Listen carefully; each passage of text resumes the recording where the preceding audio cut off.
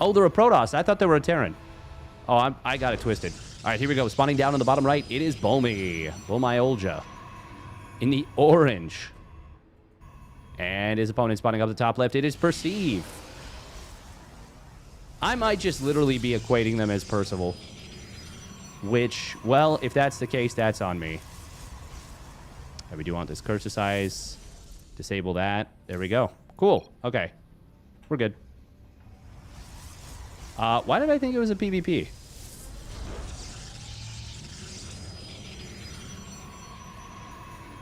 PvT.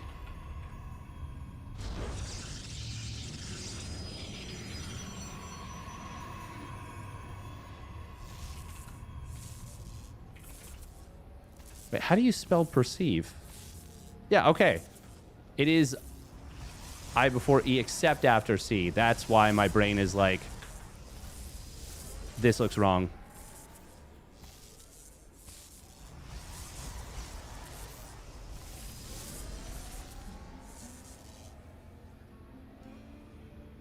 We've got a Roddy wall right here.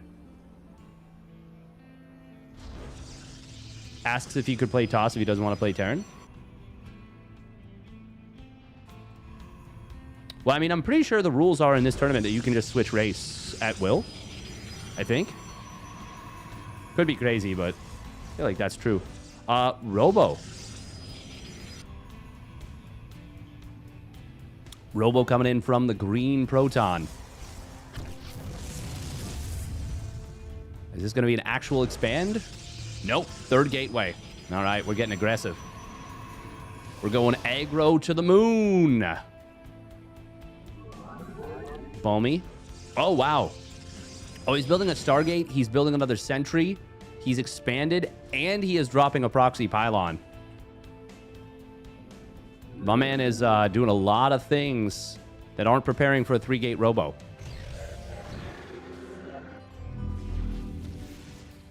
Okay. I only know that because me and Perceive played in a Wordy Cup. Ah, okay.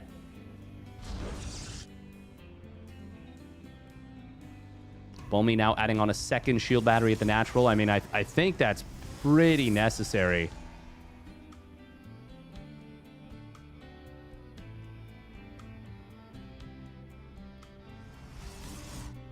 Oh, it's going to be Void Ray. Ooh, we go max packs this.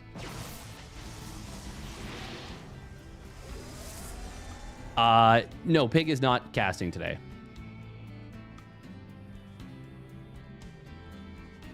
Oh, did we? Oh my God, we forgot Warp Gate. Oh no. Oh no, Bulmy. Oh no, no, no, no, no, no, no, no, no. Oh, that is not ideal. Ay, ay, ay. Oh, that's really bad. Oh man, is he just dead? I mean, he's going to have shield batteries. He's going to have sentries, force fields. Oh, that Void Ray moving out of position is not ideal. Force fields are very good. But this is looking it's looking like it's going to be tough. Prism Micro is okay. Not amazing, admittedly. Well. That was honestly pretty bad for Perceive there. That did not go anywhere close to according to plan, I would say. Guardian Shield is going to get popped. First Void Ray has his Prismatic Alignment on cooldown down, but there's the second one. Guardian Shield going to be very helpful in this fight for Perceive. Bulmy is getting overwhelmed. The lack of Warp Gate will effectively cost him this game. And GG is going to get called. Perceive makes it happen. Honestly, even with the first fight being pretty expensive, I mean, yeah, it's just the... You can't really lose the... Well, you can't really defend that without Warp Gate. Sorry, that's what I was trying to say.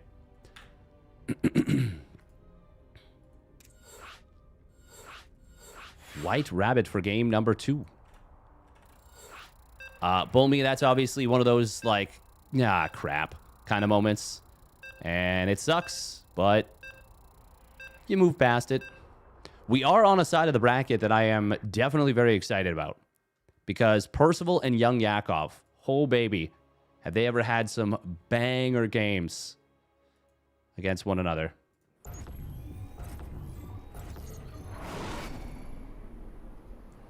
Thank you. The follow. Phased. All right, here we go. Spawning up at the top right. It is ByuN in the orange. And his opponent with the 3-gate robo, it is Perceive. I always want to say Percival. White rabbit, I tell you what. God dang it, Bobby. We are on the verge, by the way, of having Percival versus Perceive. Which... yeah, that's fine. That's fine. Nothing out of the ordinary there.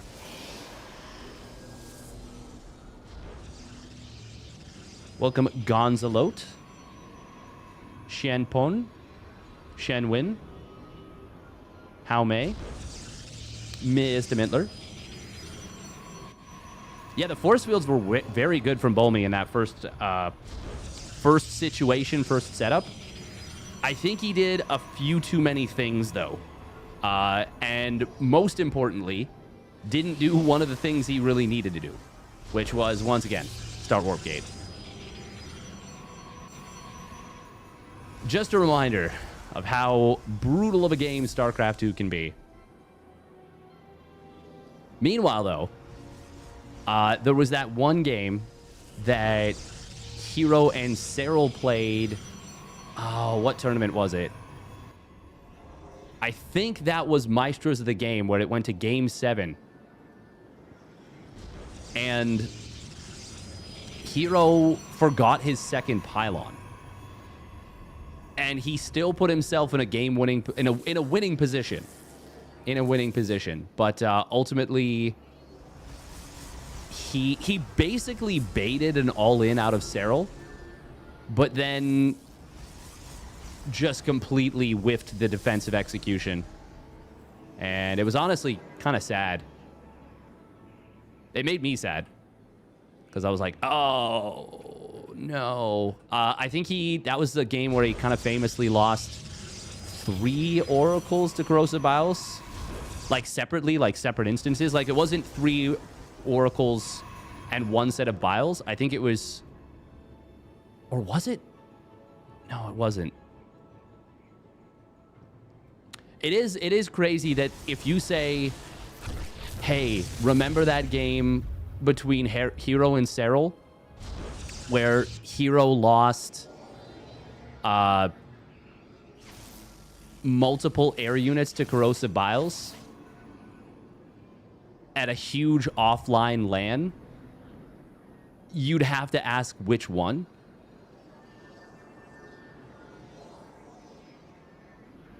Like, that's kind of wild. That's kind of crazy. It was on Incorporeal? Yes. Yeah. But there was also the one where on Crimson Court, where he had his Void Rays all stacked up against a big Roach Ravager Queen push from Cyril. And he lost to that. Now, this game, we're going to be seeing a mirrored Nexus timing this time. Both players getting Blink. We do have Perceive with a pretty significant worker lead already. Up 3 workers. His Nexus is ever so slightly later, but, like, not 3 workers worth. It was about 5 seconds, which is, well, not even half a worker. Worker's taken just 12 seconds to build. Ooh, spicy. But we literally already have a robo. He's going Joaquin Phoenix.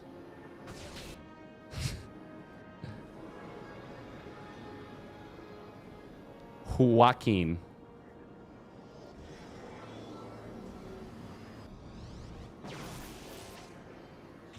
Man, PvP just seems like such a such an unpleasant matchup to play.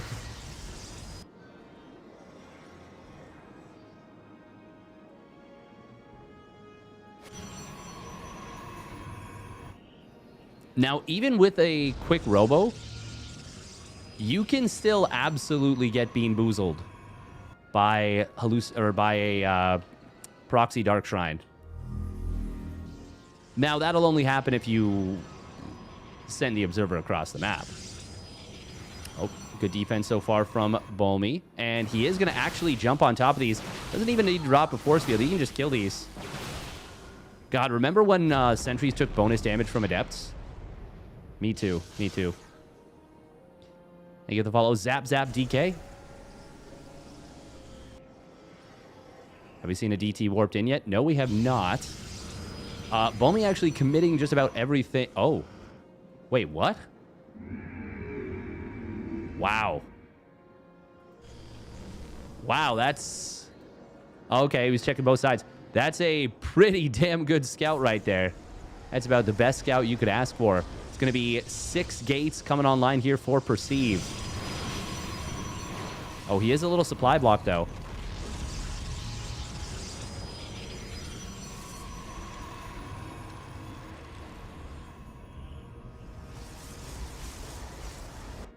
Now it's an even bigger nightmare.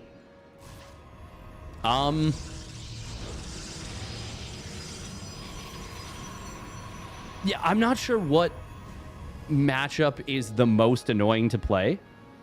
I mean, for me, it's always going to be the matchup that I play, you know? But I wonder if you could get a consensus on what is the most annoying, obnoxious matchup to play. Observer will spot this army. Perceive. Okay, he needs to go. He's building cannons. One in each mineral line. There will be a shield battery at the natural in case of the blink, the DT sneaking in. But if he just kills the DT shrine, I mean, well, there's not a lot you can do there. Oh, this Immortal going very much a wrong side of town type of situation.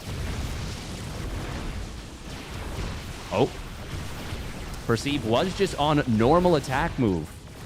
That means that the units do re-aggro on top of that. ByuN is going to lose everything here. Killing the DT shrine makes it so that it wouldn't have actually been necessary to build these cannons, but still kind of nice. You never know if your opponent built a DT, which he already did. So, yeah. Oh, ByuN's got to be careful right now. His opponent does not have a third base. He really just needs to not lose all these units. ByuN is building a lot of gateways. They're all about to come on... Well, multiple of them are about to come online. This is just a 2-base all-in straight up. Charge has completed here for ByuN. There is no charge for Perceive, but he's got a lot of firepower here, and he's got +1 weapons. Ooh, does he want to go for a blink forward on top of the prism? No, he does not. That would be insane. Double hallucinated Colossus. That is an interesting move. Ooh, Zealots kind of wasting their charge there. I feel like Perceive might be able to get moving. I mean, he needs to get moving at this point. Oh, is there an Observer still here? He didn't lose the Observer, did he? No, he still got it. Okay, that's it. In the middle of the army. If that does get sniped, that 1 DT could actually save the game here for ByuN. He's down 30 army supply. Is the Observer still alive? Yes, it is. On both sides, in fact. There is a cannon here for ByuN that could potentially provide detection. Oh, he put it on in the Observer siege mode here. That does make it targetable. But is that going to matter? The answer is absolutely not. Perceive. Going to blast through here with the Immortal Stalker 2-base all-in, and he is going to take this one 2-0 over ByuN. I think just a little too greedy here from ByuN. Didn't recognize that it was an all-in. And how committed it truly was, which is very committed. No Hero Clemmer Max backs? No, surprisingly. Surprisingly. Next up will be Percival versus Perceive. Percival versus Perceive.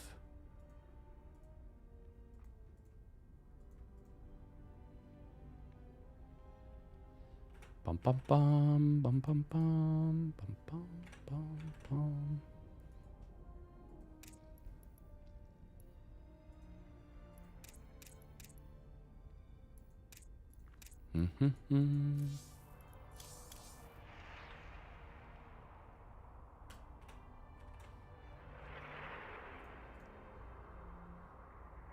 I think that'll go to the KR server. Because once again, Perceive is Korean, no? I'm not sure if I'm making this up.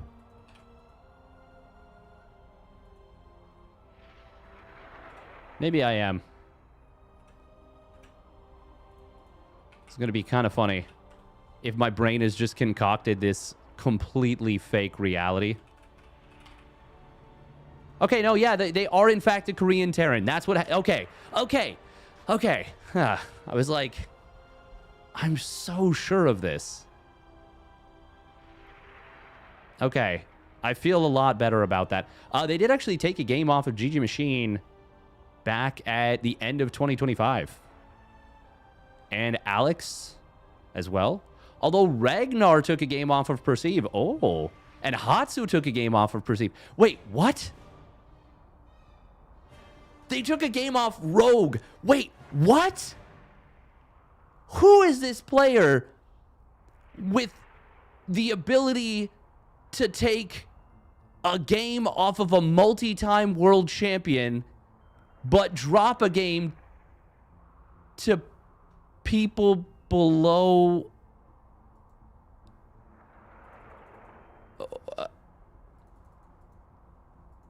What?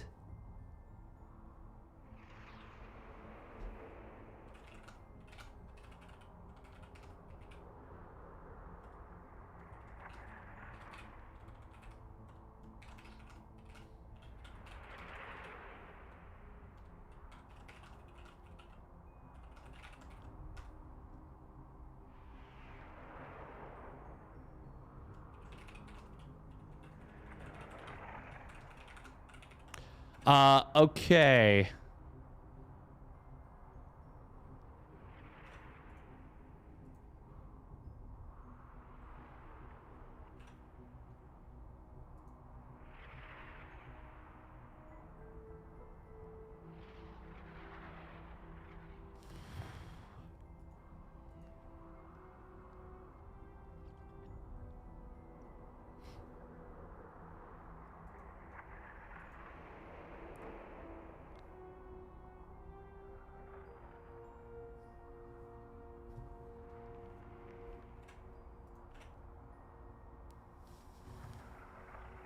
Can you address the rumors that you will be single-handedly bankrolling $1 million to fund the replacement to EWC?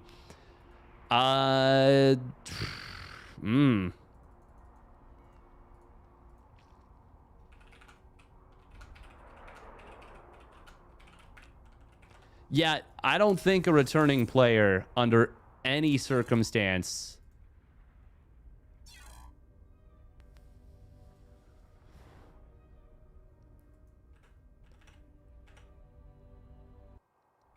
Pig is not casting tonight, no.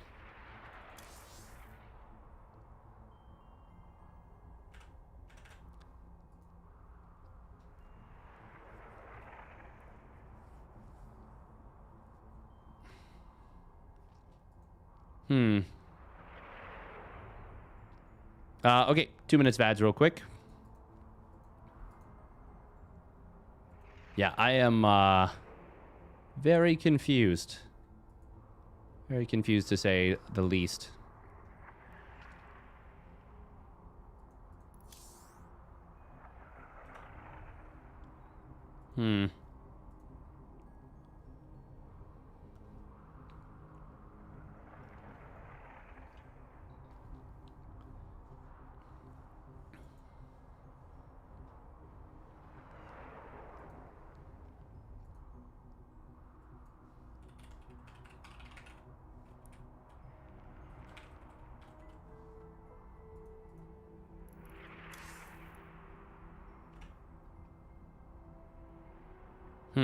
Yeah.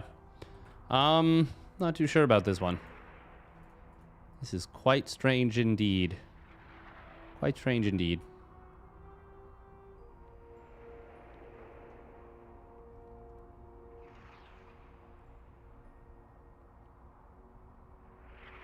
I also played as Zerg in a tournament randomly.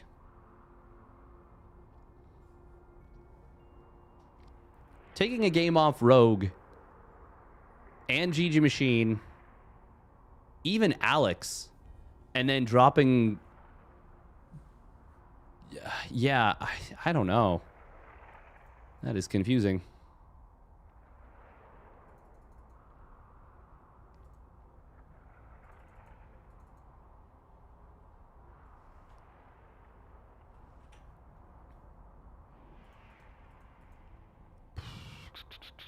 Yeah, very strange.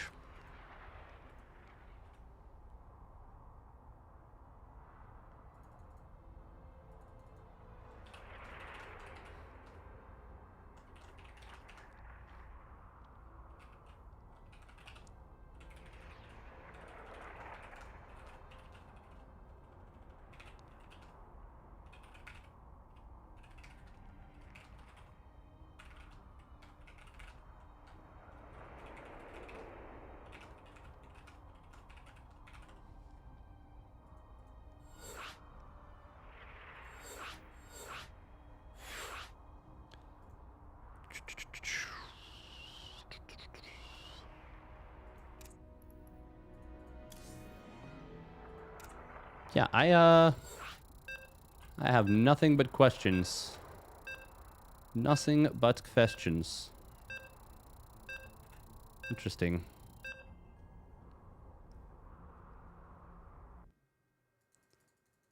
Okay, now Protoss again.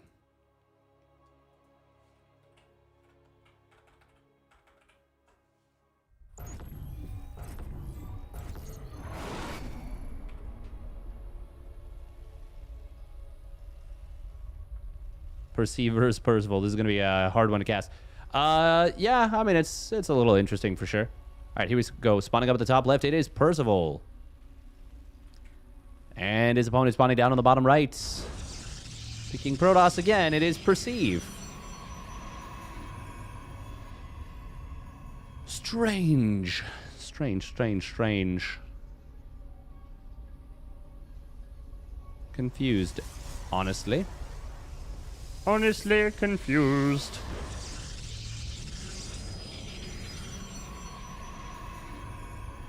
Clearly other people want to be like Clem. Ah, there's only one Clem, though. Only one Clement. Maybe TVT is that bad? I don't think it's that. Can we say that Perceive is stranger than Strange himself? We could indeed say that. We could indeed. How deep is the snow up there? We probably... Most of it's already been, like, cleared, and it hasn't continued to snow. Although it's supposed to snow again tomorrow. But I think it was, like...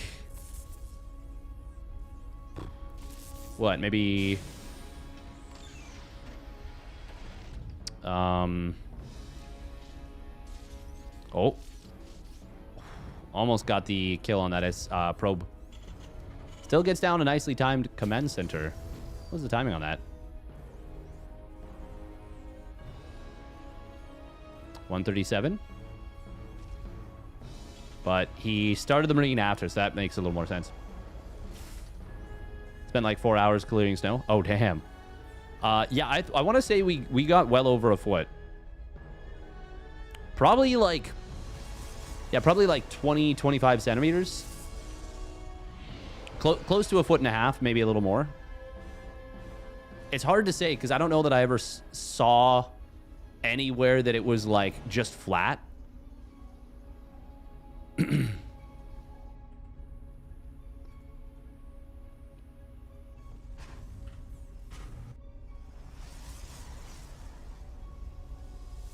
Zoomer brains can't handle. TVT does require a lot of patience, and it's a very thinky matchup. It's a matchup that can require a ton of mental energy, and you can be playing very, very well for a long time with a strong lead for that entire time, and then your opponent takes one really good engagement, you take one really bad one, and the game can be over. Notably not in your favor. Notably, the game can be over and you're dead.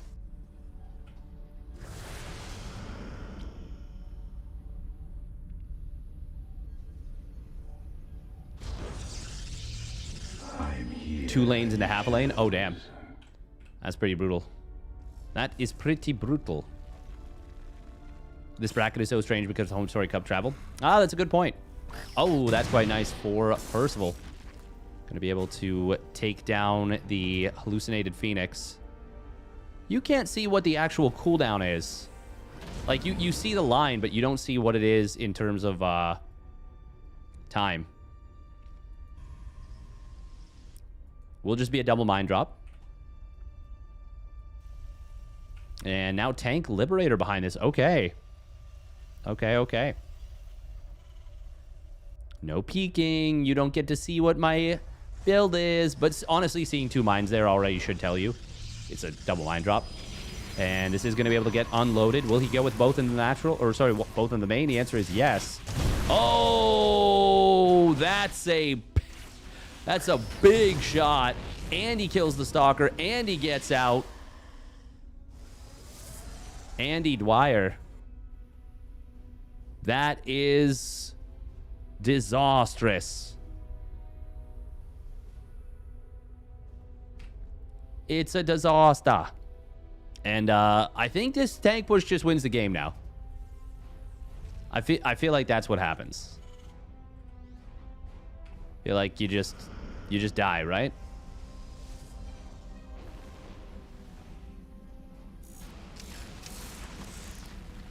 Oh, no. No. Oh. Boop-a-doobie-doop, boop, boop. Ow. Doobie-doobie-doop, boop, boop. Will he even get a unit kill? Surely he will. Just now finally gets a couple Marines.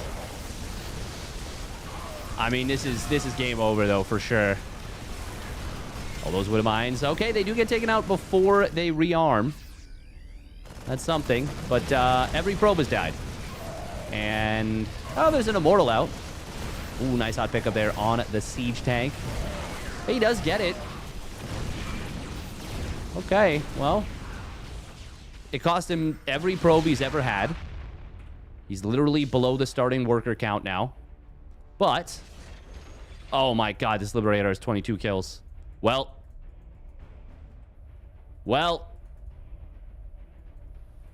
That Liberator didn't get all those kills. I mean, I was like, I didn't feel like he lost 30 probes there. Yeah, I figured out where the other workers died. Literally every single... That is a full base plus double gas. Without that, Percival is still absolutely in this game. But with that, well... Percival could lose an entire mineral line right now and still be ahead. To put it in perspective. Thank you much, Agroth, for the 2-1 resub at 48 months. Feels bad, wouldn't mind, GG. Yeah.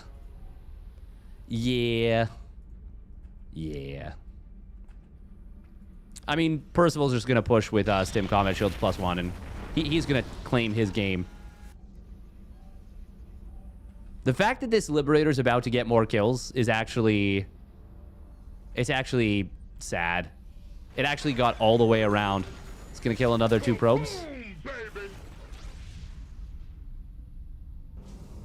Ooh, Scan even found the Observer in the middle of the map. Oh, he gets another one. 25 kills now. Did the Disruptor land a dope shot? It did not. It hit a Marauder. We might have missed a 6 split from Percival, so that's on me, if anything. That one wasn't bad. We got an M-canning enthusiast going for the Ruptors in a desperate attempt to bring the game back, but obviously we know that that's forlorn. Forlorn? It's not happening, is what I'm trying to say. Still he's finding some nice little shots.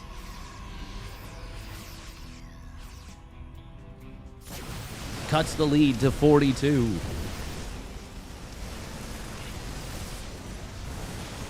He's spending his money.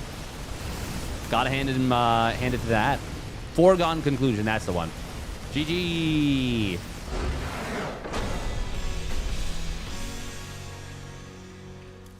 Game is foregone. That's the one. That's the one.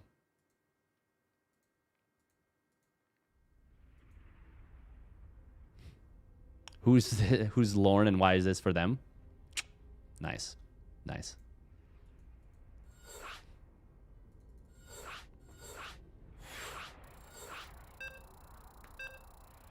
It's only 100 supply deficit. Protoss can come back from that, right? Right? Right? No. Not this time.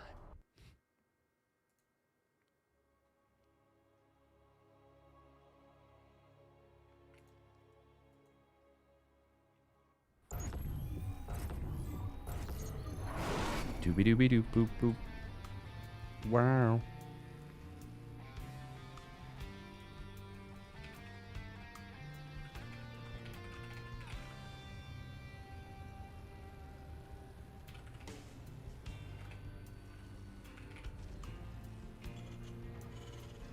Doobie-doobie-doop, boop, boop. Wow.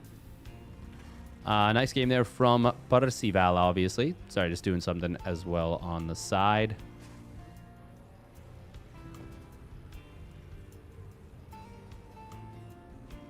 Perfecto.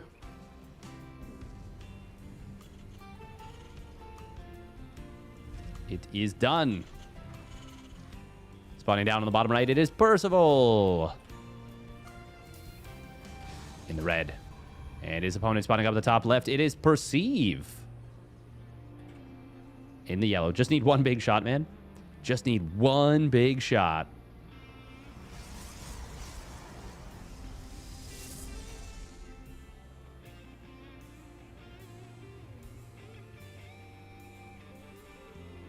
Could Mjolnir have destroyed the One Ring? Ooh.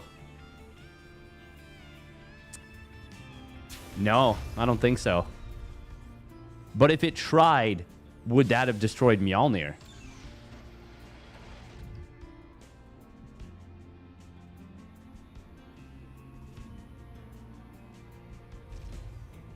Mjolnir couldn't destroy Hela's hand? Yeah, exactly. But could Hela's hand then have destroyed the One Ring? A lot of questions here. A lot of questions that we don't have answers to. Could Jesus microwave a burrito so hot even he couldn't eat it? Oh, that's a dilly of a pickle there, Homer.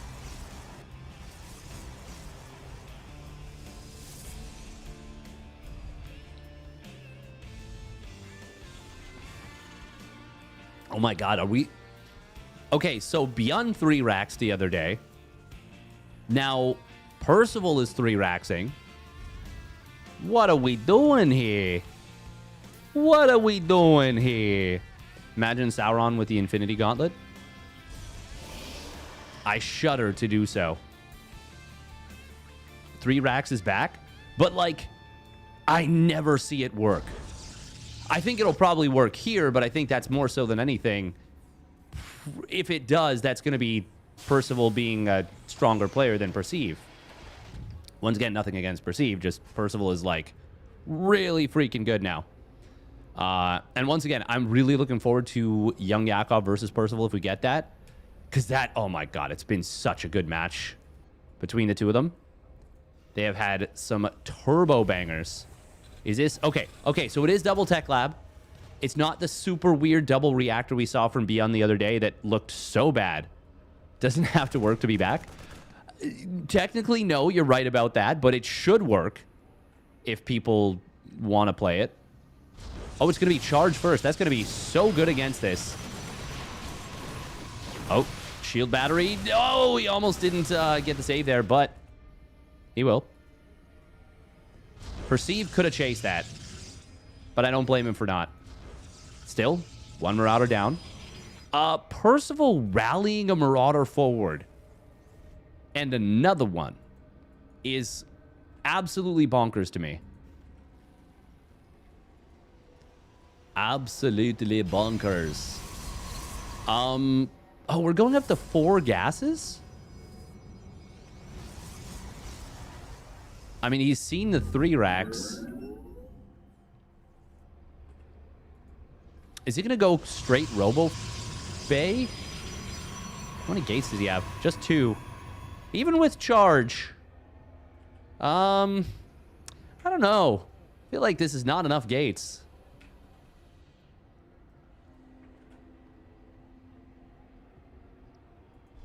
Okay. All right. Ooh. A bit spicy. He will have that charge done, but he needs these units is the thing. Force fields are going to be very high potential. There is the Robo Weight coming down. Robotics Bay. Stim and combat shields are online. Percival thinks he can go for it here. He thinks he can get it done. Those force fields are, well, they're a little overlappy, but they're pretty good. He didn't double place these, right? This is just like a weird optical illusion. Oh, not bad. Percival, though, has not... I don't think he had to stim. I'm pretty sure he just didn't stim. But there's an Immortal out. This feels like it's a very high potential for Perceive. Warping in at depths is crazy to me. We're going to see the Immortal getting targeted down. Finally, the stim came through. But even with some good micro from Percival, this feels... it's going to be a defense.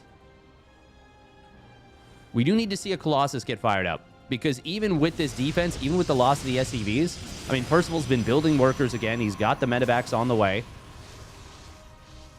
I still feel like Percival is very much in a playable position. Despite that small SCV pull. Now... Okay, there we go. There's the first Colossus started up. I wouldn't say I like Percival's position, to be clear. But it... No. Oh my god, a force field could be devastating here. Okay. Only gets 1 Marauder, but still not bad. Percival is playing super weird right now against Perceive. This feels so strange. We were promised charge lots. Where are they? That's what I'm saying, right? He made more adepts than charge lots. Like, 6 adepts were... Okay, finally we've got some more zealots warping in. Charge was the first upgrade he went for, and it feels like he barely built any zealots. Finally, these medevacs show up. Oh.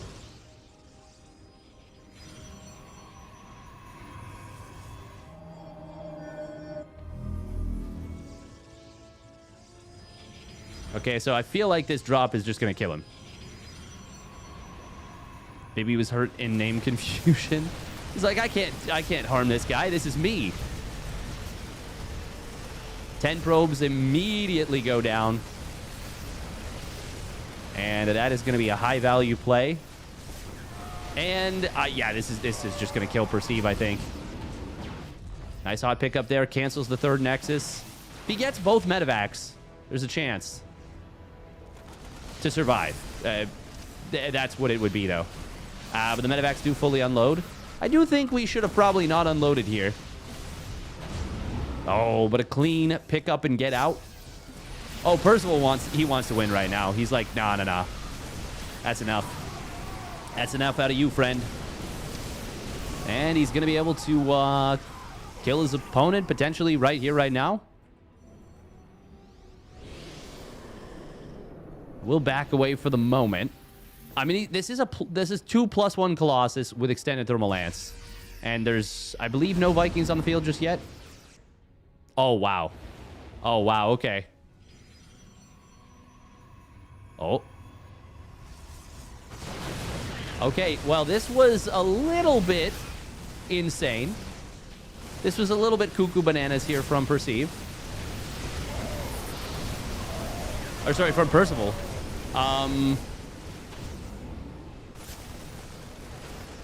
I am a little bit surprised that he's doing all this. The thing is, he's on 3 bases. He's morphing the orbital. He's building Vikings. But, like, we don't need to be doing this. He knows that. He knows he doesn't need to be doing this. Oh, there's, like, no anti-air. So even with the shield battery there, he's still going to lose this Colossus. Oh, 2nd shield battery. Haha. Percival can just chill a little. Just, I'm not asking for, like, some turbo chillin'. Just a little bit of chillin'. Just build up our Viking count. Get 10 Vikings. Just win the game. A little bit of impatience.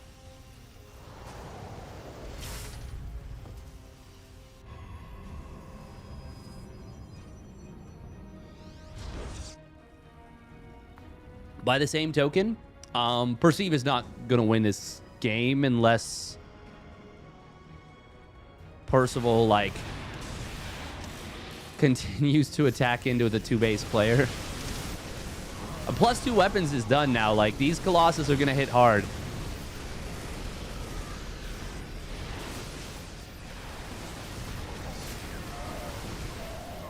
He's a knight of action, not a waiter.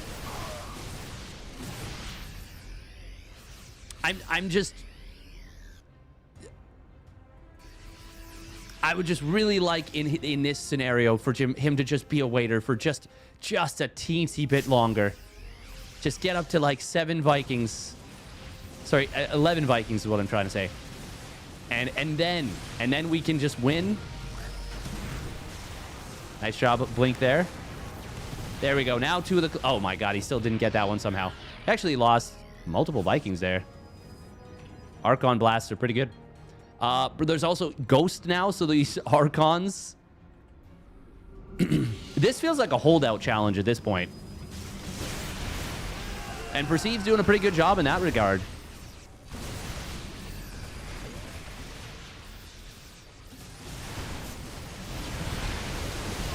Percival, though. Well, Colossus stays alive again.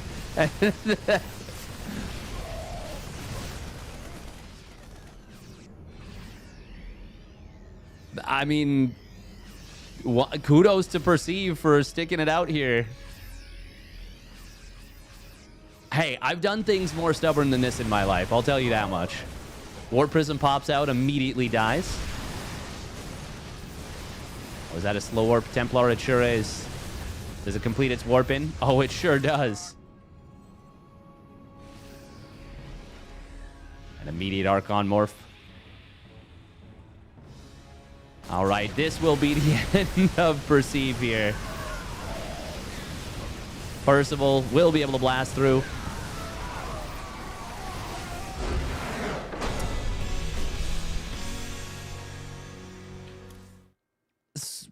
So that was a really interesting game. That... I still don't know what Perceive's rating is. I still don't know who this is or what the ranking is. But I'm just left with more questions, really.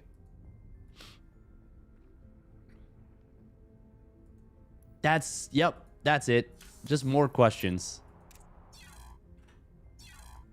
No idea. And that's okay. That's okay. Percival just, like... He was just not waiting around. He wanted that game over. The game started and he said, "Get me out of here." Immediately.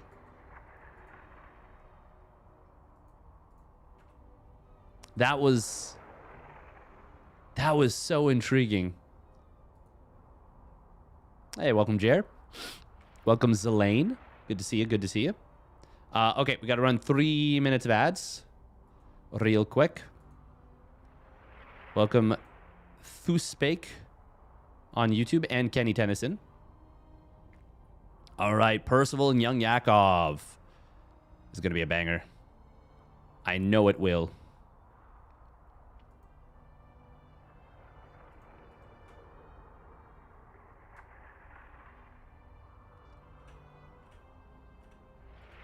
I don't just know it will. I'm sure it might.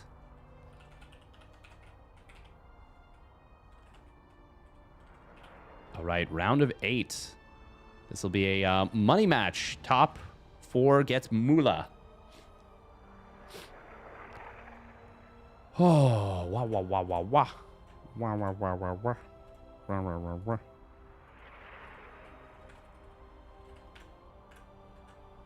Yeah, that felt like frustration as much as anything almost.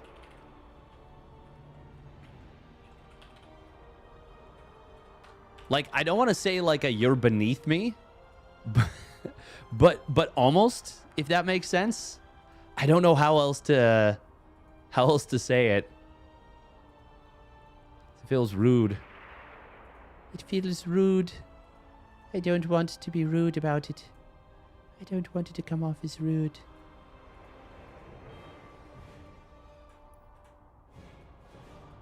But either way, well done.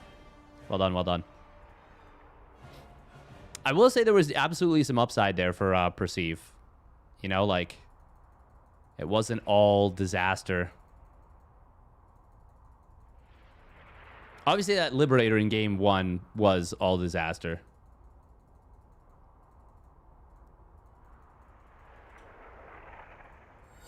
All right, Ruby Rock gonna be the first map here.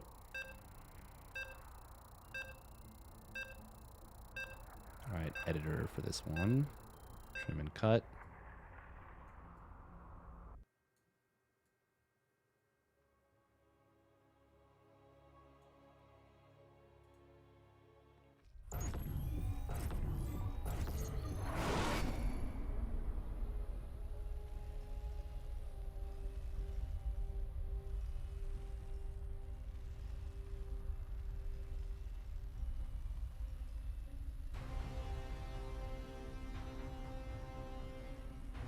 All right, there we go.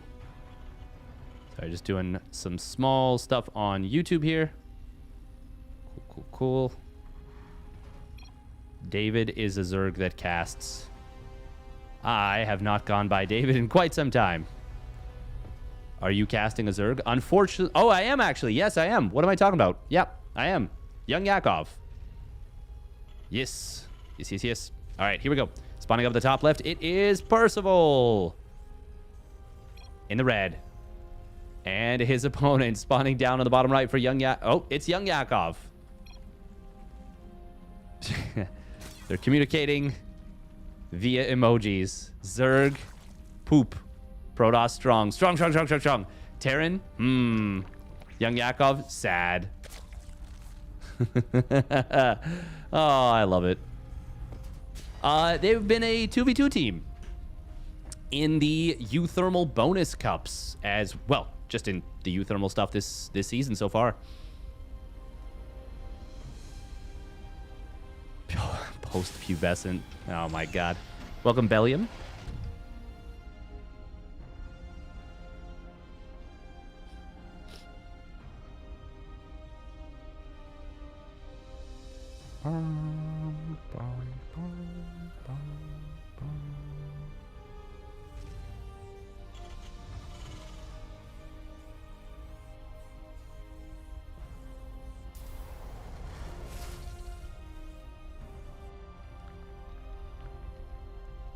Percival going to try and block the third hatch, perhaps? No, I thought it was funny. I thought that was a funny message. Oh, Percival is not going to try and block the third hatch. Young Yakov did have the Ling speed. I think he started up for a moment, no? No, I guess not. Either way, he cancels it if he did. I don't think he did, though. I think I'm imagining things. It is central. So this is going to be ping advantage for Young Yakov in the first game, and then it'll be ping advantage for Percival in the second. These two had a ridiculously good series. Like, truly amazing. In the OSC tournament not too long ago.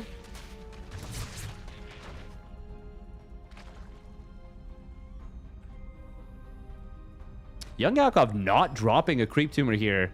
He's at 50 energy. He could have just injected.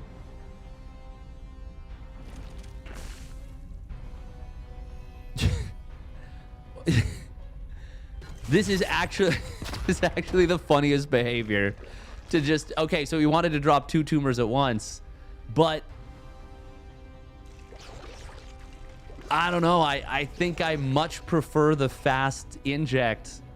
So, okay, so was very much for a long time creep tumor at the natural. But now I'm just like, I don't know, man. It feels like real rough to try and get that going, get that down. Terran players have gotten so good at killing it. Oh, very fast layer here out of young Yakov. Not crazy. Like, I don't think this is necessarily going to be a Ling Nidus, but it could be. Oh. That queen getting darted in the back. Brenda! Brenda! Wow, that is a fast land on the 3rd CC. Jeez. Dropped a mule and immediately lands it. Bella. Okay, double Banshee, but no cloak. What did young Yakov scout? Nothing. He does have double queen or double OV here on the sides.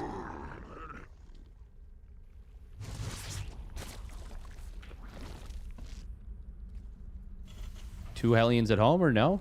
Oh, no. Yeah, he does. But he can send them across now. He's got the full wall. I do feel like Terrans have recognized that Ruby Rock is very... Oh, Banshee in the natural. Very exploitable. If... So, okay. So Terrans have basically, it feels like, learned to push on all of the new maps. Oh, okay. So it is, in fact, going to be Ultra Aggression. All right. I was wondering when it was when we saw the fast layer, but honestly didn't think it would be this late. If I guess not that late. Oh, Hellion's going to drive by at the 3rd. Seeing no gases, seeing a relatively low drone count should put a little bit of on alert right here. No cloak is going to make this very challenging. Nidus Worm in the main base. Oh, it does get spotted. Percival pulling the Banshees back. Queens are not going to be able to pop out. Lings, meanwhile, getting cleaned up. This already looks so good for Percival. So bad for young Yakov. Stim, of course, being done. First 2 medevacs now on the way. If you shut down that first Nidus Worm like this, it isn't a win, but it's a really good start. Queen's very far forward already. Gotta be careful here. Siege tank is gonna siege up. Oh, there's the stim. Transfuse will just be in time, but not in time to save everything. He didn't get everything back on creep. And this feels like this is game over already. Young Yakov is not gonna macro out of this. He's building nothing but Lings, but...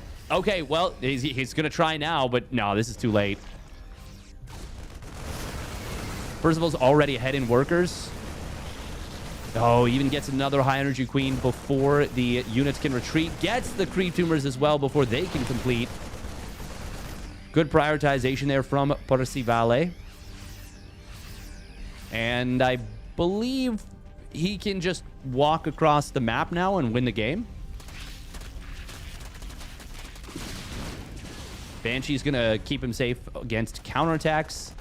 Did he lose the tank? No, he didn't. How much did he lose there? I don't think he lost much. 2 SCVs and 3 Hellions have died in this game so far. Well, I might have made the mistake of hyping up this game too much this series. And hubris may be knocking on my door. Banelings. They have speed, but... well, they just don't have enough, don't have upgrades. Percival.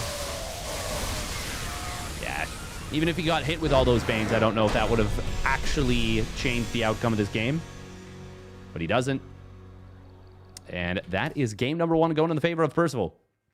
When a Ling Queen Nidus fails like that, I mean, there's no way out, basically. No way out, no way in hell.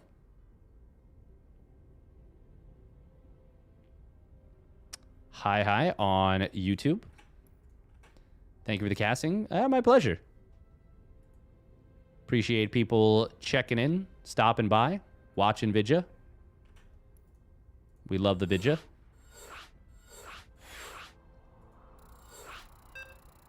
Winner of this will face off against the winner of Creator and Lemon. We also have... who is the player with... What is that, actually? Not even sure.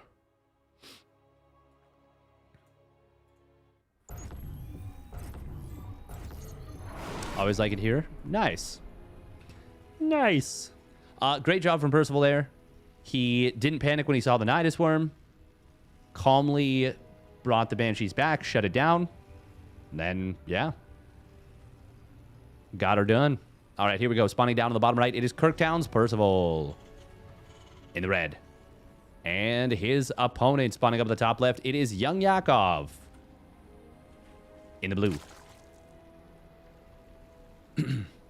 Obviously, keeping all those Hellions alive.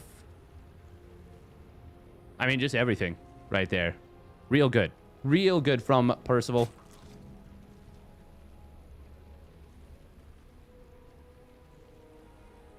Those kind of attacks rely on very much catching the opponent off guard. And it is fair to say Percival was not at all caught off guard. So you can use the term caught unawares. Percival was caught awares. He was caught with his gun in his hand. And just ready to go, you know? He was caught with his pants up. Ah, there we go. Utherlight. Yep, same time. Nice. Great minds, great minds.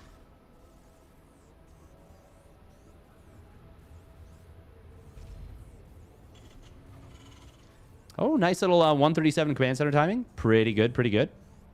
Tried to sneak in through the shooting range. With antlers on. This was an Extractor Trick 15 hatch, I believe. Was it? No, that Overlord is way too early. Why was the hatch so early?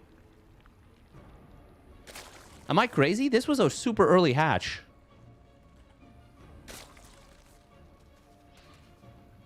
Young Yakov stopping at 100 gas mining. Percival says, okay, that's fine. Don't need to block your third.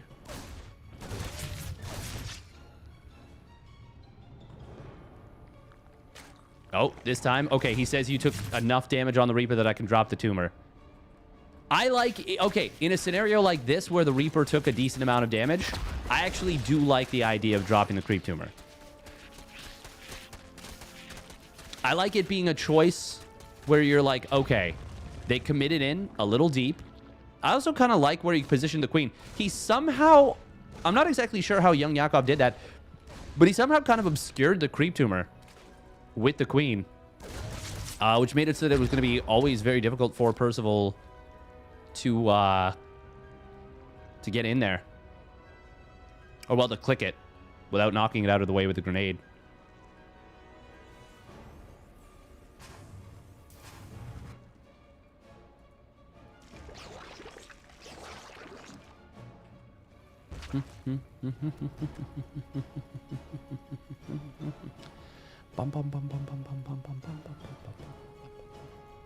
Oh, that's very interesting. Young Yakov saturating the gas. Okay, so normal way to do this is after your first inject pops. Oh, by the way, he's floating a lot of energy on this Queen. He forgot to inject. Oi, oi, oi. Young Yakov. I mean, it is late. It is late for him. Young Yakov playing 3D chess. Oh, that's funny. Thank you for the tier 1 resub at 41 months. Is Kevin home? Appreciate it very much. Yeah, so he rallies 2 of his drones back to the mineral line. Normally what you do is you, as the inject pops, the first one, you rally all 3 of those eggs into this gas. It's just a very simple way of, well, of when to go back on gas mining. once again, the fast layer. Not as fast as game number 1.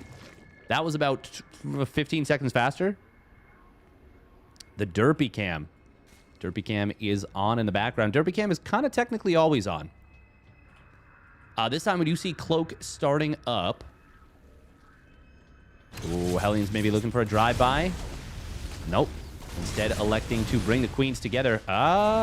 Queens kind of waddled away from one another. Thank you, Ride Out SC2, for the Raiderino. Very much appreciated. Perfectly timed sport, the natural, by the way. Also, he puts it in a weird spot so that as the Banshees rally forward, they actually end up getting themselves in a little bit of trouble. Percival. I like that from young Yakov. He kind of stopped the Lings. They weren't really well set up if the Hellions had driven by. So he just stops them. He says, okay, I have a bunch of Lings here. I don't want to readjust their positioning just yet. Gets them set up. Nice job. Overseer is done. Oh, he's rallying away from here. Oh, the hatchery, because it is... Oh, hang on, Banshees. Oh, no. Oh, there's no spore at this base. He's going to get punished hard for that. And now in the main base, should be able to nip away at a couple of these drones on the gases. But it looks like he wants the drive-by at the natural. He wants that smoke. He wants that fire. Percival will slip through the cracks, and that allows the Lings to actually get very good service area. But the Banshees in the main base... Oh, man, they're finding big value. Huge value. Why are we sacking the Banshees like this? That was like 1 or maybe 2 extra drones for the Banshee? Okay, that wasn't ideal. A little bit of an oopsie there from Percival.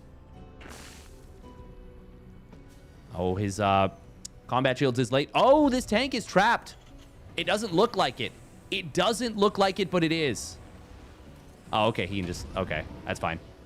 Yeah, it can't fit through here. Can't fit through here. Can't fit through here. Can't fit through here. Can't fit through here. Can't fit through here. And can't fit through here. Everything else is blocked. Everything else is a full wall. Young Yakov does spot the drop. Oh, well, that's going to be almost every Ling dead. Not a crazy number of Lings, but you don't want to throw away 12 for free. He also just fired up 13 more drones. Oh, nice snipe on an Obi. Oh, that was a last-second pickoff, if ever there was one. Or pickup, I should say. Percival, though, feeling confident to redrop, gets the snipe on the creep tumors. Young Yakov throwing down 7 more Overlords. He did have his upgrades not perfectly timed, but he can go straight into +2 Carapace. And that obviously is a very valuable upgrade for everything.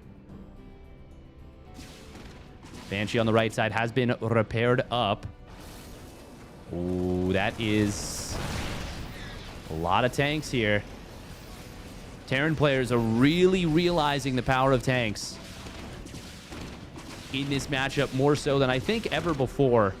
I think the abduct change has reinvigorated Terran fervor for the siege tank. It was always good, but now it is even better. That was an expensive little skirmish for young Yakov. He does take down one of those tanks, but this doesn't show how many Banelings were just lost. It's a lot. 8 Banes. That is a lot of extra moolah. Oh, little Bane run by.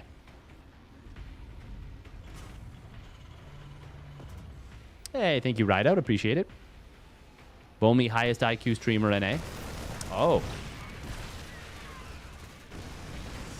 Is that so? Is that so?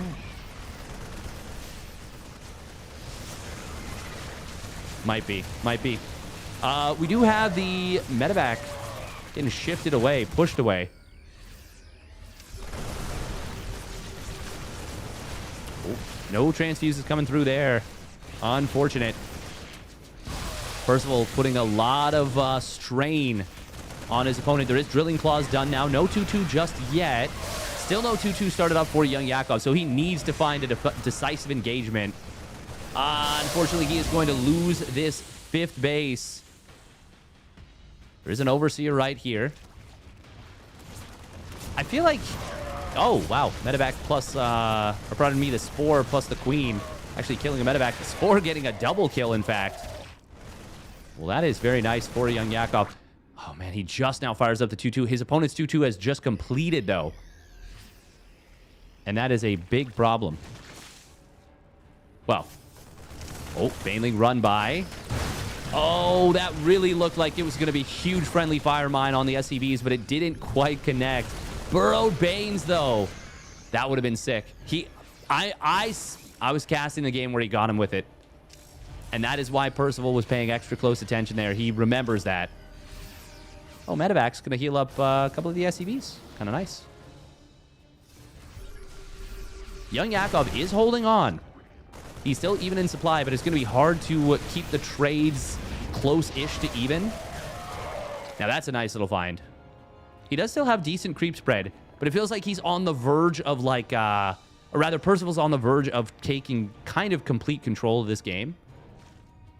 Nice little burrowed lane here. Fourth base is done. Do we have a Ghost Academy done yet? Not yet. But, of course, Percival can go for that at will. Oh, that could be a big play. Burrowed Banes. They can be huge. We do have the speed for Overseers being... Well, for Overlords and Overseers, for that matter, being researched. Oh, nice job right there with the Zergling baiting out the Widowmine.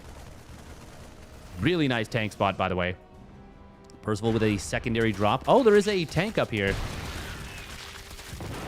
Wow, somehow that tank got confused and didn't fire for a very long time. Oh, wow. Wow, the lack of Overlord speed actually saved a ton of Zergling's lives.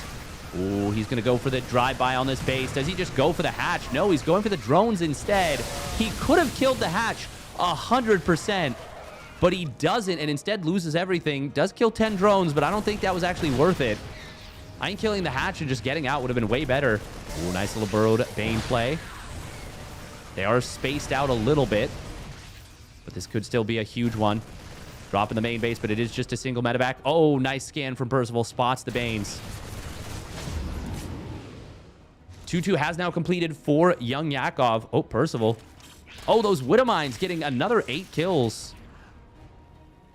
There are Overseers about to complete. You can barely see that crinkle there. God, there's so much chaos right now. Percival is really turning on the jets. Oh, Bane's on burrow. Oh, that was so sick. That was so sick from Young Yakov. If he doesn't do that, Percival gets the hatch for sure. The Banes from earlier, he unburrowed them to force the liftoff. Holy shit, that was a million IQ. A trillion.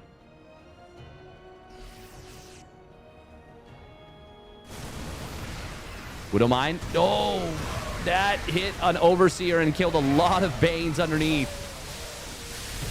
Is there enough to break through right now? This is just before 3-3 completes. I don't think there's enough to break through. There's enough to kill the 5th, which is pretty good. But on the other side, this drop has already killed the 5th of Young Yakov. Percival just kind of needs to hold here, but can he? SCVs do get blasted.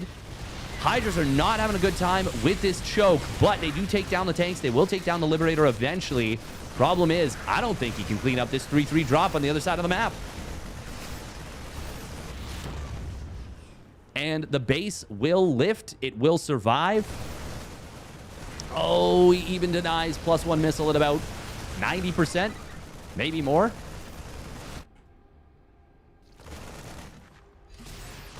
Three Vipers with... actually, none of them have Parasitic Bomb yet. Oh my god, if he kills the Hive. He can, too. I'm surprised he's not going for it. He goes for the spawning pool instead. There are triple abducts available. 1, 2. Oh my god, he actually is going to get none of them.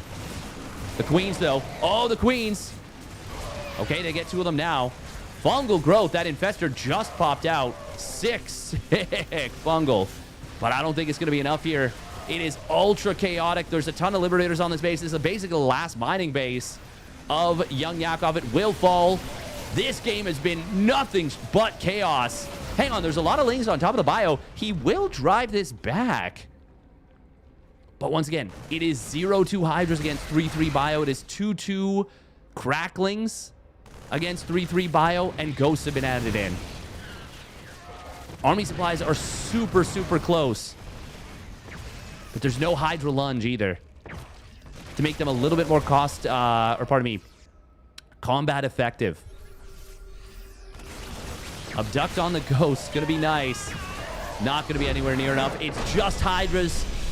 4 upgrades down. What a turbo banger this was. But it will be Percival taking it down.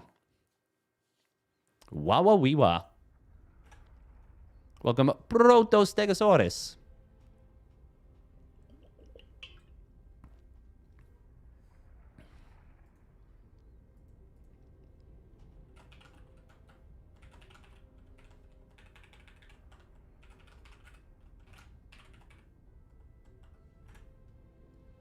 Awesome game. Yeah. Yeah.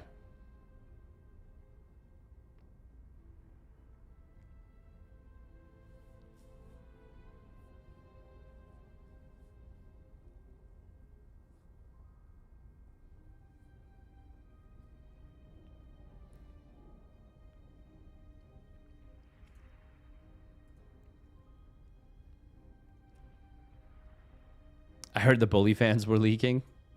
Heh. Ain't nothing wrong with that. Ain't nothing wrong with that. Creator Lemon. I do think Creator Percival would be a good match. Oh, have ByuN and Nice already started.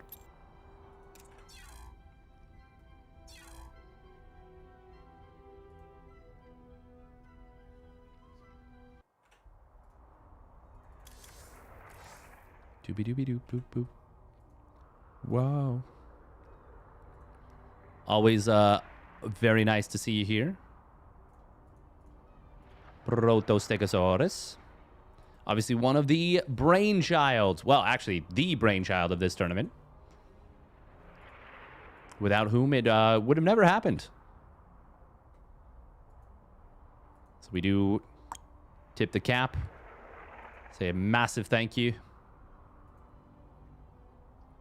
Am I going to be in Krefeld? No, unfortunately not. Would have been awesome. Would have been really cool.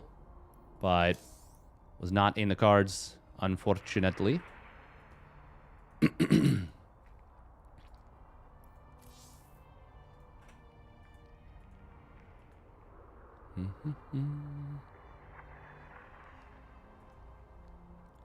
bum, bum, bum, bum, bum. Okay, we do have to run a couple minutes of ads, but in the meantime, we are going to continue with the little brain teasers. Wait, what was the next one? We've got strands, we've got connections that we haven't done yet. We already did pips. We already did Octoral Rescue. What's the fifth? Oh, Fibble. We'll do Fibble first. Because that one's kind of fun. Which means we got to make more NA. Ooh. Oh,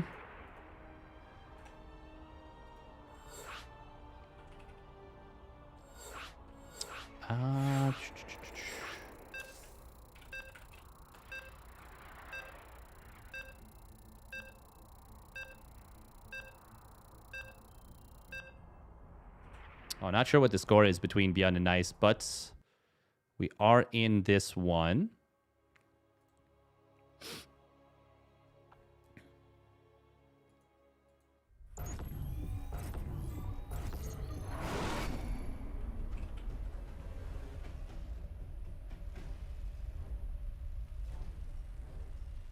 Bum, bum, bum, bum.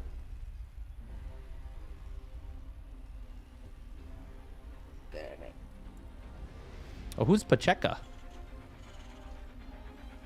Oh.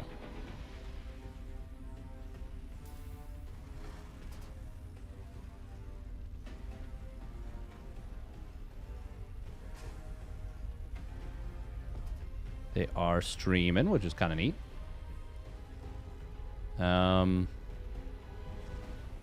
Twitch, why can't you let me... Why are you like this? fine. It's fine. It's fine. It's fine. I don't know what the score of between Nice and ByuN, but that's okay. Who cares? I mean, obviously, all of us do, but that's okay. That's okay. We'll figure it out.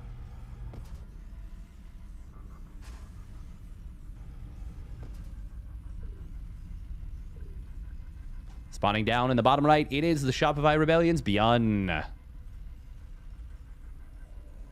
And his opponent spawning up the top left, it is Nice. In the blue. Red versus blue. ByuN Yum. True. Micro Jackson.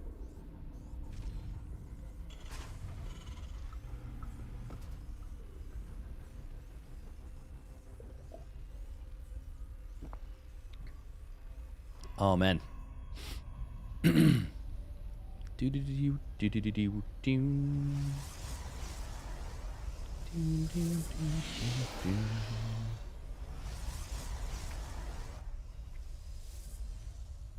Nice. Chronoing the Stalker.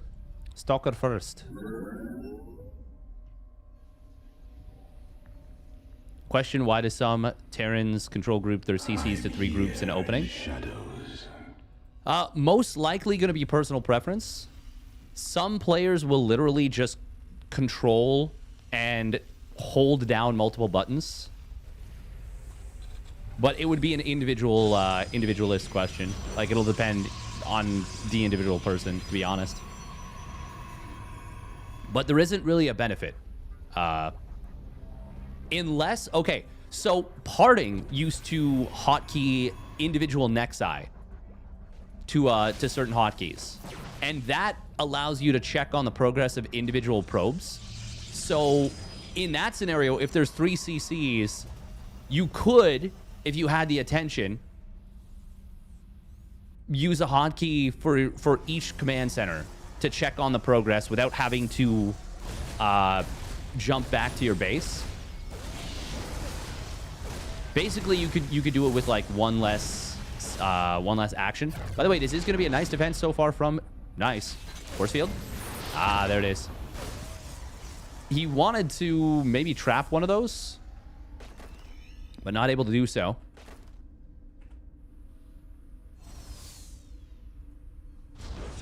Oh, gotta be careful with the sentry. Ah, it's gonna take some damage. It's gonna go down. Nice pick. Reaper for a sentry, I think. I think just about everyone would agree. Terran's gonna be happy with that.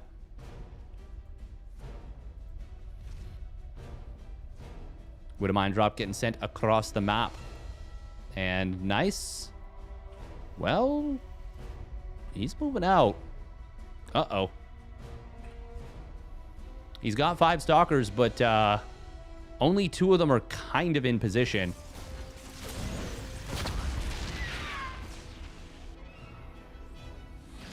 And this is very uncomfortable for Nice. Oh, 5 kills.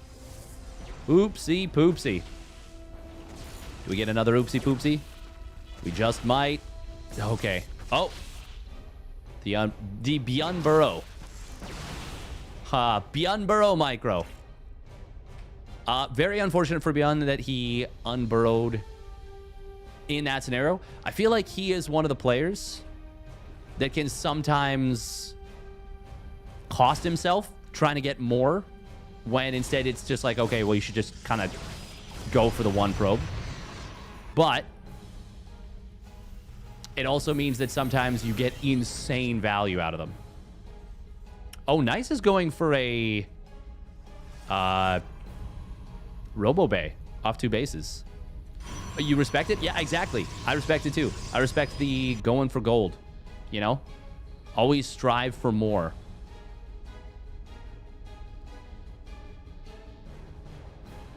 It's that, can I eke out just a little bit more value that can end up being a...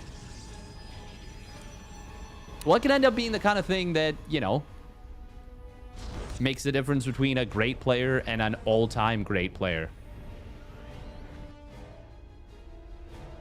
But it can also backfire. If Clem can do it, I can do it too. Yeah. The classic. At which point, everyone in the world is like, oh, I guess I can't do it. Big news, Lemon 2-0 creator? What? Okay, so that... Ooh. That begs the question now, do we go for Lemon versus Percival? Man, great showing for Lemon. He has been a player that I've been like, man, this guy is really freaking good. By the way, Nex is canceled. Stim is not yet done, but we do have 3 tanks here. Oh, that's a strong tank position. He's going to blink it on top of it. Oh, those are some big tank shots, but will... Oh, my God. The tank shots are devastating. Every single stalker going to fall. Nope, just kidding. 1 survives on 8 HP. Colossus will pop out. Oh, that stalker that survived for a moment is now dead. Ba-bam. Kaboomskis. That was huge damage. And ByuN will take the game. And as it was the series. Just 1 stalker away from one-shotting the tanks. Yeah, it would have been a drastically different story if he took down that first tank right away. And then immediately kills the second tank as well. Do we? Yeah, I guess we do. I guess we go straight into this. Lemon Percival. Let's do it. Unless you... I mean, hang on. I can wait for the other match. I absolutely can. Oh, that's Baby Lings, not StarCraft 2. Here we go. StarCraft 2. Do-do-do-do.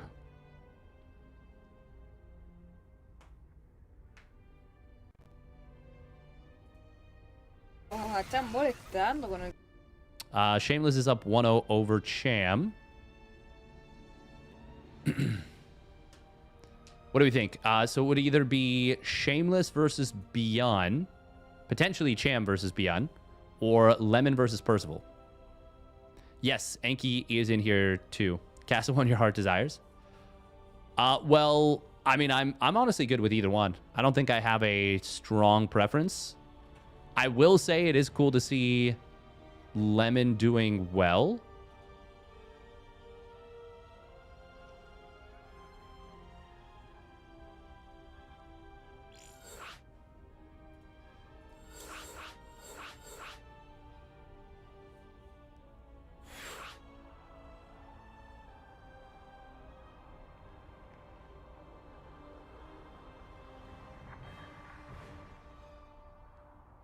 Mm-hmm.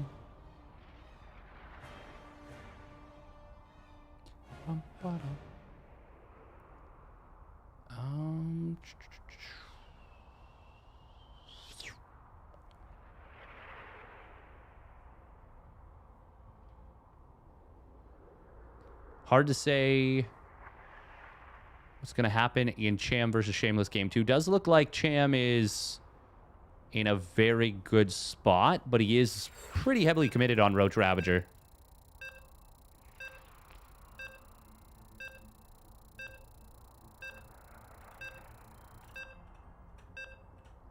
We're gonna at the very least... Oh, that's Lemon. Oh, okay. Oh, interesting. Now it shows English. Huh.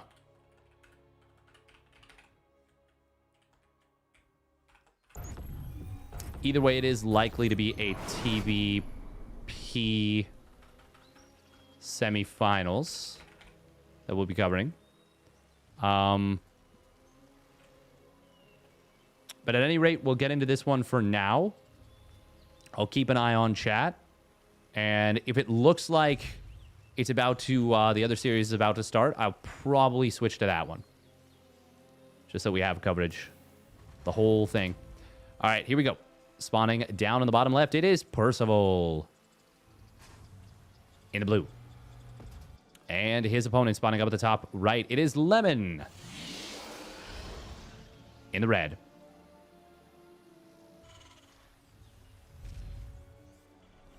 Lemon's a super interesting player to me because he is a Zerg player that switched to Protoss a while ago. And, well, he's experienced a pretty decent amount of success with it. He's done quite well for himself. And I don't think he ever achieved the same level of success with his Zerg. I think he...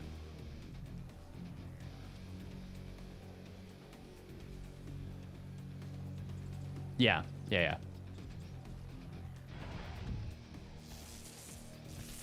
It does look like Shameless is getting it done, actually, versus Cham here. Maybe? Oh, Probe. Speaking of which, does get taken out. Taken out.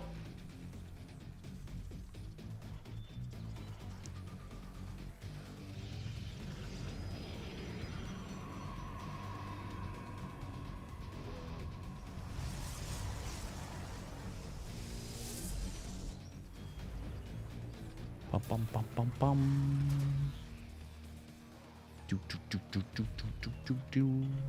By the way, if you guys have a free Twitch Prime, you got nowhere to put it, why don't you put it in my pocket? Maybe take some of that Bezos bucks, some of that money. Jeffrey Amazon has plenty of it. Yeah, maybe send it my way. You know? Redistribute the wealth.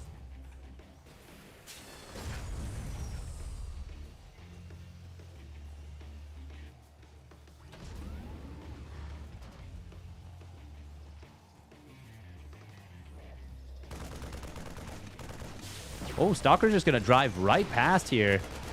He says you only got one Marine in there. We're going for it. Rather Well, I don't know that I can promote that, Mr. Mintler. Just as a general rule. I think that might be against the terms of service. If I had to guess. I won't say that for certainty because, you know, I haven't... Like all people, I've never read the terms of service. No one actually knows what they are. They're written in, the old... If you've ever read the Silmarillion, there's an old language before, like in the before times. They're written in that language.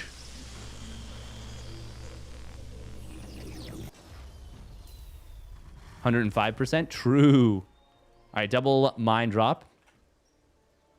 Schmoovin.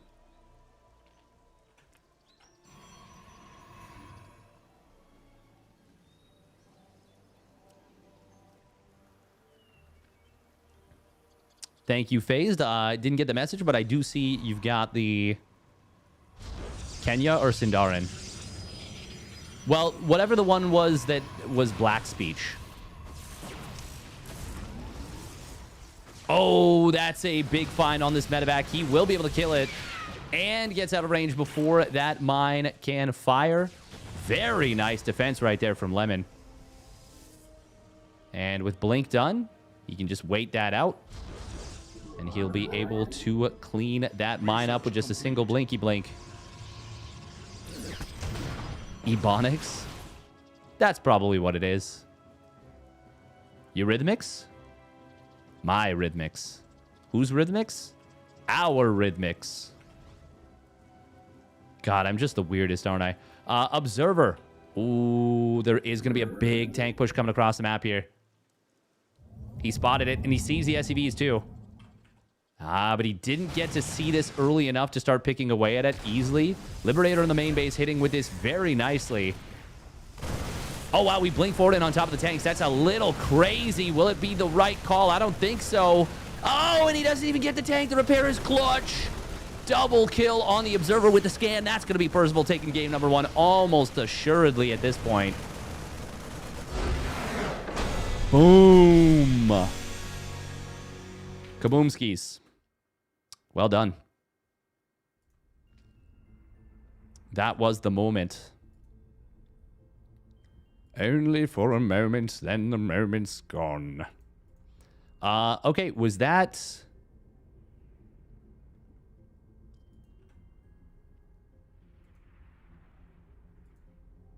Did Sham and Shameless, is that going to game 3? Or did that...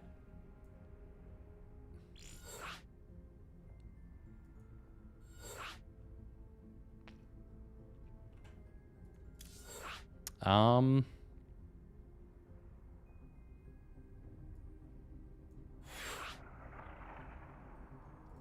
think that is going to game 3.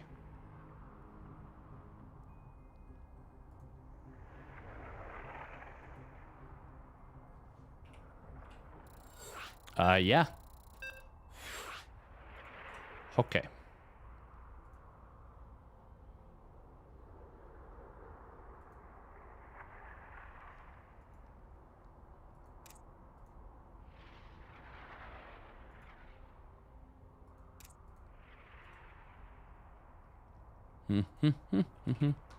Oh man, that yeah, that was one of those situations where you're so close. So close. But not quite.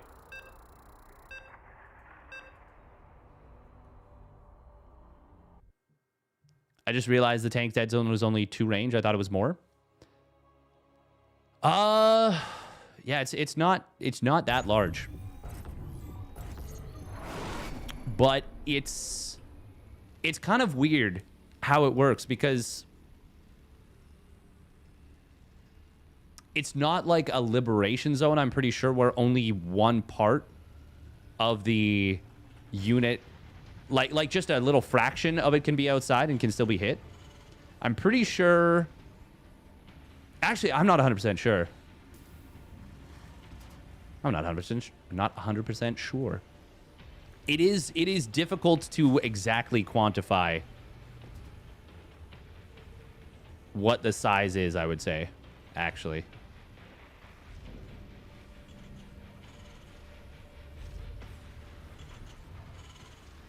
Anyways, spotting down in the bottom right, it is Percival in the blue. And his opponent spawning up at the top left, it is Lemon. Lemony goodness. In the red. It looked not too bad for him. It was a good defense against Mind Drop, but the follow-up tank push from Percival was very well executed. Very crisp, very clean. Let's compromise and make the dead zone 3.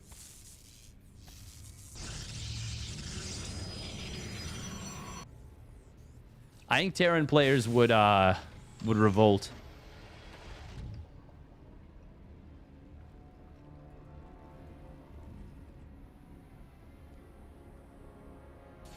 Lemon just kind of sent it.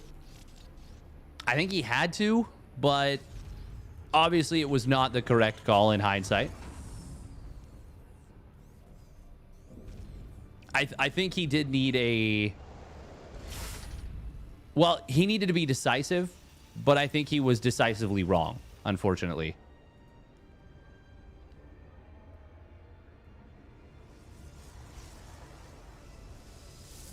I think against those kind of tank pushes, you need to be decisive, but you also need to, like, pre-spread your stalkers a little bit when you blink in. Assuming, of course, you wait a little bit. Oh.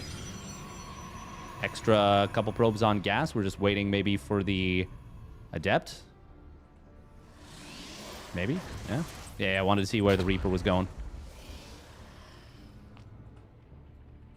You don't think he needed to blink in at all? Yeah, but they were going to be sieged very soon. Also, actually, weren't they sieging up during that? Oh, second barracks.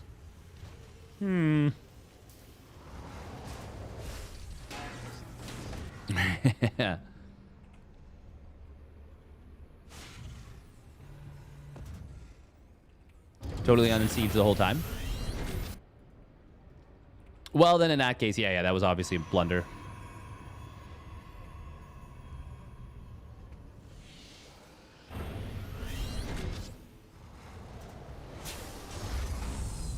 Is this going to be a 3-1 push? Or is he going to build the starport? I feel like usually these days, Terran players are building the starport. I think the lid made him panic a little. Entirely possible.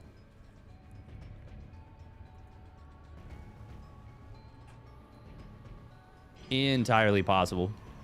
Also, I mean, you're anticipating the siege, right? Because let's say the tanks siege up right as he blinks in, then all of a sudden it looks like a genius move because the tanks are still in the process of sieging up while one of them dies probably, and then they have to unsiege potentially.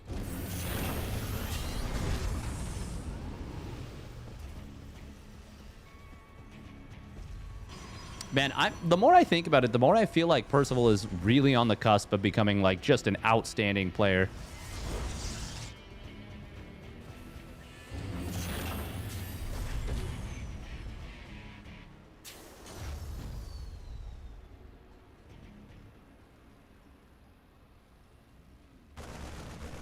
I feel like it was really, really close to that position, though, that you would want to siege. Like, you could argue it was too far, but it wasn't too far by much. It was, like, very, very close. I don't blame him too much for sieging up where sorry, for going for the blink. Obviously, once again, it was a mistake in hindsight, but I've seen much worse plays, I'll say. Like, much, much, much worse plays in terms of blinking. By the way, talking about this game.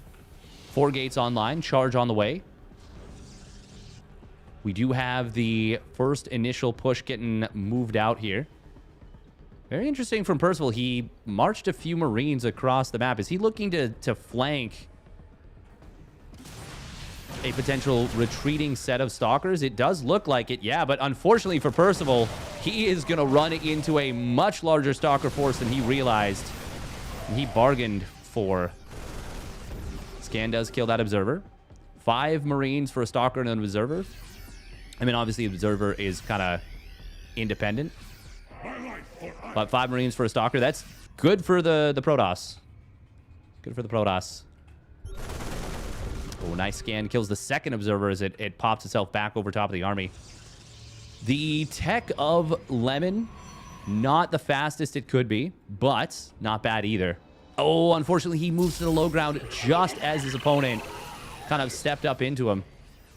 Still does snipe a Marauder. Marauder for a Stalker, not the worst thing in the world.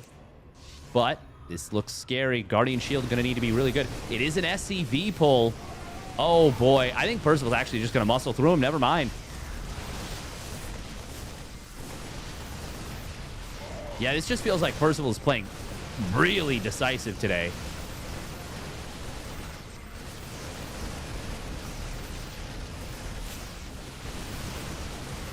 Damn, he is on fire today.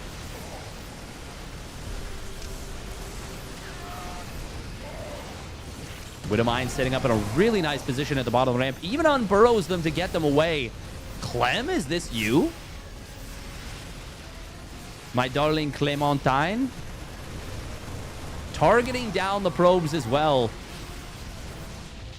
as they were recalling out. Oh, we even got a Liberator rallying forward at the 3rd base. And this is going to be Percival pushing for the dub. Widowmines have now reburrowed, or rather rearmed, I should say, and they have reburrowed.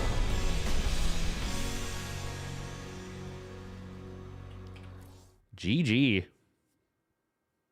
The thing is, I'm trying to recall exactly where the units were positioned. And I can't remember exactly on the map where they were.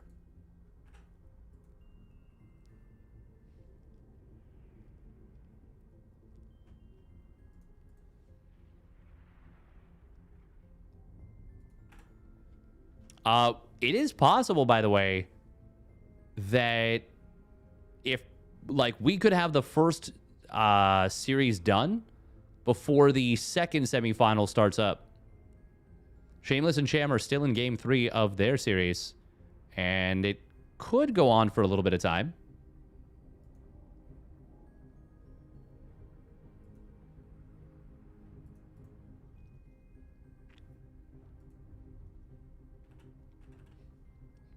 Yeah, they didn't realize it was best of 5.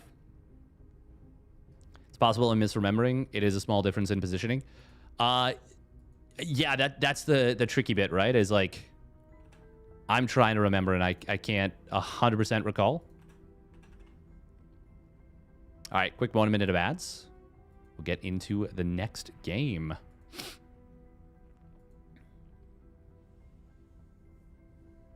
I've overestimated the tank dead zone so many times when diving with roaches. Oh, so easy to do.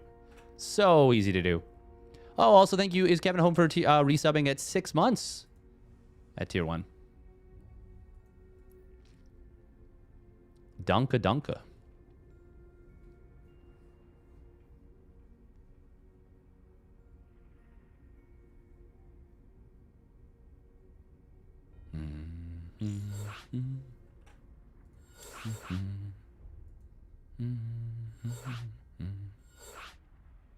Lemon plays some kind of odd builds, though. A little bit. Little bit. Definitely a little different, little outside the box.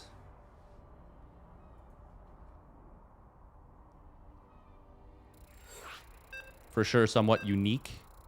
Unique New York, unique New York.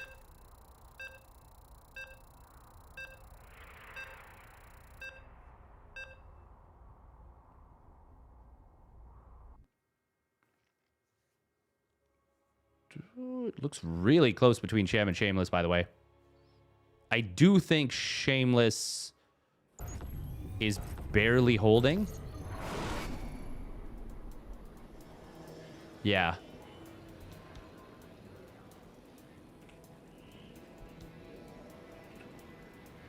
All right, here we go. Spawning down on the bottom left, it is Percival. In the blue.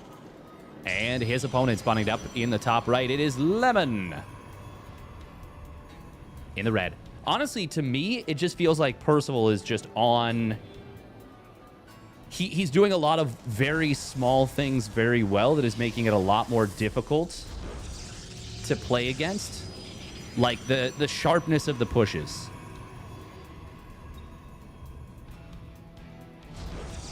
The decisiveness.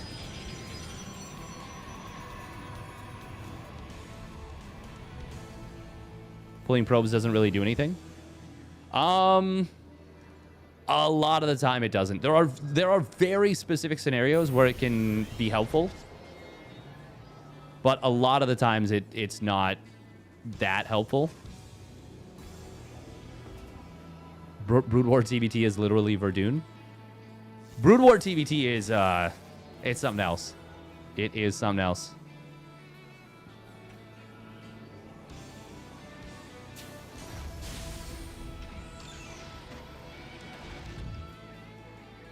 Oh, it does look like Sham might be doing it, actually.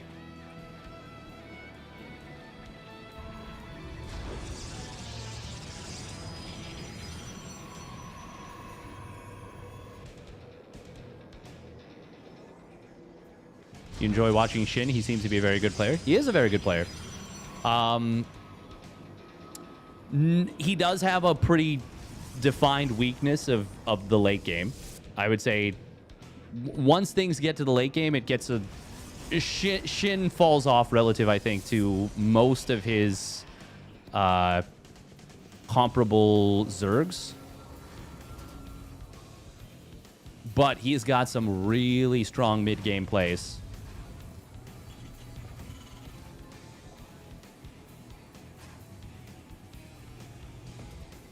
The existence of Maru has really made... It's really been tough for Shin. Yeah. Okay. Sentry coming in from Lemon here. See him take a map or two off Clem. Yeah. Well, I mean, he knocked Clem out of... What did he knock Clem out of? Or he went 3-1 versus Clem in something not too long ago.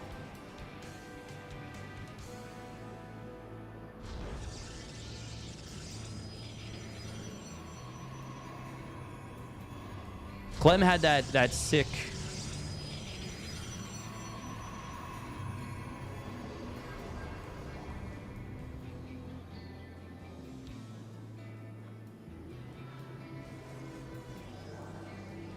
Try to all in versus 3cc 2-on-1 openings. Oh, did he just cancel the robo?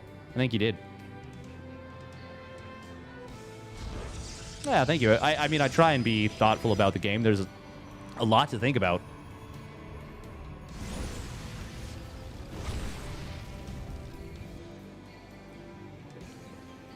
Hmm. 4 mine drop. Not very often you see Reactor or Hellion into 4 mine drop. This is a build, though, that can really be a nuisance to play against. Okay, do the Hellions spot the hallucinated Phoenix? No. And rather well, honestly, the Phoenix doesn't see anything. I thought that the Phoenix was going to potentially intercept this drop and spot it, and then the Hellions would be there to be like, oh, okay, don't go that way. But no, it is not that. Now, it's pretty good positioning from Lemon here. Oh, he checked to the right side, but he moved back away. How many mines drop into the main? Just 1 for now. Oh, that's a sneaky little burrow there. So far, very good defense from Lemon. Even there. Gets 3 out of the 4 mines. Doesn't fully trap the medevac in the sense that it can't escape. Oh, Blink is not yet done. So the Hellion drive-by now actually could get some big value. 9 probes in total. Oh, okay. Well, until the Hellions got here, I think this was okay for Lemon. Now, yeah, I think that's pretty painful. Oh, and now the Raven shows up, going to be able to grab at least... Oh, he's going to get 3 probes. That's very nice for the first auto turret. That's good for an auto turret under normal circumstances. With this position, it's amazing. It is amazing. Obviously, there's 3 Nexi here for Lemon. Triple chronoing probes. You can build a lot of probes very quickly with triple chrono. In fact, my favorite stat, my favorite note is with 4 Nexus and quad chrono. You can build 12 probes in 26 seconds. Is that right? 26 seconds, yeah. That's really fast. That's really, really fast. But that means you're giving up something else.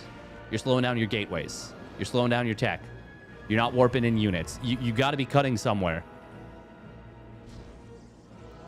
And all the while, Percival is building the things. He is continuing on forward. Okay, it looks like the other series has concluded, but I don't know what the score was. I don't know who won. Oh, he did find the Raven here. Okay. Well, that's something. 2 Stalkers is not actually enough to stop this. Okay, seeing this with the Observer should let you know that there is something else on the map. I don't know if he actually spotted the medevac split away, and it looks like he did not. There are 2 pylons powering way more than 2 pylons worth of production. One of them switched off. 5 gates, the Robo Bay, and the Forge. And these units, a lot of them just dropping behind the wall, which makes the Zealots kind of useless here. No Guardian Shield popped. Probes are getting massacred. Meanwhile, at the frontal fight, oh, mines blow up the Immortal, and that is going to be GG. Percival hitting the gritty with the multi-prong. And that is a little too much to deal with. Ooh,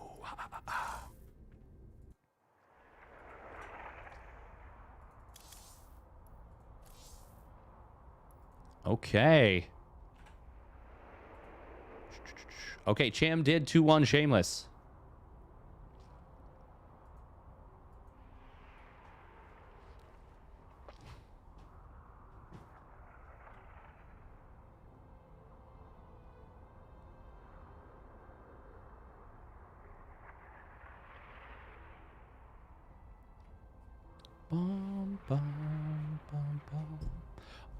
No, that one was the best of... That was the round of 8. So this is Round of 4 now.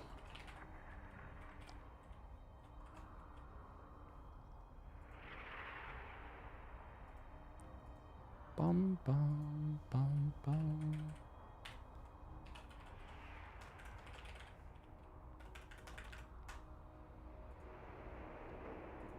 Do, do, do, do.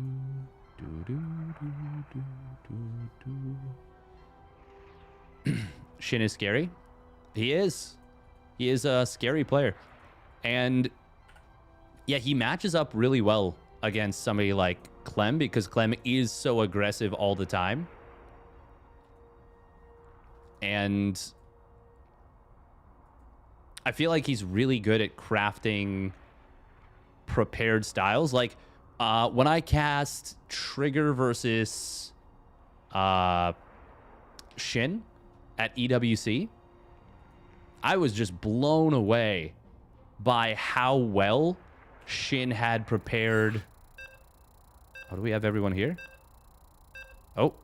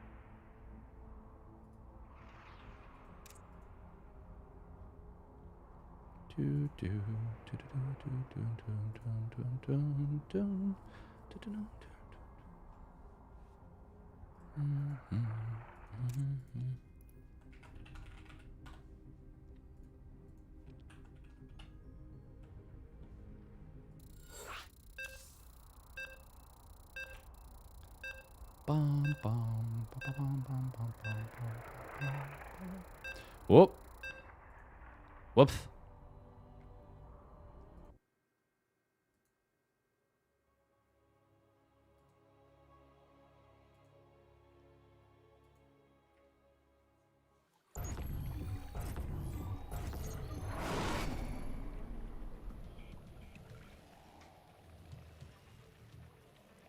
All right. Here we go. Save you from late night work.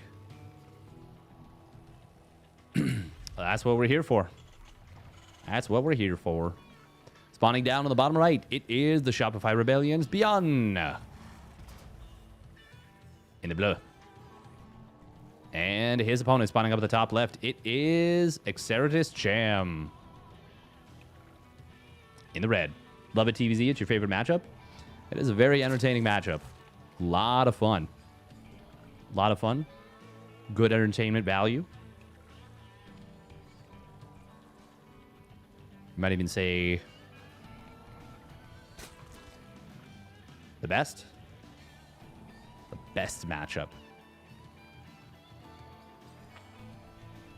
I think historically it's the one that has stood out in people's minds as like, wow, this is StarCraft, you know?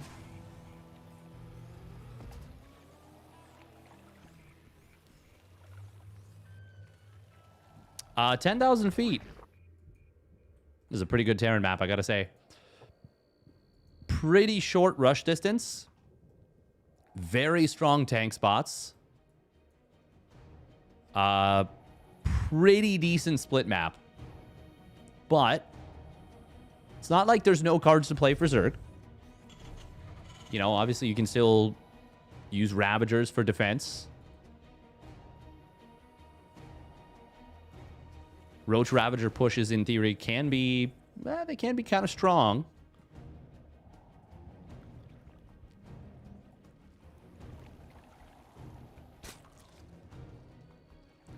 I do feel like this map in particular is...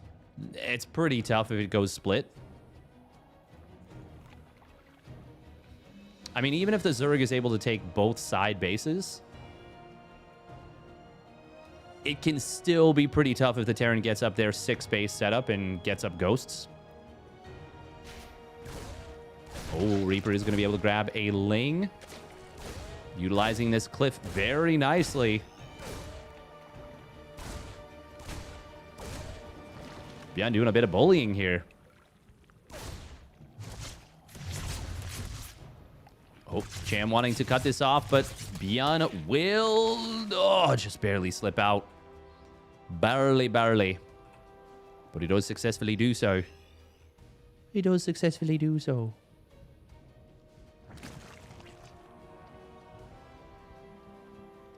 ByuN uses Hellions pretty frequently.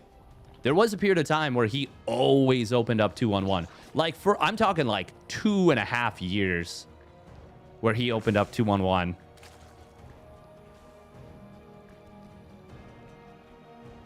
Not sure you agree that it's super bad. I will say I think I would have to see the game you're talking about. But, and hey, maybe my own experience is biasing me too much. That's entirely possible. Raynor is probably the best at Ling run-bys and counterattacks in the world. And this map is very good for counterattacks. Like, very, very good. ByuN going to be opening up 2 CC, by the way, which means he is going to be trying to get some damage done with the Hellion Banshee for sure. Using the man with guns to kill everything. Yeah. Oh, Hellion drive-by. No Ling speed just yet. It's a little late. But the grab is still pretty darn good. I was not expecting the drive-by, and I was not expecting the YOLO. Lings do get cleaned up just before the Hellions do, but... Oh, wow, that didn't shoot the drones. So he only gets 1 drone there. Honestly, fantastic defense from Cham. That looked really, really scary. How much do you think these early Hellions got to get for it to be value? More than they got, for sure. Definitely way more than they got. I don't know what I would say is the exact number. It also depends how much indirect damage you do to the Zerg. This is still not close to enough damage, though, yet. Like, I want to emphasize not close.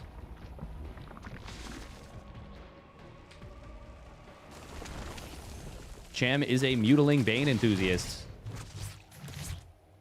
Yeah, this is a really good situation for Cham so far. But there's still potential. Oh, I do like the uncloak or decloak to save energy. That's a nice bit of damage. Still, I feel like he needs a lot more. Oh, it's going to be a Hydra Den. No Baneling Nest. Maybe straight into 1-1 Hydras. Oh, that's very nice. He finds a Queen as well as a drone there. How did he find a Queen just kind of in the middle of nowhere? Getting a scout on the Hydra Den. Very good. Cham is a tricky Zerg. He is a Zerg that has quite a few footsies, we'll say. Oh, that one Banshee does run out of energy. He will lose it. But the other one still has a little bit of cloak energy. Unfortunately, the Overseer shows up and runs out. Oh, that is a clutch transfuse. Just in time from the backfield. Go to your grave saying engineering bays and the natural is bad.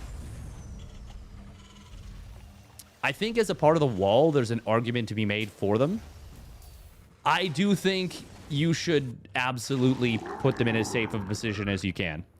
I think exposing them unnecessarily is just bad times. Very quick infestation pit, by the way. Where is that second Banshee? Okay, it's still just chilling up here. First, move out onto the top right. We do have ByuN with a nicely timed 1-1 in combat shields. Well, 1-1's not quite done yet, but combat shields is done. Just about. I feel like there was this weird, like, month where every Terran was forgetting combat shields in the mid-game. And they were getting it eventually. And it almost made me wonder, like, are they cutting it for a little bit? But most of the time, they had the money for it. And the tech lab was empty. They just didn't start it. And it meant that this move out with the first 2 medevacs and you know, 16, 20 Marines meant it didn't have combat shields a lot of the time. And that was just super, super strange to me. ByuN is still building lots of workers. We do have a Baneling Nest done. No Hydra speed yet. ByuN, unfortunately for him, did not get the scan on this creep tumor. This tank spot, by the way, super freaking nasty. If there was vision, ByuN would be shooting these drones right now. He is comfortably in range of the mineral line, but he's actually going to find the Hydras a little bit isolated. Oh, but the monster fungal from the side. He will be able to chain it up here. Gets the massive, massive hit. Does lose one Infestor. Good target fire from ByuN with that. But that is a very good engagement from Cham. The Infestor from the side. Huge damage. Oh, that Banshee. 3 HP. Does pick off 4 more drones. Very nice.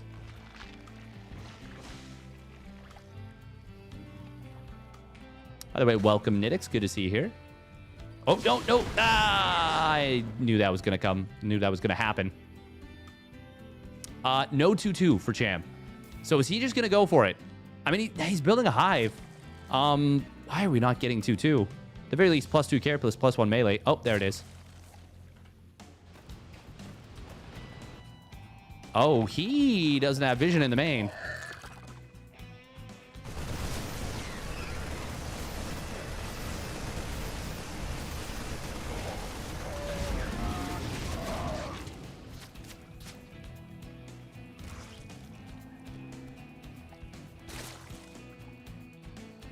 He does eventually deflect that. ByuN gets a couple of drones.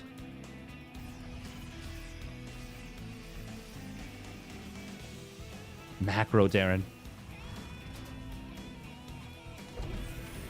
Heh.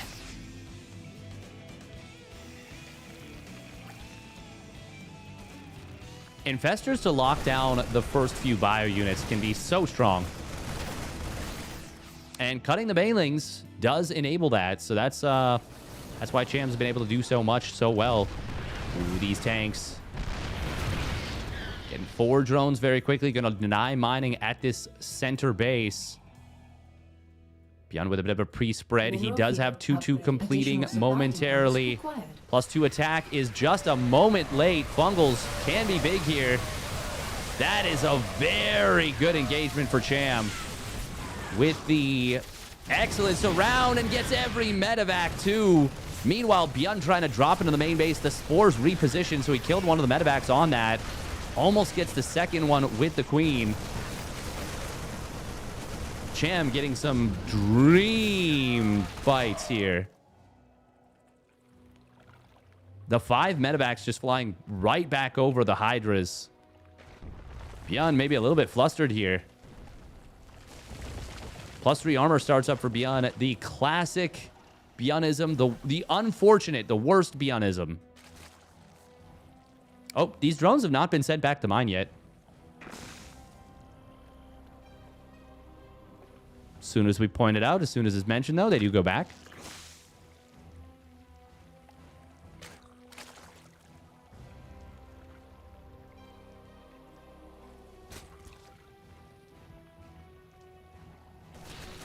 Oh, miss rally on a tank here.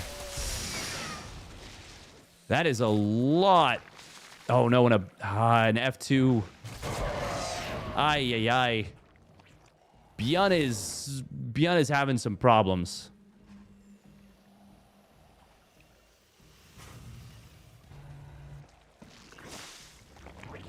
Oh, Scan comes in, sees the Spire. Double Spire, in fact. Yeah, ByuN seems a little flustered, actually. Oh, Spores getting moved out to the corner as a creep tumor was dropped and, well, allows him to do so. ByuN says, okay, fine. We'll do this. I'll send this to, you know, a very, very late state.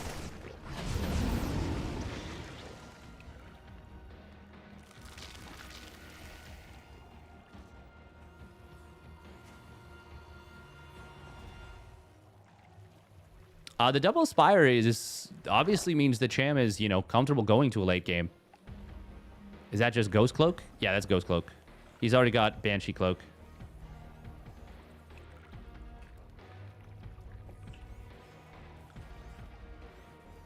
Six Commanders. We're going crazy with it. Oh. Cham. Cham's actually trading efficiently, by the way. Oh, yeah, they look identical. Yeah, they have identical features. We're going to see a little bit of creep getting cleaned up here. Yeah, they look completely the same. Ghost being added on. We're now adding on some additional starports here. Was that just the... Okay, yeah, that's just the second and third. ByuN will zoom by here. Can he get the kill on this Hive? If he wants it, he might be able to get it. He just completed his +3, but it looks like he is just going to stand and fight. Meanwhile, fight on the right side.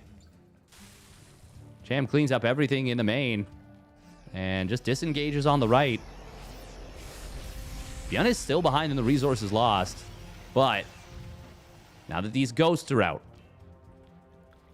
not necessarily going to be the same story. We do have a greater Spire being made, as well as the +1 air weapons.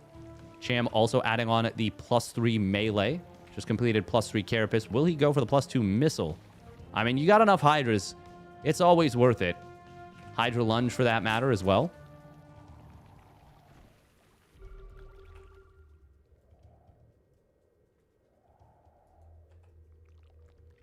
There is the Flyer Carapace. There's that +2 missile.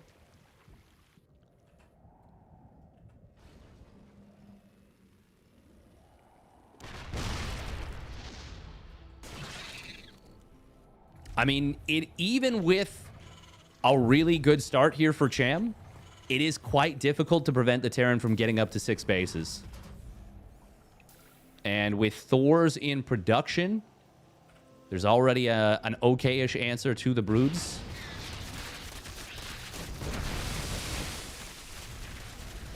That is going to be a kill on this base. That's pretty nice for Chamalama Ding Dong. This, not so much on the right side. Okay, that's for the first time in a while, resources lost is almost even. It's going to be an orbital command lifting over there. 14 broods. Cham was looking to free up some supply to enable this Broodlord transition. How many? Oh, wow. We've already got 8 orbital commands done, and 4 more CCs are in production. Scans all over the place here. We've got Spore Crawlers. There is not a great answer to the Broodlords yet. We've got 6 Vikings. That's not bad. Actually, hang on. Oh, wow. We do have Vipers getting fired up by Cham. Command. I don't think he's seen the Vikings yet.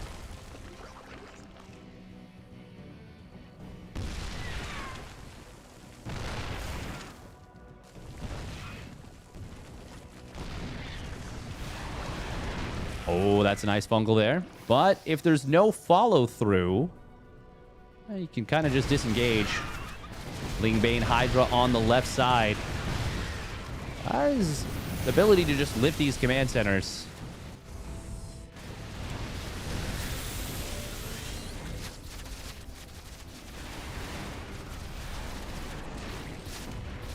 Oh, do not want to answer with the Vikings there. Snipe's finding a couple of Hydras.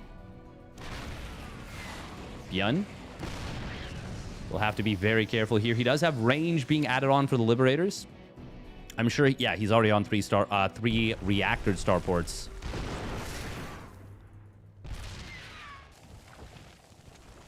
Cham trying to do a Spore Crawler push here. Oh, fungal on these Vikings could be huge, but not going to be able to land it. ByuN does see exactly where his opponent's army is with the sensor tower. Command center upgrade complete. Obviously, that's going to be a good scan. Cham. He's got a big bank right now.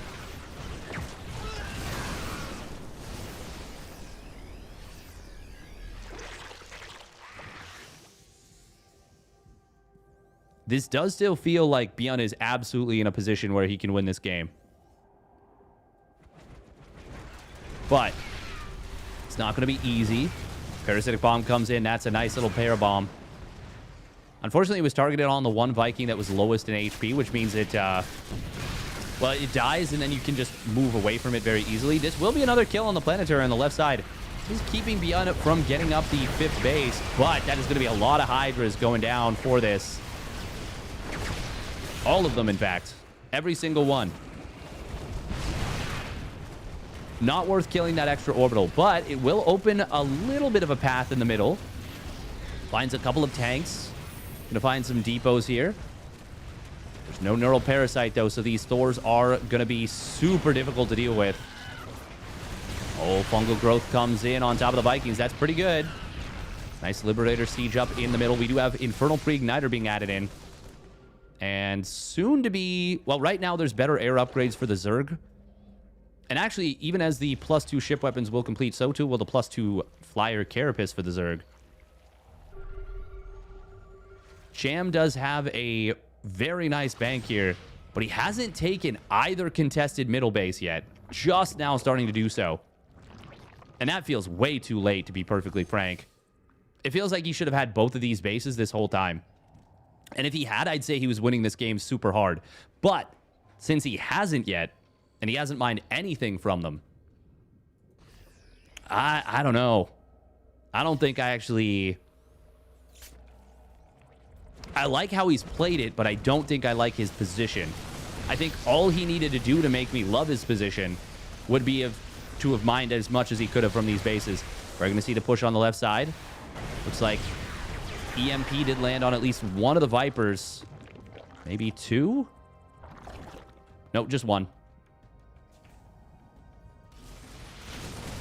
ByuN is able to knock out this base on the right before it can even get set up. I mean, it was going to be difficult to set that base up regardless. ByuN will scan and clear a little bit of this creep. Oh, he's actually going to stim forward on the right side now.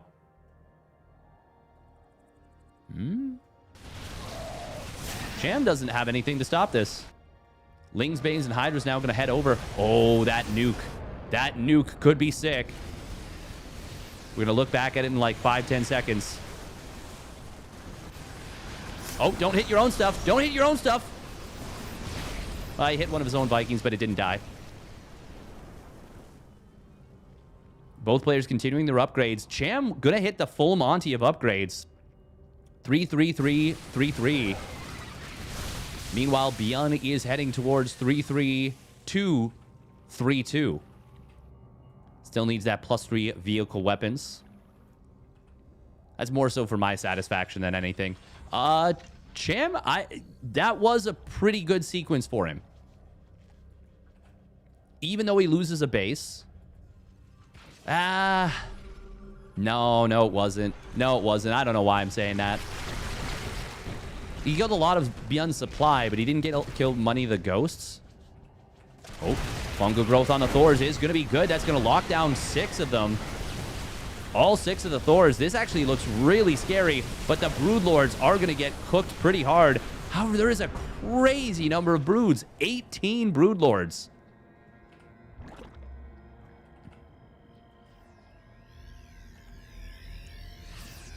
Cham? Okay, that went very well for him. He kills a lot of those Thors. ByuN was freeing up supply for more Ghosts. He was before. Losing those Thors is actually really expensive. That was like 3,000 resources in the form of those Thors. A lot of it gas, too. 1,200? Yeah, 1,200 gas. I will say Cham is playing this very well strategically. And now he has actually started to mine from this one base. I would say you even want to oversaturate this base a little bit.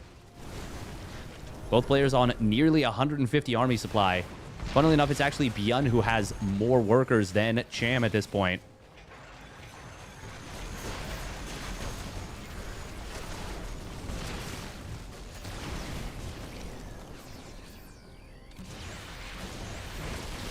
Oh, here comes the engagement from Cham. It is partially on creep. Fungal growth is going to get avoided by ByuN. It's a nice spread from him. Decent blinding cloud, not hitting the Thors, but they are in their not high impact payload mode. But the snipes from the ghosts. Spores will provide vision for the Broodlords to hit the ghosts. There's no fungals left, I don't think. And that means snipes and Thors are going to work.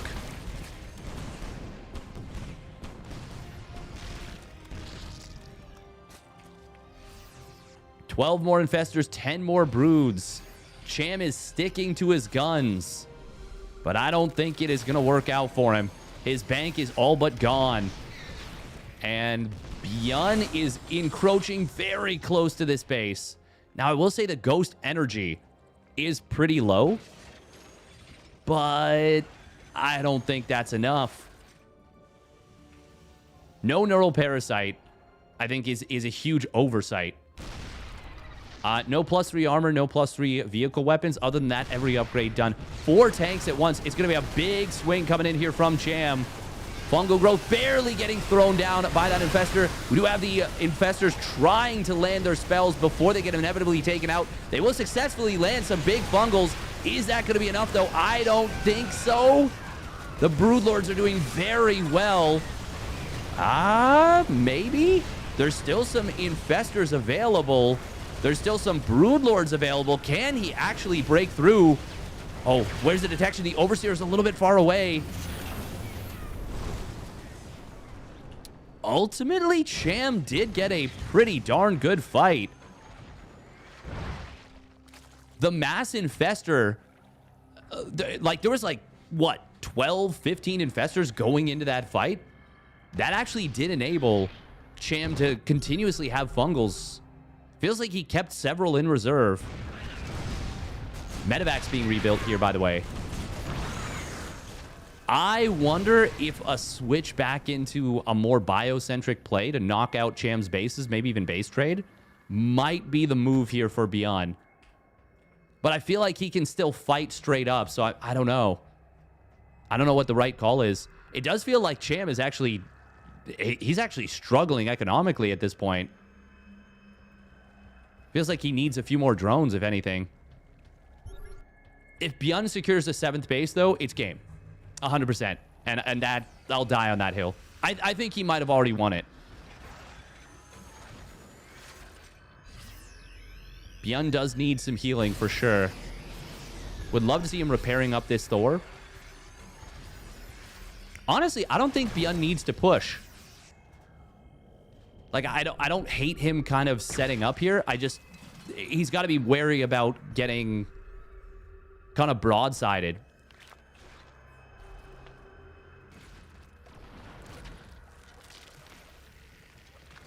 This one Liberator just slowly getting chonked by the Corruptor is kind of funny.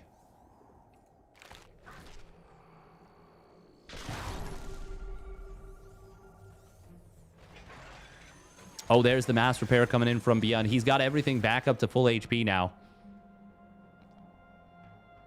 And there is that base on the right side taken by ByuN.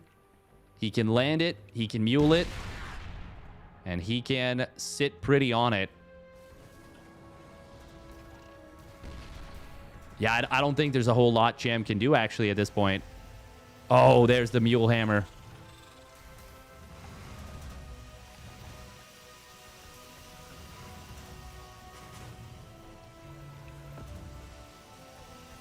Sheesh. And watch those resources get gobbled right up. Yeah, this is a pretty sick game. But yeah, I feel like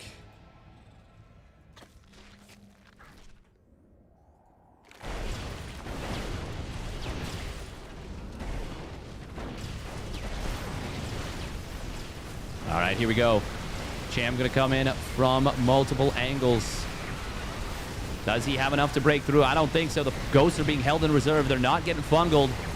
One fungal is going to land on them, but Cham is going to get absolutely cooked here. ByuN will be able to outlast his opponent. Pew, pew, pew, pew, pew. Come the sniperoos. Oh, and there's some EMPs landing after a nice little fungal, but not anywhere close to enough. Now there's no detection.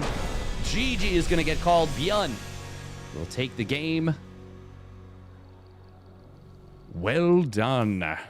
Well done, well done.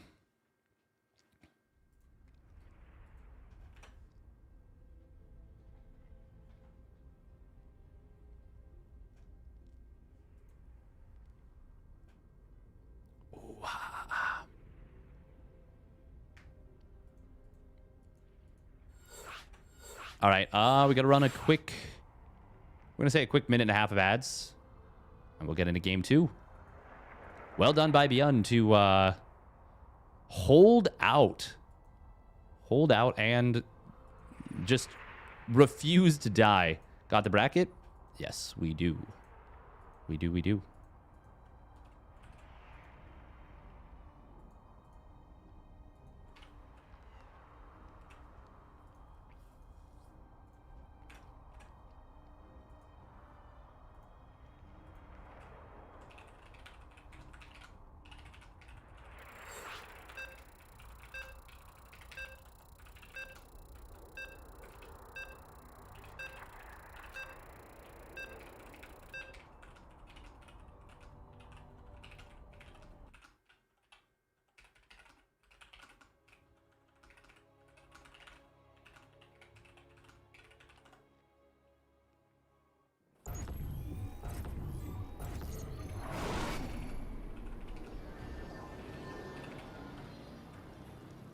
All right.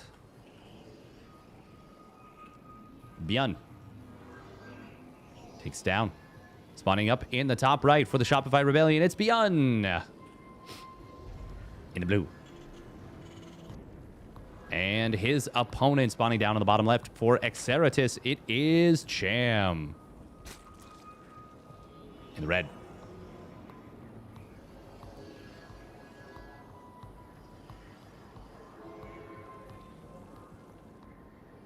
All right, all right, all right. Very well done from ByuN. After a, really rough start to be able to drag that one back. Truly dragged it back. Kicking and screaming, I would say. And if ByuN does go on to win this, that would set up a pretty sick TVT between ByuN and Percival. Hey, welcome, Fran.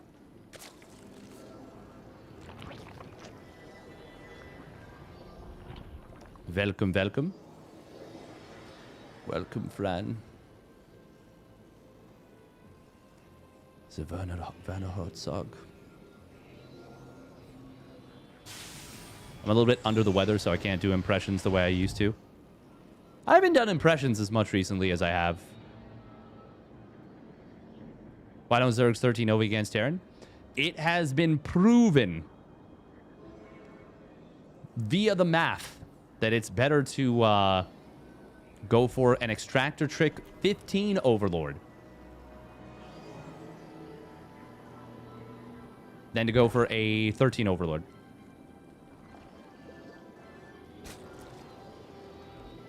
It is very fractional. Very fractional. But it is ever so slightly better.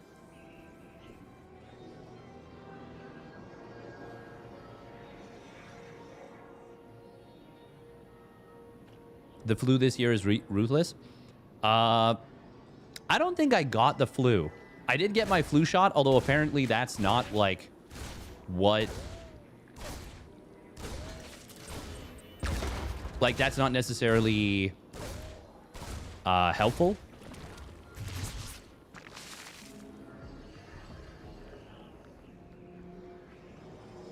No, I don't think so. I don't think it's the Rona.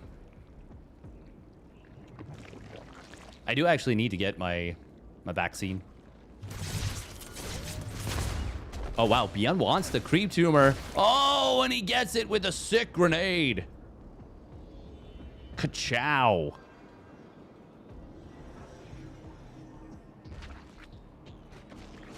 I thought it was for toss to not get blocked. That's what it was originally. And then people realized, oh, wait a minute. This is just better. This is actually just better.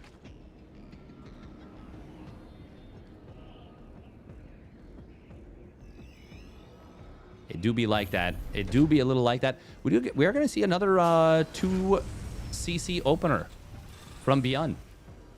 Cheeky little 1-1-1.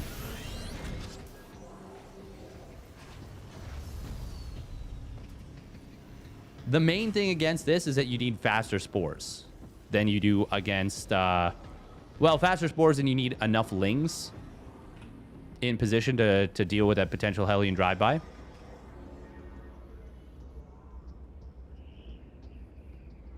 You ate the health fruit? Nice. Is that the gum fruit or whatever? I don't know. I haven't seen media. Thank you, TKXI77, for the follow. TK421, why aren't you at your post? TK421, do you copy? Looks like we got a bad transmitter. Ah, Star Wars.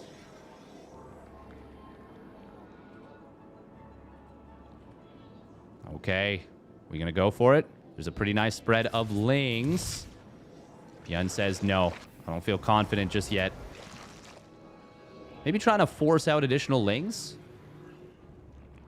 Only forces out 2.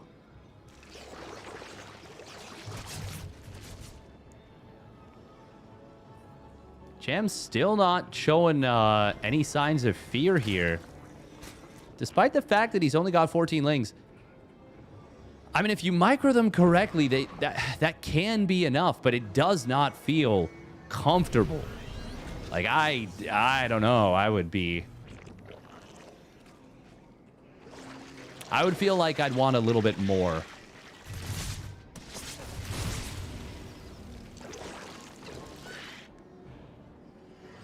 Oh. What did ByuN... Okay, he killed the drone? And maybe 2 creep tumors? I don't even know. It is going to be the Spire coming in from Cham. The Spire.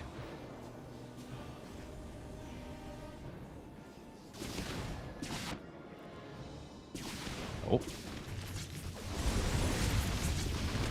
Is there an overs here? There's one on the way, but it's still going to be a cancel on the 4th. That's pretty nice. That is pretty nice. Oh. Reaper goes the wrong direction. But it doesn't matter because it'll just regenerate.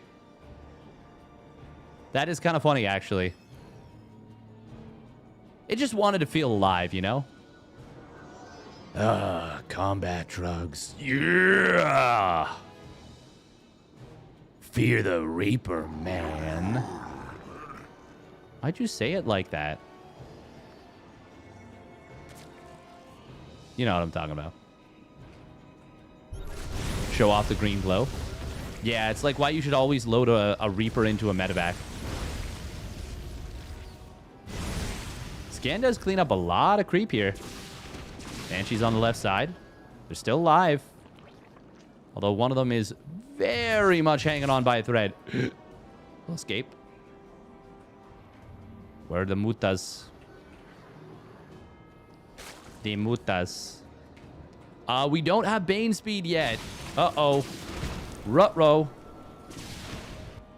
Am I crazy? Did he drive by with the Hellions? No, he didn't. It's literally just the Banshees. Oh, God, that tank position is nasty. 1-1 combat shield's done. This push looks scary. Where are the Banes? I don't see no Banes. I don't see no hope. Ling Muta versus Marine Hellbat. No upgrades on the Lings. Oh, he might have cleaned up enough Marines. Okay, he barely cleans up enough Marines to get a handle on this and will clean up the whole army. But 9 drones going down during all of this. One of the Banshees did survive, the original. The other one was killed off. Oh, Cham's got to be careful with those mutas. Still no upgrades. He is still all in with this. In fact, he's on 59 drones. ByuN realized he probably wouldn't be attacking.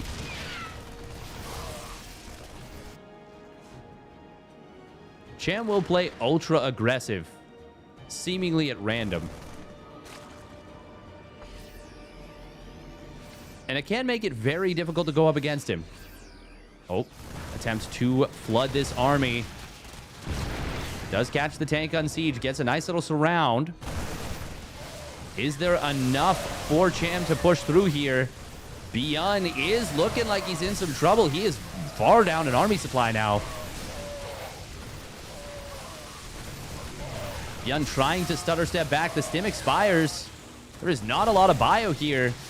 Cham caught him on the map and just is rallying this one into a attempted snowball, and I think he's done it. Bane's going to try and hit the SCVs as they are pulled. All but one Bane getting taken out. More, though, do show up. Cham's going to camp the production with the Mutiling Bane. ByuN will not be able to get out enough units. I cannot imagine a world where he does. Wawa-wee-wah. A lot of the mutas have fallen, but there's still so many on the map. Nice job contaminating one of the factories here. Unfortunately for ByuN, it was not even producing anything. If 2-2 were done, I still don't know that he could hold. But it's not done yet.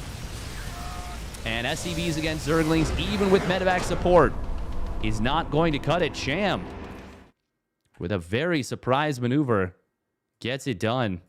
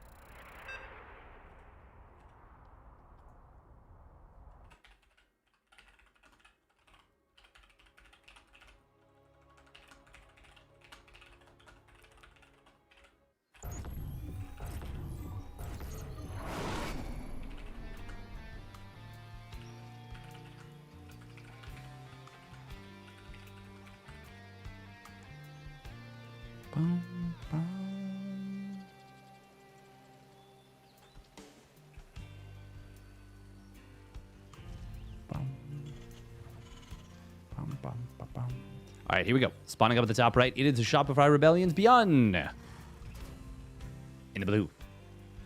And his opponent spawning down in the bottom left, it is Cham in the red.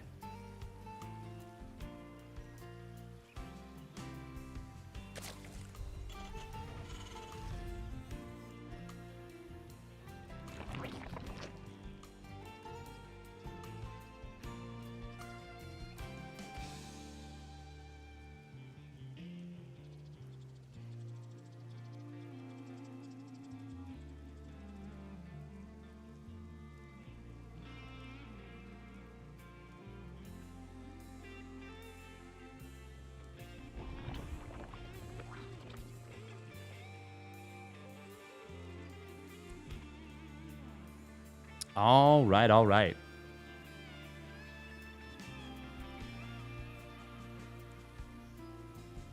Yeah, very much a surprise maneuver there from Cham, catching ByuN off guard. If ByuN knew how committed Cham was, obviously he's not going to push on to creep like that. It was a clever little play. Very clever.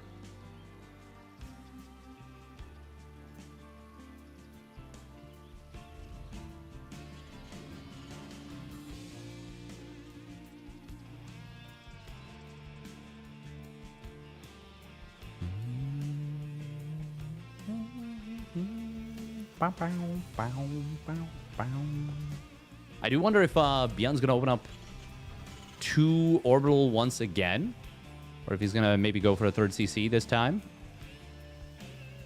Right away. Yeah, as much as having a, 1-1 versus 0-0 upgrade advantage is really nice for the Terran. The Zerg can absolutely, with the right engagements, still trade okay.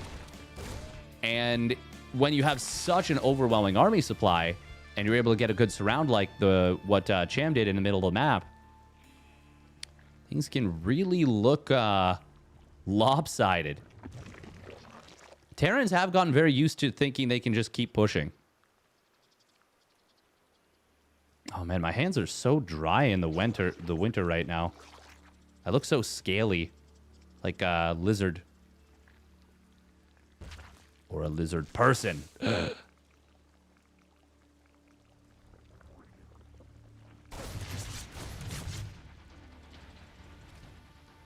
Also, welcome everybody that would normally be watching Piggy's stream. Hope you guys are having a good time.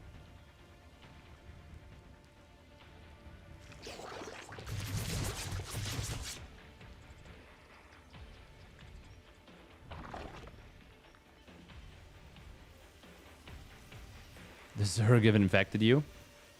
Maybe. Ooh, look at this. Look at this, look at this.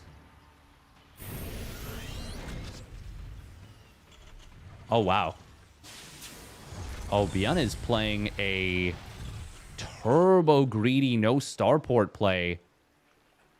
And Cham is setting up for a 3 gas Roach Ravager Ling. Very nice defense here against this first little 4 Hellion run by attempt. All 3 queens being sent to the front. This is a really nice little mind game here from Cham. If you see this as ByuN, you're not going to suspect anything out of the ordinary. I think this is just going to kill ByuN straight up. Oh my god, he went double engineering bay with this as well. This should just end the game. ByuN should just straight up die to this. Oh, Ling's looking for the wraparound on these Hellions, getting a 3rd out of 4.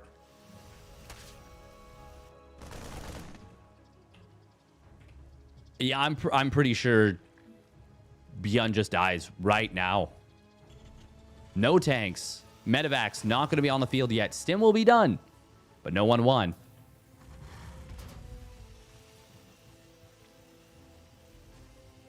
If he can get 2 medevacs out before losing everything, there is the smallest of chances.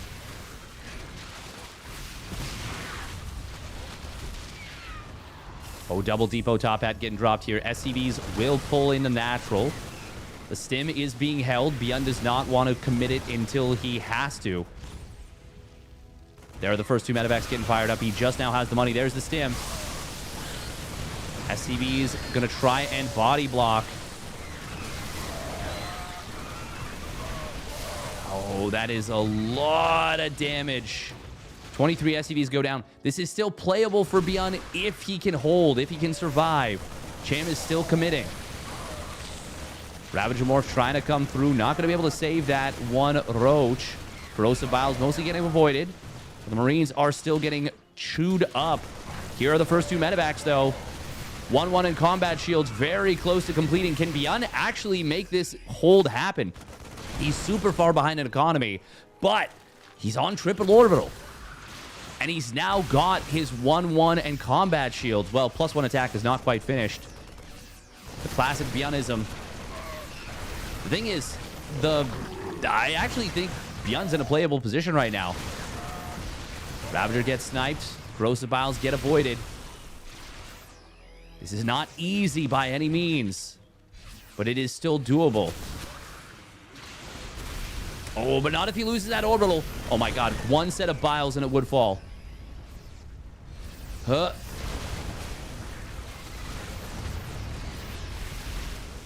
Orbital has been forced to lift. Mule's being dropped in the main base. Cham is now starting to drone. He has broken his opponents a little bit. Corrosive Vials. Oh, they're going to land. ByuN had nowhere to go. That is going to be the backbreaker. That killed about half the Marines.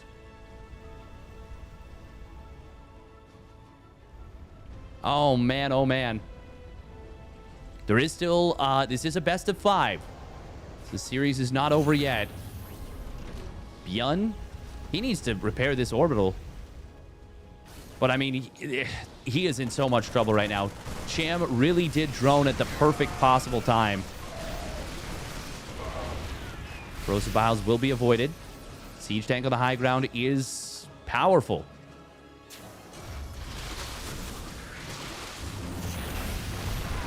A lot of damage being put in on this third orbital. The first orbital from earlier is still trying to be repaired up to not on fire. Oh, Corrosive Biles almost killing a medevac right there. ByuN has to do so many things right for so long to be able to play through this. And so far, he's done most of them, I would say. That one set of Biles that connected on top of, like 6 or 7 Marines at the top of the ramp. Oh, man, that hurts so much for ByuN. Cham? Oh, adding on Burrow. He could have gotten a double Roach Warren potentially and gone for Tunneling Claws as well.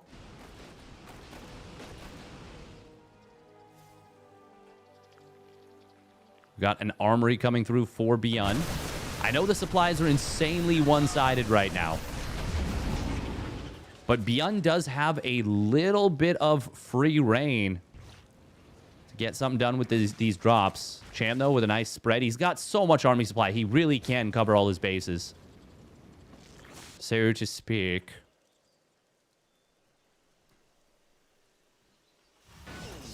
ByuN getting a second factory before even his 4th and 5th barracks.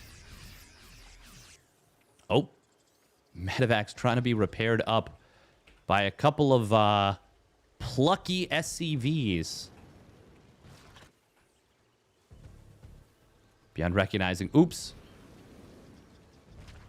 Do we have dropper lords? Where are those? Okay. Right here. He doesn't have overlord speed. That's not actually going to help him at all. There we go. Now he starts it up. 1-1 will complete here for Cham. ByuN has... I mean, look at his supplies right now. Cham is well positioned. 2-2 fired up for both players at the same time. ByuN gonna try and get in on top of this one queen. Will drop on top of it. Will get the kill. Oh. Corrosive Bile could be a pretty sick Kobe. Nope. ByuN trying to multi-prong his way back into this. Meanwhile, Cham says, I'm maxed out.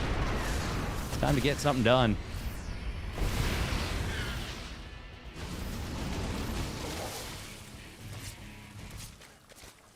Yeah, I think ByuN just fell too far behind. He's doing everything he can to battle back. Cham is on 78 drones, though, and is rebuilding them. Even adding a couple more. 81 now. And ByuN is unable to land even a 3rd CC. Ooh, this did actually pull Cham a little bit out of position. If ByuN can snipe down this base, well, that's not going to be on the table. He doesn't go for it. Oh, that is Tunneling Claws now done.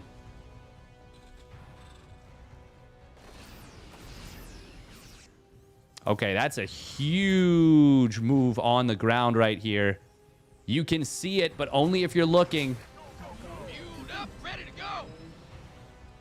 Okay, that's going to be... Yeah, that got past. Oh, missile turret just completed, but it's too late. The Roaches unburrow. And just like that, 21 SCVs go down. Oh my god, if he denies +2 armor, that'd be insane.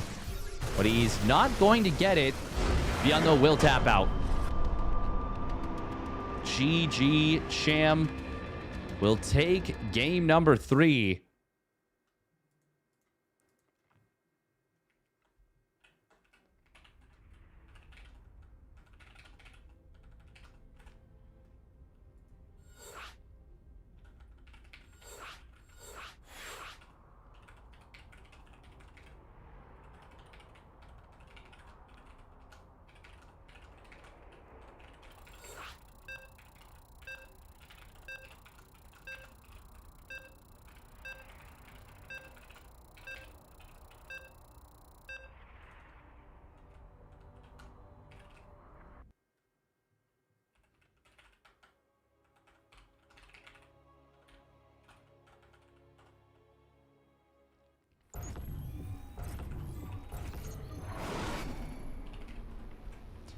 Doobie-doobie-doop, boop, boop.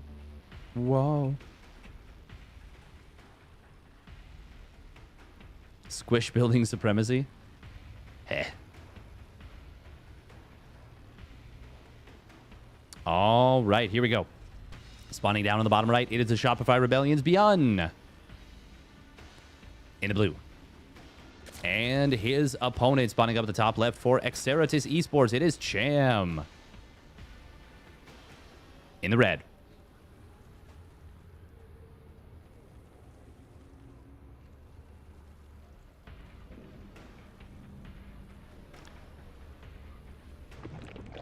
Oh, wow. He almost... Oh, no, that's a 15 hatch. I was like, wow, he got a... He almost got a 43-second hatch. But, well, when you don't build the extra drone, it does become a lot easier.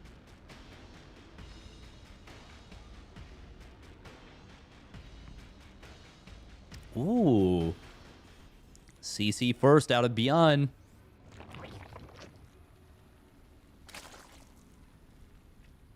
Going back to a comfort build.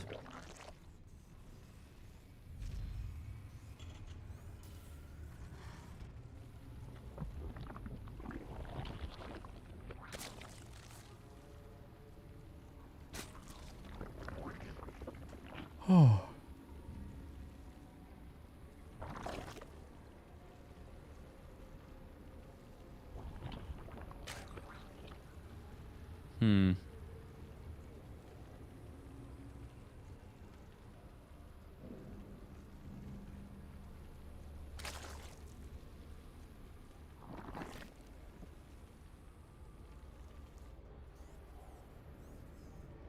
All right.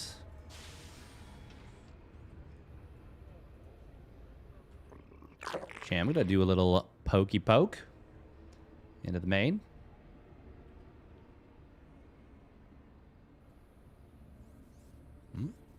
We'll see the Factorino.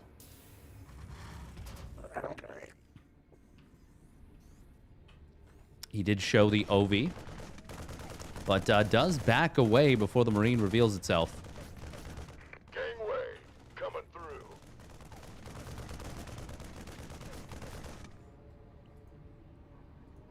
Oh, wow. Is this going to be 2-base Muta? That is an insanely fast layer. No ling speed. Maybe feeling like, yeah, I can get something done. It is going to be very quick Hellion out of ByuN. Very curious. Very curious. Let's see what he can get done. This feels like very much off script right now.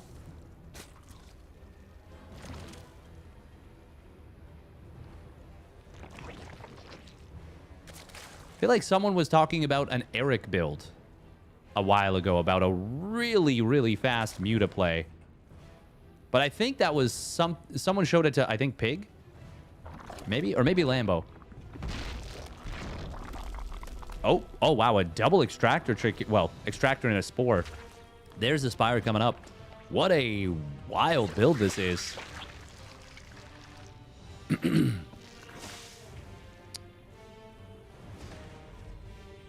I mean, this is something that with a 5-second faster Spire, 50 minerals cheaper, 50 gas cheaper, this does feel a lot more powerful.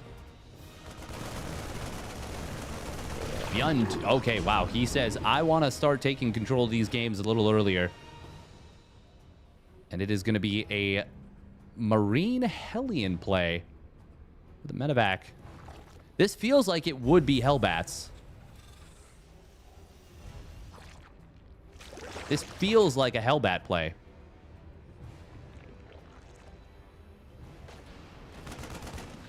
But it's not. However, it is a canceled third base, and that's already not bad for ByuN. Queen will start whacking away at the medevac. Good little unit split here from Cham. He does have to... Oh, that was a base camera jump. Oh, hold that thought. Hellion drive-by at the natural is going to look for an opening. Oh, he did have one of those Hellions really well set up, but he is going to go for the drones instead. 8 drones. Oh, baby, that's monster damage. That's mega damage. Now, there's no stim, and there won't be for a while. ByuN? Did he... Oh, he did see the Spire. Okay. Yeah, missile turret starting up. Wall at the natural is crucial. That, I gotta be honest with you, that does not look like a wall. That looks like a hero wall for sure, but apparently it's not. Apparently that is a proper wall. Oh. Drones? Just... What did he just... Oh, Liberator. Okay. That gets 2 more drones. Yeah, I would say this is very good for ByuN. I would say this is extremely good. These mutas really need to get a lot done, and I don't think they can. Now, this is super interesting from Cham. Yeah, no, this feels like this is extremely good for ByuN right now. The Hellion damage was bonkers.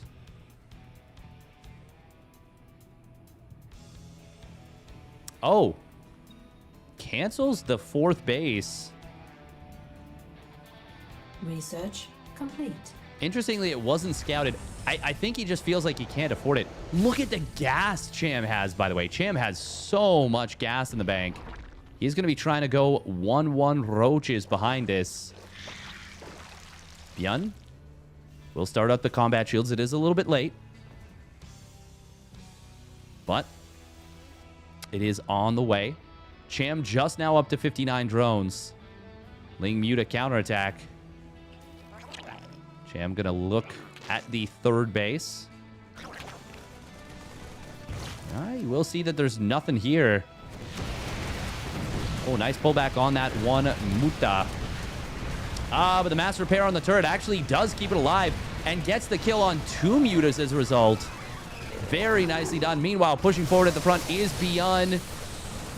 Widowmine will get taken down by the Biles, but it's not going to be enough, is it? ByuN has the Marines. He has the Medivacs. Man with gun will send us to game number 5. Cham might possibly clean this up. Yeah, he'll push it back for the moment. Have I spoken too soon? I don't think so. I don't really think I've spoken too soon. Maybe I have, but we'll see. It's still a 3-base Zerg, down in drones. Granted, about to finish up as 1-1 and even up the upgrades. But against a Terran that is ahead in workers, has started the +2 app, +2/+2.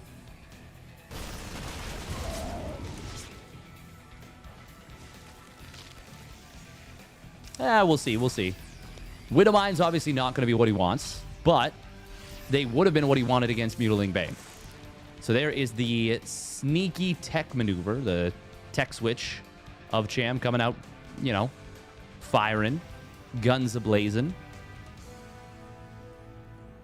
Oh, sneaky Widowmine, huge shot. Monster shot on those roaches. That is so much damage done. Not often you see Widowmines being that efficient against roaches, but they were. ByuN fighting... looking very scared against this army. I don't know that he needs to be as scared as he was. I don't hate the bunkers. We're going to see Tunneling Claws and Burrow added in once again. There is a missile turret. What is it? This one? This SCV? Okay. Should be just barely in time. Yeah, no, it will be in time for the Tunneling Claw Roach play. Oh, that is very nice for ByuN. He remembers how he lost the previous game and is battening down the hatches. We'll see if Cham goes for this. There's no reason to think that it wouldn't work.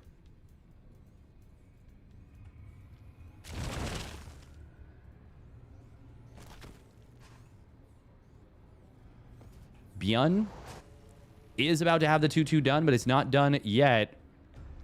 Well, he does check with the changelings. He'll see it. And he will back away.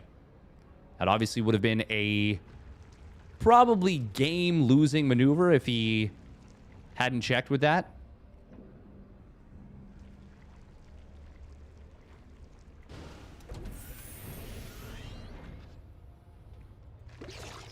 No, I mean, Cham literally did Tongue and Claw Roaches against him in last game. ByuN? This is kind of funny. He's on a very much so a TVT style of production setup. We'll see if he goes for 3-3-2 and 3 more reactors. Oh, that is a triple drop getting sent to the top left. Gonna find a couple of drones. There's the 3-3.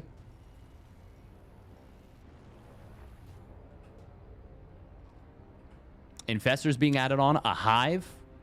A Spire. But I don't think we've got time for that. Triple drop in the main base will get very well situated. Meanwhile, ooh, attack at the front. Fungal Growth is going to try and land. And it does land a decent Fungal. But not good enough. Meanwhile, in the main base, ByuN is just winning out. More and more roaches being sent back here. Try and clean this up. Fungal Growth at the front. Corrosive Biles do find a tank. And it was a good Fungal there. But once again, this is just such good trades for ByuN. Kudos to Cham for sticking around in this game. I really thought it was, you know, it was GG in the natural. But, oh, Tongue and Claw Roaches. They're going to try and skirt around this scan, and they will go in as the scan expires. Getting all 3 tanks very quickly, but ByuN says, oh, you've left your Ravagers exposed, my guy. And he is going to punish that very hard. Will be forced to lift up. But Cham will be forced to tap out. Well done. Well done, well done.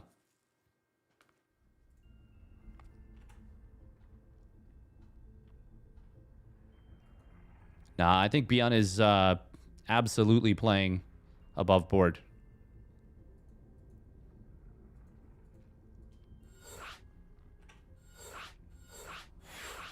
We don't make those kind of, you know, wild accusations here.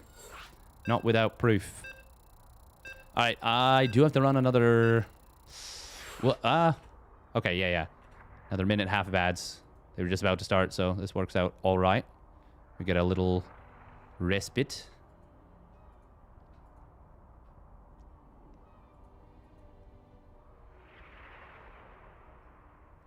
Yeah, no, ByuN is... There's no reason to think anything untoward.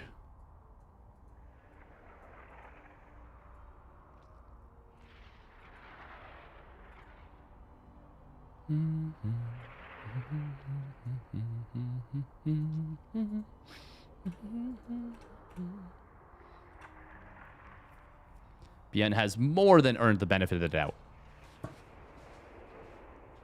And if he knew what was going on, he wouldn't have moved out in game number 3 when he was super far ahead.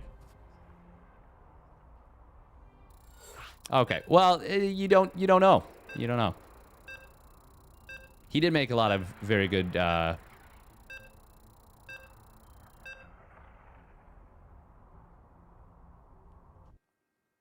he did make a lot of very good decisions, but that is the thing. He is very good at the video game. We got ourselves a game 5. Was not expecting this one. All right, here we go.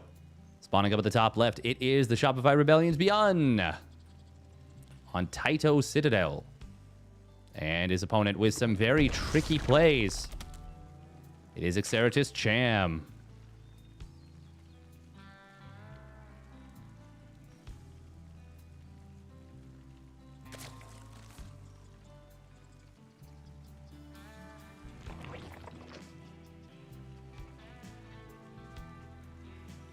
Oh. What the heck? Wait, what?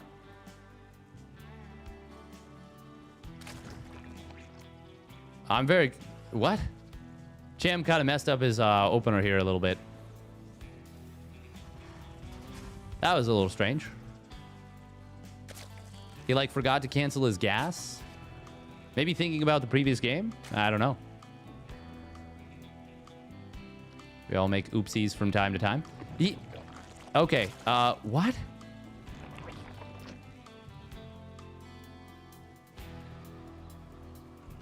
He seems a little bit... Oh, no, that's fine. I mean, I guess that's... Huh. Yeah, just a little strange. A little strange. A little all over the place. If I had a nickel for every time I messed up my build orders... Ooh, I'd have about 25,000 nickels. Give or take.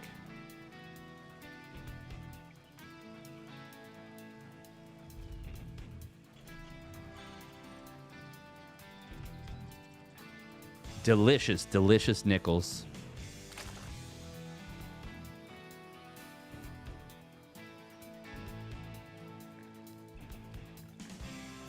Yeah, what would... If there was one action in your life, just off the top of your head, that you were like someone asked you and you had 10 seconds to answer,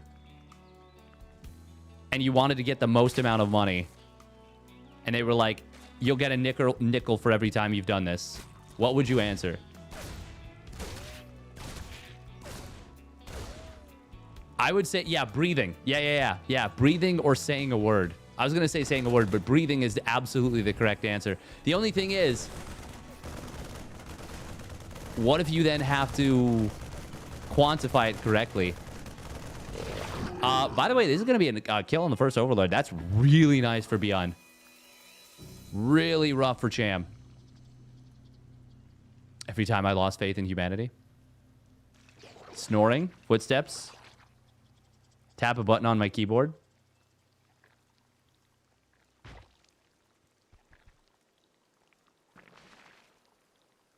Yeah, if it was something you had to accurately guess...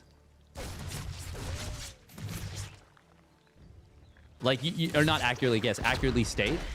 Oh. Grenade.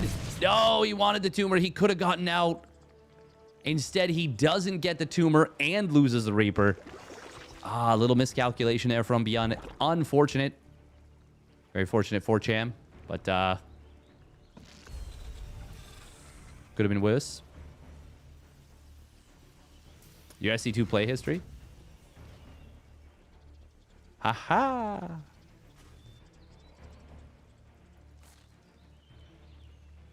Cham's ling speed is really late this game. It's not going to be done till like 4:30. 4:35 even.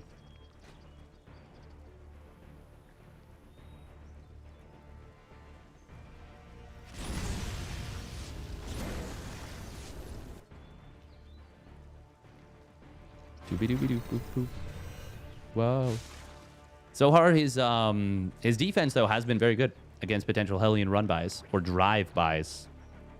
Derive-bys. Reminder that there's another series after this. Gonna be double Evo and a fast layer. No Baneling Nest, though.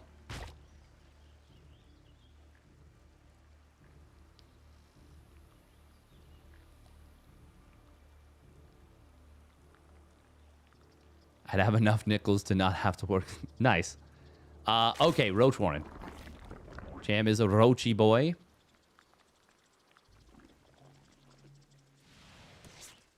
Oh. Banshee doesn't have a cloak. He still kind of needs spores anyways against double Banshee. Oh, Hellion's looking for the drive-by. We'll find 2 drones, but did they go a little too deep? Cham looking for a wraparound. Not able to get it.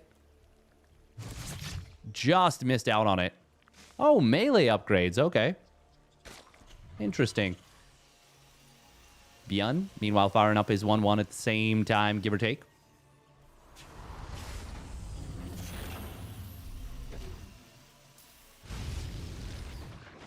Oh, looks like he found a creep tumor that was just expanded. Oh, little cheeky trap at the top of the ramp. Very nice little move from Cham.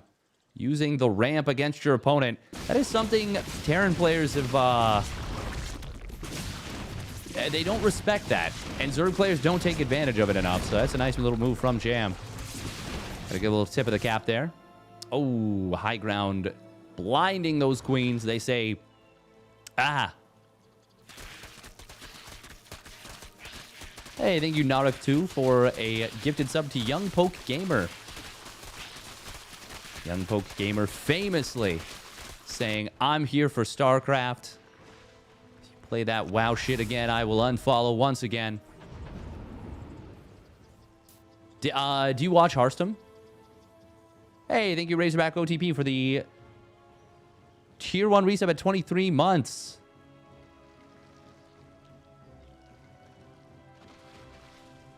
I just want to make sure, as long as you've unfollowed Hearthstone while he's playing Sauerkraut, you know?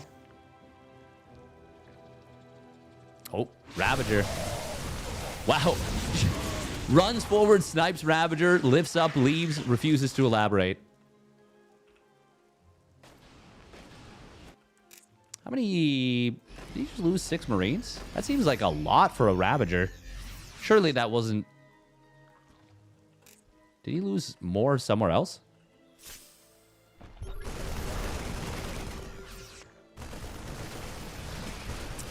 You unfollow people for enjoying games that aren't SC2. Damn. So they don't even have to play it. They just have to get derive any enjoyment. That's commitment. Oh, this push out onto the right side. We do have 2-2 coming through. And it's still more Roaches and Ravagers being added in. Well, mostly Lings, predominantly Lings. Just a little bit of extra Roach Ravager backbone. Oh, Fungal? Nope. Oh, that's a pretty nice pickoff. Got 2 Overlords. Not 1, but 2 Overlords. If it's not the latter, it's wrong. Oh, Fungal Growth. Well, there's only 1 Ravager, so he can't really drop a Corrosive Bile. I mean, you can. He could drop a Corrosive Bile, but he wouldn't have been able to get a kill.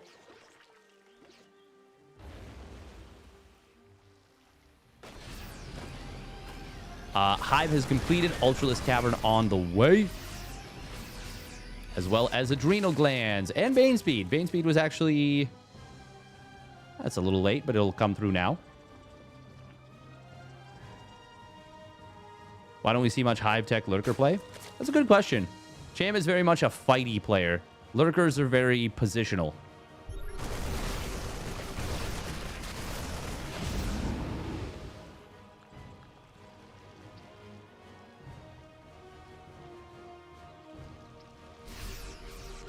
Oh.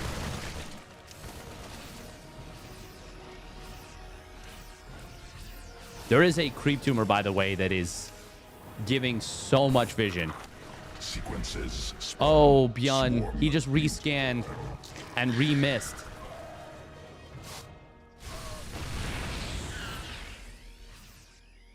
That is no Bane Speed, no 2-2 done just yet. This is a brutal anti-timing, but he's going for it anyways. Fungal Growth will land, though. Oh, and the chain.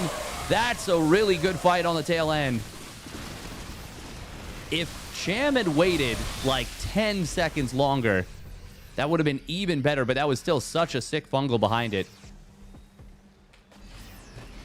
Going in just before his +2 melee and Adrenal finished. And I think the Bane Speed wasn't done at the outset of the fight either. Very good fight for Cham nonetheless. Chitin is plating, and the first few Ultras will be hitting the field shortly.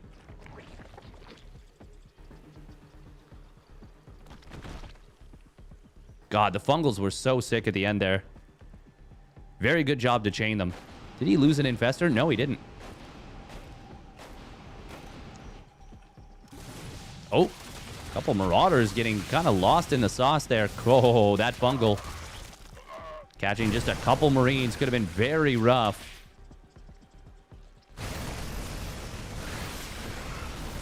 Oh, a couple Banes do get targeted. Ah, the other one's not so much.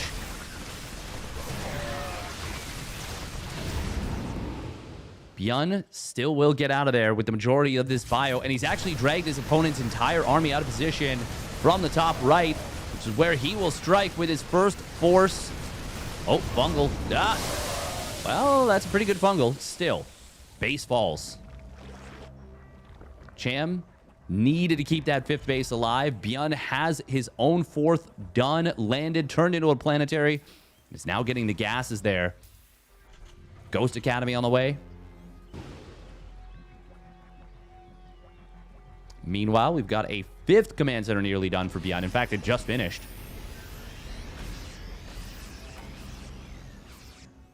Oh, we can drop out these units or no? Drilling Claws will complete here for ByuN. Banshee's going to get taken down by a couple Corruptors. That was actually so cinematic. Both Banshees died at like the same moment. 3-3 for both players. Going to finish at pretty much the exact same time. Oh, ByuN doesn't actually have access to protecting this low ground base, so he's going to have to lift it.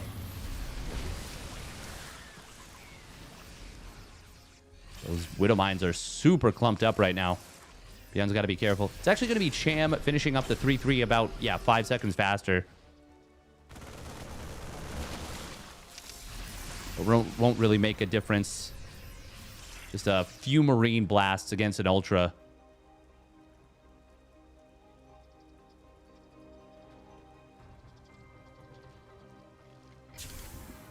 Now, will ByuN try and turn this into a Turtle Fest? Into a split map scenario? You can't really do that on this map. Taito Citadel is not so much an option.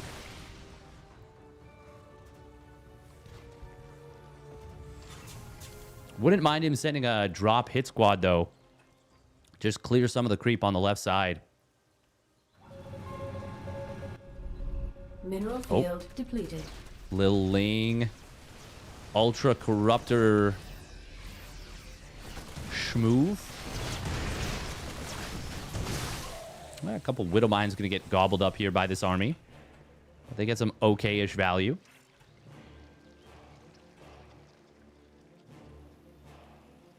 How many command centers are there right now for ByuN?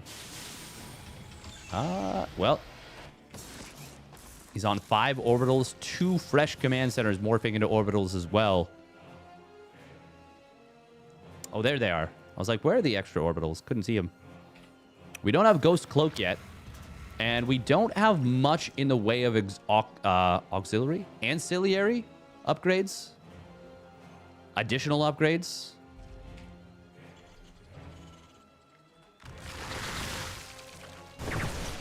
Oh. There's a couple of the ghosts in the middle. Is that the first Ultra to die? It is. Got pew-pewed. Meanwhile, oh, nice lift on the orbitals to make sure the Banelings don't hit them. Fungal does land. That's a pretty good one. And he's going to be able to get a kill on the planetary. Infestor lands some good Fungals, but there's no follow-up. So he still escapes on out. 2 more command centers getting thrown down here by ByuN. Loses 6 SCVs, but yeah, I mean, he's still chilling.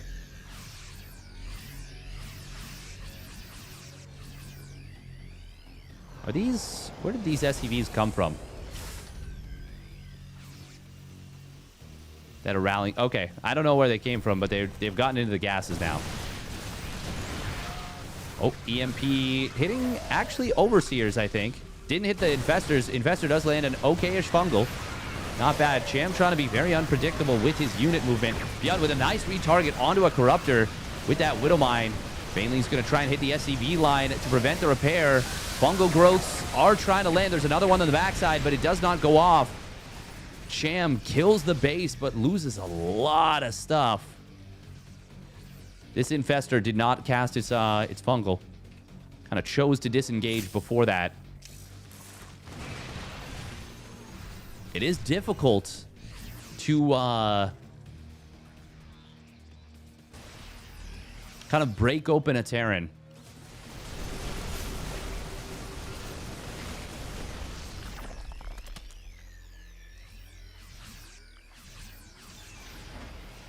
ByuN moves down, snipes the gold base, forces it to cancel, clears some of that creep I was talking about, and just backs away. He does have the late game NG Bay upgrades. Oh, big attack coming in here from Cham. Nice little spread against the Widowmine. Second Widowmine gets a decent connection. There's a lot of Banelings here and not a lot of defense. Meanwhile, Lingbane hitting the rest of ByuN's army on the left side, but that is most of the army of Cham already kind of shooting its shot here. Snipe attempts to hit the Infestor, but does get out of range. Still no Ghost Cloak. Big oversight from ByuN. Big oversight. However, that was very expensive for Cham. Didn't break through. Didn't win the game.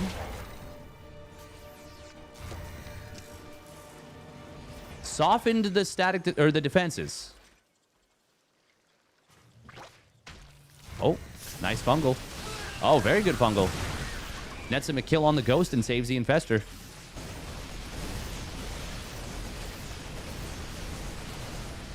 Gold base once again getting taken down here. Cham, I mean, he's doing a pretty good job.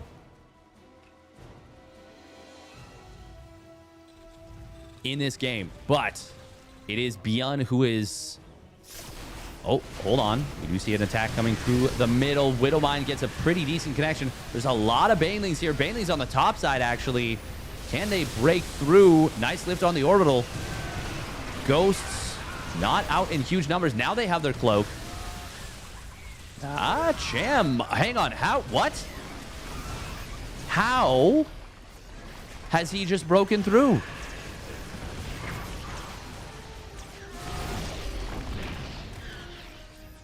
ByuN still holds and still survives, but he just lost a lot of SCVs, a lot of army.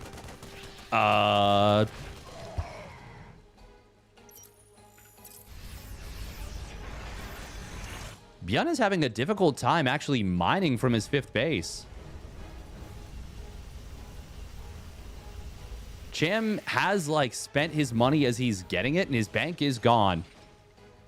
But he's out mining his opponent by a pretty significant amount. Well, until these mules come into effect, and now it's actually going to swing in the favor of ByuN. But this base won't last forever. He needs to secure a 6th. Oh, the planetary fortress did die on the top side. Looks like Cham managed to do a pretty good discombobulating attack there. Now with this gold base up and running, he's going to be finding himself in a pretty good position. Cham going to try and come in here from multiple angles. Widowmines. Ooh, gets a big hit on the Banelings. Is it enough? There's still so many Banelings, Tasteless. Widowmines. Oh, they get some big connections this time.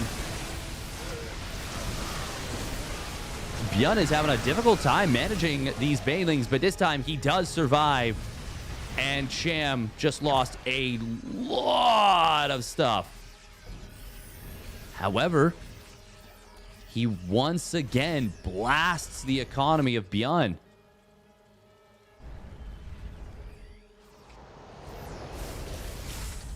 And ByuN is still in trouble in terms of just infrastructure.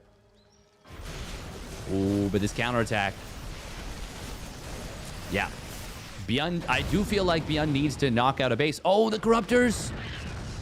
Oh, they don't target the correct medevac. So it ends up getting away. There is a planetary fortress here. Widowmine gets a nice hit. Planetary gets some good damage. Lings get kind of bopped. Resources lost is heavily in favor of ByuN. But once again, the lack of a 6th base is really causing problems. Oh, Widowmine actually does friendly fire the medevac. 1 or 2 ghosts do go down there. Oh my god, the Mule Hammer. 12 mules. We are about to see some disgusting mining. Oh, Widowmines just rallying into their death.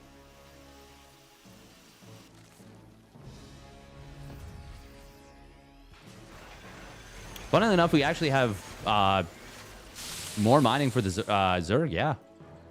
I mean, to be fair, it is a 45 worker advantage. Ooh, this could be the perfect time for a Broodlord swap. ByuN does actually have the money to max out once again. We'll rebuild the SCV count a little bit. How many orbitals does he have? 10 orbitals, so he can actually sustain, you know, 6 to 8 mules and still be scanning. Like 6 to 8 mules at once, I should say. Ultras on the top, on the bottom left. Keep the gold base alive again. Oh, Widowmine just killed a lot of Banes. Did it? It says it only has 2 kills. Something killed a lot of Banes. Broodlords are here. There's only a couple of them. Fungal Growth trying to land. Widowmine does get baited out by the Broodlings. Cham is going to be able to take down this base. Hello?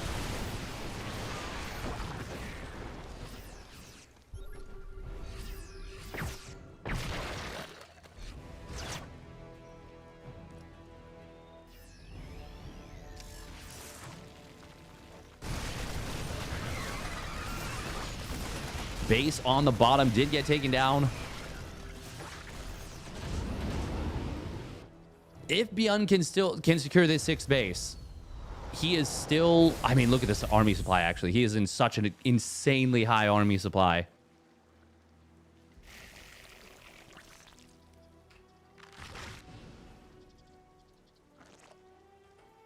That one Widowmine is still alive, by the way. Go siege mode with ultras and they spit broodlings. That's funny. Oh. Broodlord. Just a single Broodlord on its own. We'll get pew-pew down. Oh.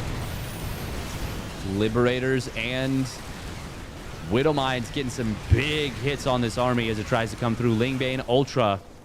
The Broodlord is a little bit late to the party. And now, as most of the front line has gone down for Cham, ByuN is on the hunt. These Broodlords are so slow to retreat. And ByuN takes out 2 or 3 of them on that retreat. Look at this efficiency from the Terran player. Insanity.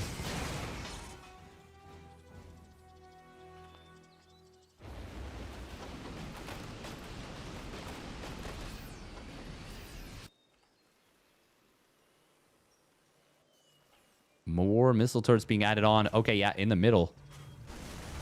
Base on the top right will get taken out by ByuN. Cham is starting to run out of options. And by starting to, I mean he is running out, if not has run out, of options. ByuN, at this point, he can take the top right.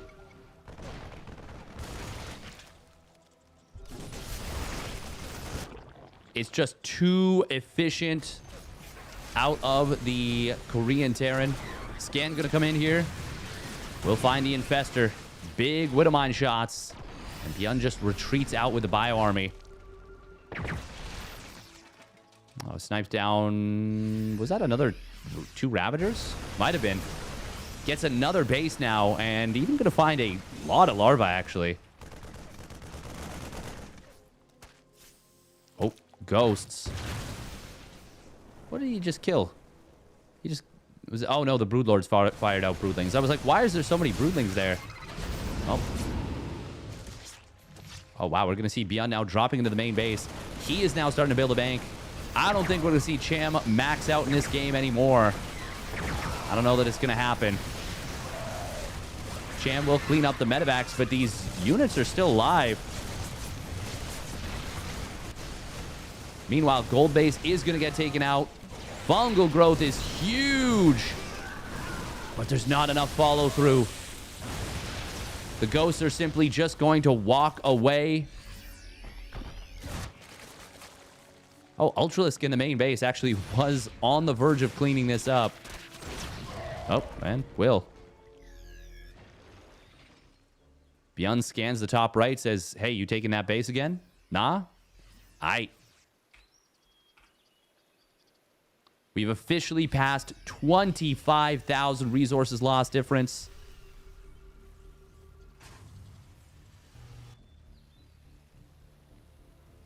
An epic best of 5.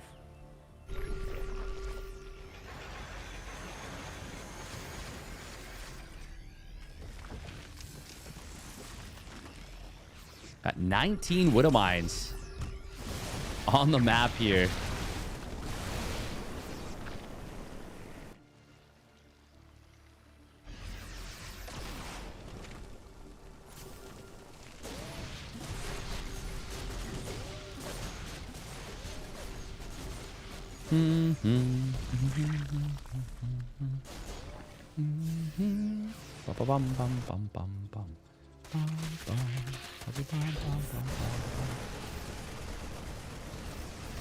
Oh, Infestor looking for a flank.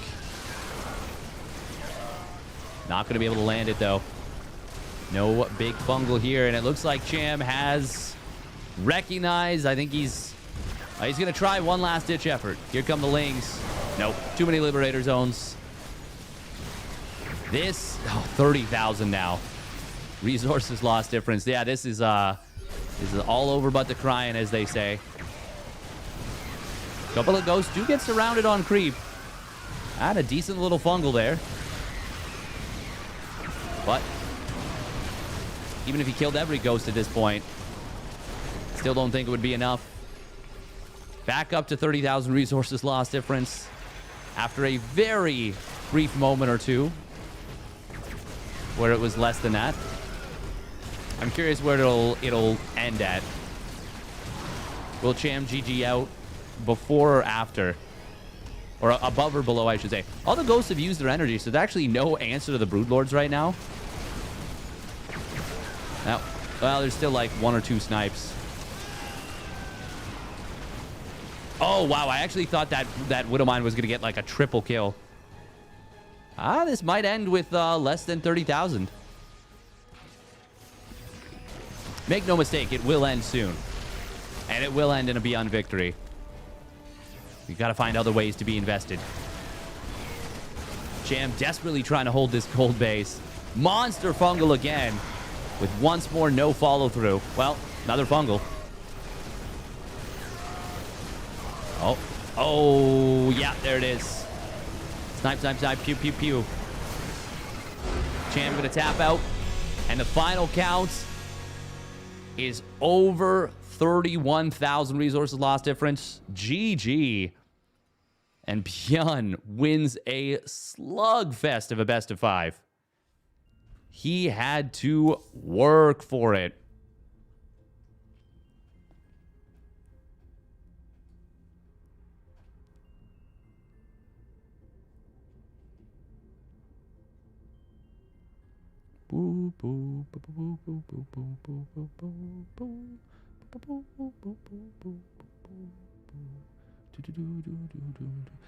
Yeah, ghosts run like they're on Stim 24/7. Yeah, that's how fast they are. You saw Clem here earlier. Oh, did he comment in the chat at all?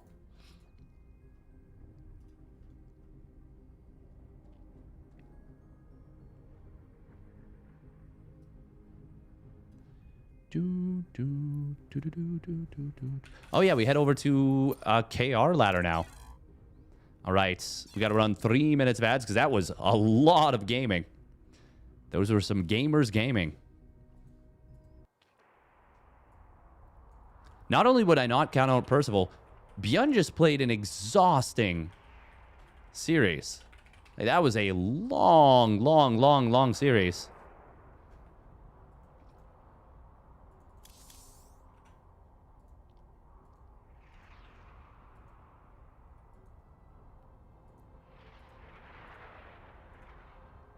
Yeah, I wouldn't say Zerg never wins anything, but I would say Zerg is definitely... I mean, Zerg's been on Struggle Best for a while.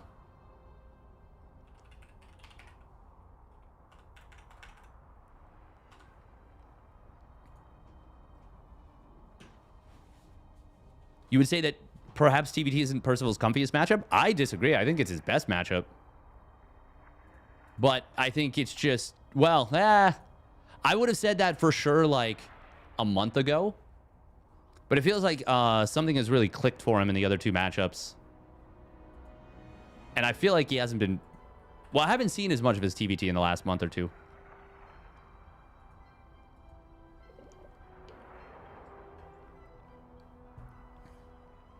Yeah, I think a lot of people are considering previous patches. Playing much more aggressive. Yeah, he's playing very much like Clem. Aggressive Marine Marauder mine into Ghost, like very, very flexible, very fluid. Really, really strong execution, great micro. Yeah. He's been good. I gotta do my Duolingo.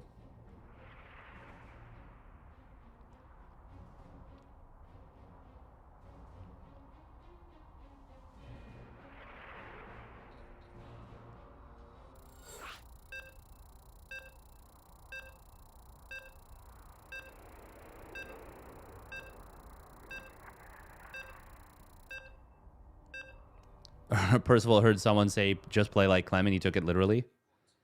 Smart. Smart.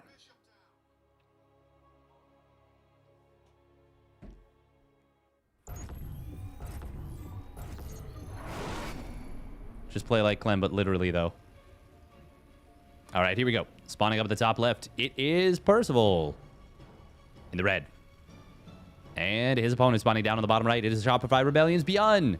And after a long series, what a Giga Chad. Let's do it. Let's do it. Send it.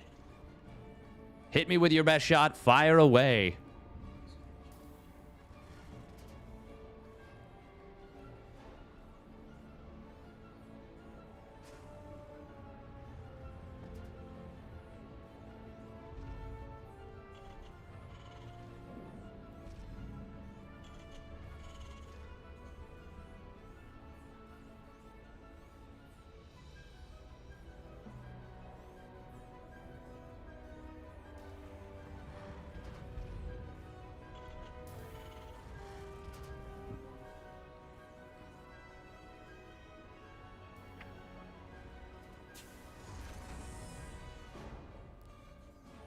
Yep.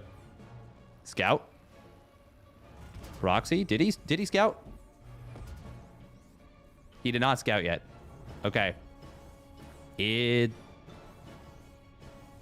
What is this going to be? Still no gas yet. Second gas, I should say. It is going to be Reaper, though. Okay. It's a very late scout. Percival will go for a 1-Rax expand and scout, but this is a double gas opener, so this is obviously very good for Percival. ByuN, though, might just be saying, hey, I'm trying to set the tone. Maybe I catch you off guard if you don't scout. Maybe open up 1-Rax expand, I just kill you. Who knows? Either way, at the very least, we're not trapped in a game for a million years.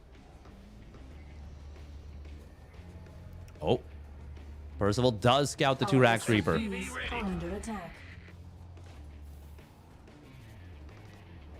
ByuN obviously needs to get a significant amount of value with this. Percival, looking to intercept the second Reaper. It did take a bad rally. Accidentally shooting the unbuildable rocks is ByuN. Percival has survived to the second Reaper. And factory is done.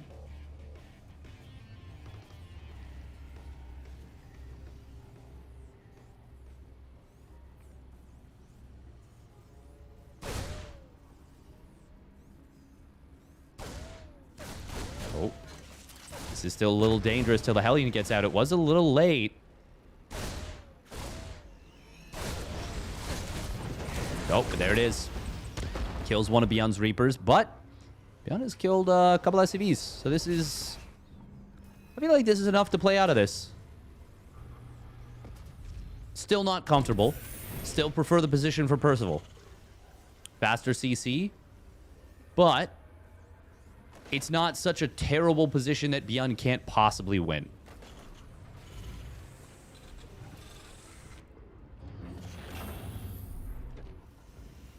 Still, once again, this is a better position for Percival, for sure.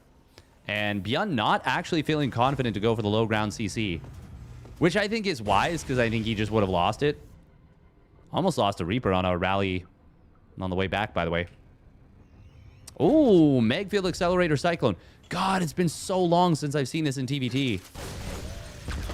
Oh, nice grenades defensively. But the Hellion shots are scary. Good micro from both players there.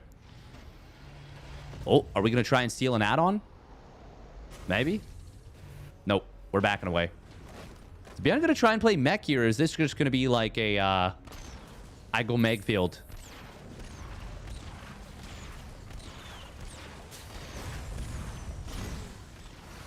Pretty sure this barracks just dies before the command center actually gets here to land.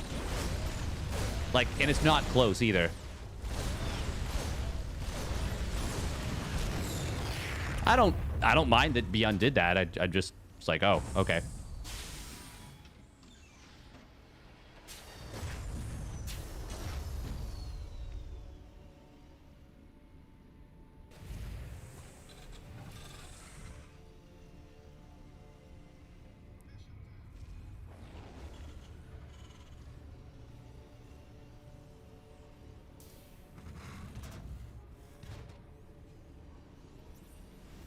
Oh, here comes the push. Here comes the bride.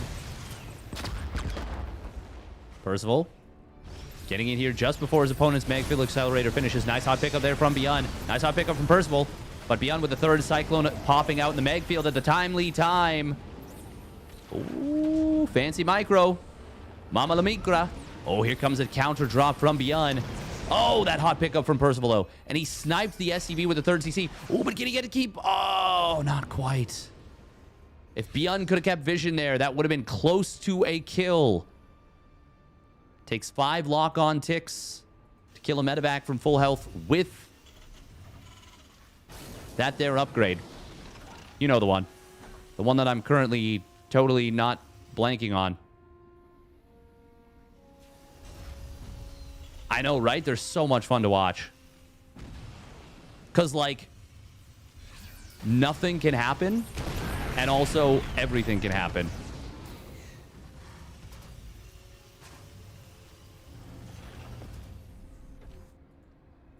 Oh, did ByuN lose one of his Cyclones? Yes, he did. Finally. It is still going to be bio out of ByuN. Really, genuinely no surprise.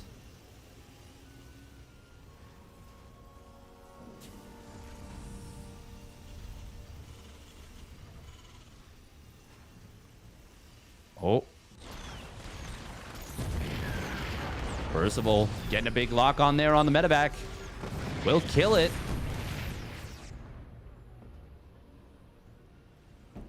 SCVs on the other side of the map are going to get hit by a Liberator of all things. But Percival, with a huge army supply lead and a big army on the other side of the map. He's got Ravens. He's got Interference Matrix. He's got the potential to just take this game right here, right now. Oh, that tank on the high ground, though, for ByuN is putting in work. There's the Interference Matrix. That's going to be a dead tank. It didn't kill the Cyclones. Scan comes in, sees the timing of the tank sieging up. Percival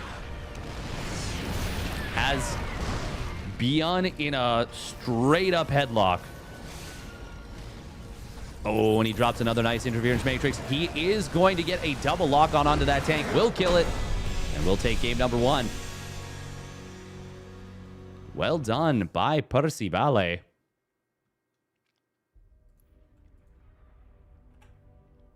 Was that the fastest game we've had in... Like, was that faster than every other game in the semifinals? I think it might have been.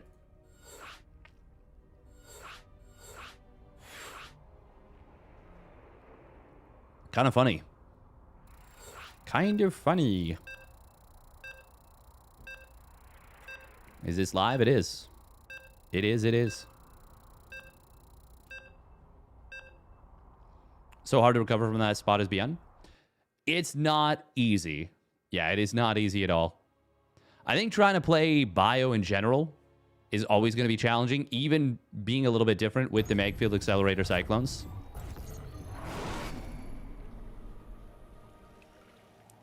Weeklies generally are on Mondays, but this is the PiGosaur. It is on Tuesdays.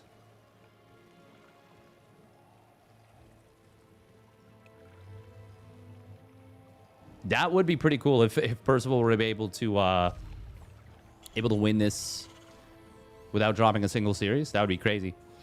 Spawning down to the bottom right, it is Percival in the red.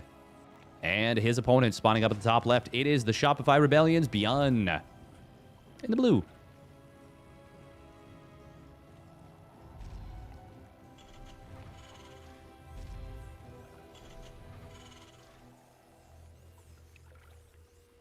Percival electing not to wall here. It's very interesting. Not a big deal. It's just kind of funny. Oh, second barracks? Oh, okay. Well, that is a blind counter to a Proxy 2 Rax Reaper. And can potentially get you some aggressive options on the other side of the map.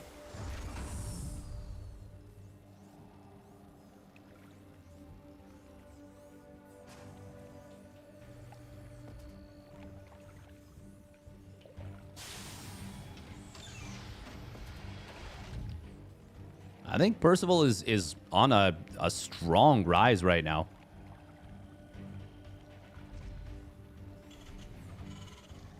Now, what you're looking to do with this 2 Rax Reaper, generally speaking, this defensive 2 Rax Reaper or in-base 2 Rax Reaper, is shock your opponent.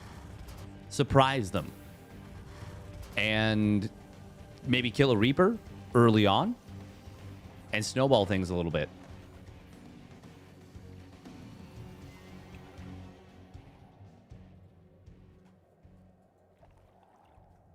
ByuN is a player that almost never SCV scouts, which means that the likelihood of him figuring this out until he sees that his opponent has an extra Reaper, or possibly even 2 more Reapers than him, well, it's a very unlikely scenario.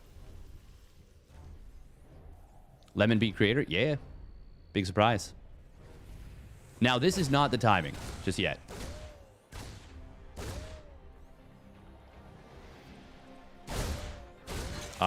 Percival should not have taken this fight. Not at all. Now ByuN knows that it's 2 racks, and he's gone 1 for 1. Yeah, Percival shouldn't have done this after he took the first shot.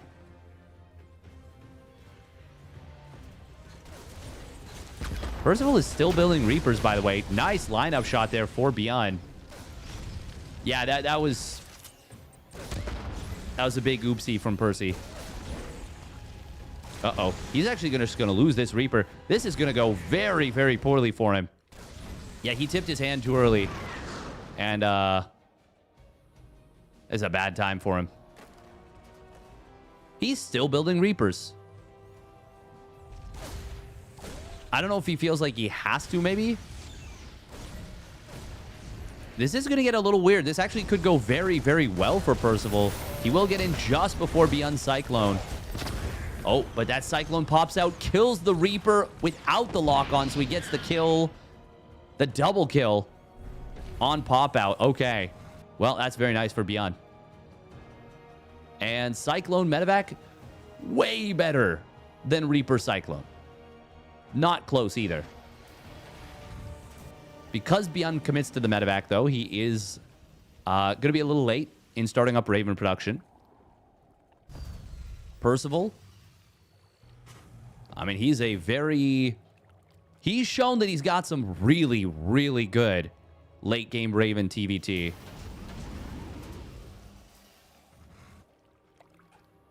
Don't know if he'll get a chance to get there, though. Oh, wow. I can't believe that Cyclone was able to drop out of the side of that Medevac. Medevac was, like, here, and the Cyclone dropped here. Seems crazy. Reapers on the other side of the map will get in here at a very opportune moment. A Gumiho-esque Reaper drive-by. Damn. He's gonna get work. ByuN's medevacs are warp prisms? It seems like that is true, yes. But even as a ton of damage is done on the other side of the map to ByuN, the damage is being returned. Cyclone will get a lock-on onto the medevac, and the Raven is protected by its own auto turret. That's going to be a cleanup in favor of Percival. They do go shot for shot in terms of SCV kills, but the Reapers were a throwaway unit for Percival. Cyclones and medevac, not so much. Still, ByuN was ahead from before, and I would say he stays ahead. But considering expected value of that situation, I would say Percival should be happy with how that went. Should be very happy, in fact. ByuN does not have Interference Matrix yet, by the way. And Percival has it, but doesn't have the energy. Little dance of tanks. Kind of funny to see one tank bullying two. Oh, are we dropping auto turrets? That would be crazy. Percival is really good at the positioning aspect of this, I feel. So is ByuN, but like, we know about ByuN, you know?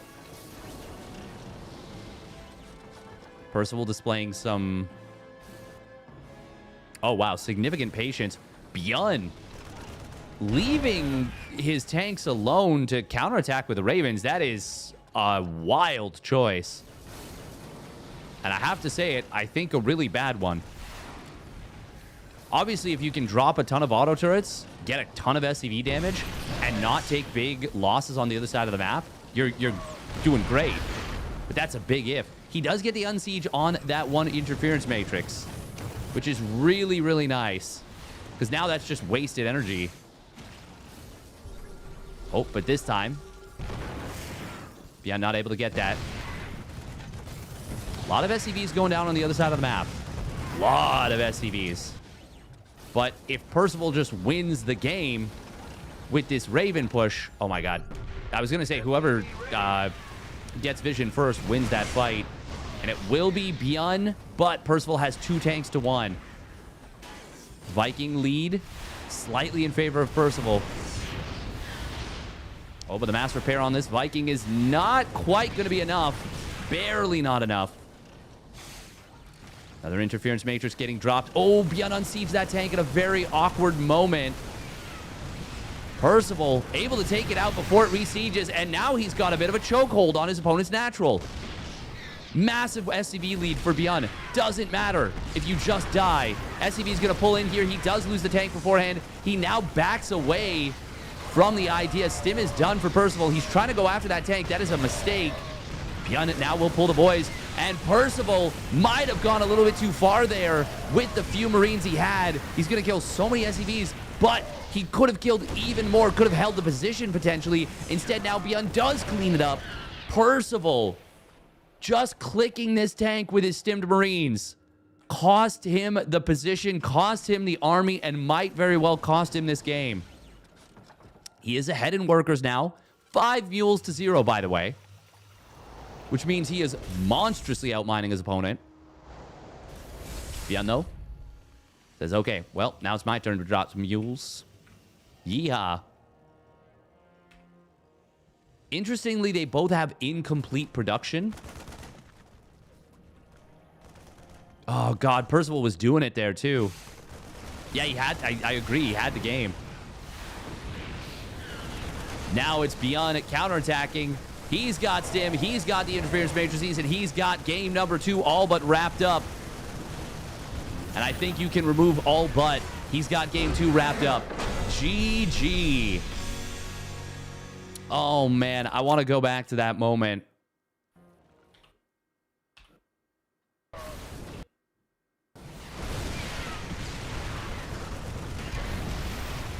I don't want to spend too much time here because I don't want to make the players wait.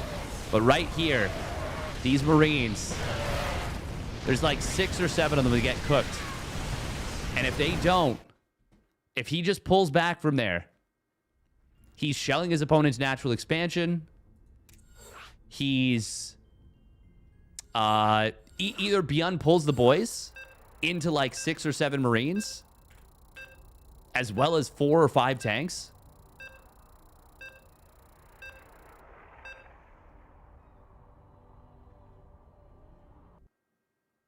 Maybe Giant Orange, maybe. You might be right.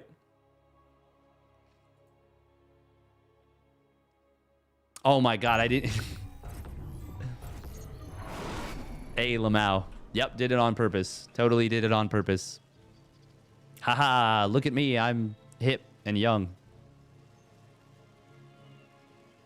My hip is young because it just got replaced. Spawning up at the top left, it's Percival. In the red. And his opponent spawning down on the bottom right. It is the Shopify Rebellion's ByuN. In the blue.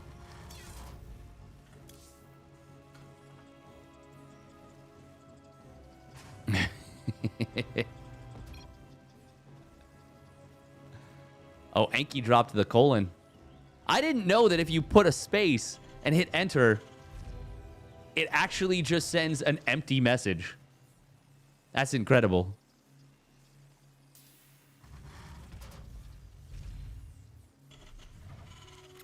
That's a fair point, Giant Orange. Yeah, if you don't know where your opponent's Ravens are, it is awkward. Now that we've gotten these weird 2-Raxes out of the way. Oh, Percival shift-clicked his SCV across the map. Oh, that's interesting. Oh, that's really funny. I did not realize he does that.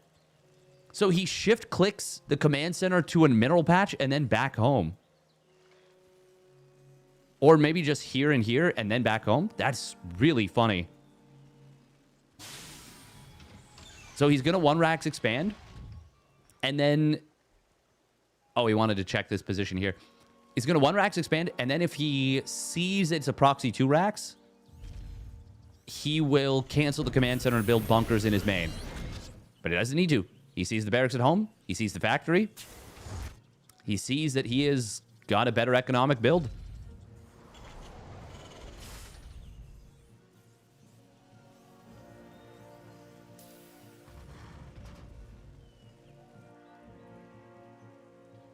I know that it's not necessarily even valuable, but there's something about passing the watchtower without tagging it that somehow bothers me, and I legitimately don't know why. I mean, I do, but I don't, you know? Thank you to Percival for checking the watchtower now twice with his Reaper. Obviously appreciate that very much. Satisfies that itch. It's lost value as minor as it might be. Oh, yeah, no, it's inefficient to do that with your SCV. Yeah, you're literally just wasting potential mining time. I know why you shouldn't do it.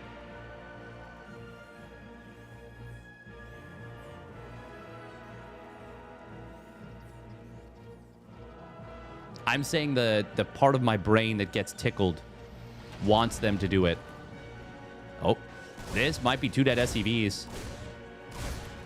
Oh, ByuN actually did mess up a little bit. He canceled one of his shots. Oh. Oh. Okay, so it's 1 Reaper for 1 Marine. Well, 1 Reaper for a Marine and an SCV. I think you're okay with that as Percival. Ooh, if ByuN got that mule, that'd be amazing. Oh, that's an amazing grenade. Oh, he kills it. That's worth it. I don't know if it actually is, but I'm saying that's worth it. Fresh mule. Yeah, that's definitely worth it. Oh, that's so sick. That is actually a big deal, too, because that's kind of the difference of the extra orbital. Mule's worth 225? Yeah, exactly. And the importance of that to your build order is really huge.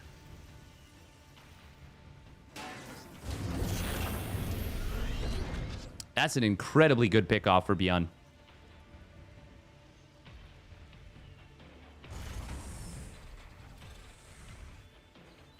Oh, man, the grenade knocked the mule so far away from the army. Percival is going to go for a fast 3rd CC. Starts up stim as well. Really fast stim here. relative to what we usually see in this matchup. And that means he is cutting tanks for a decent bit of time.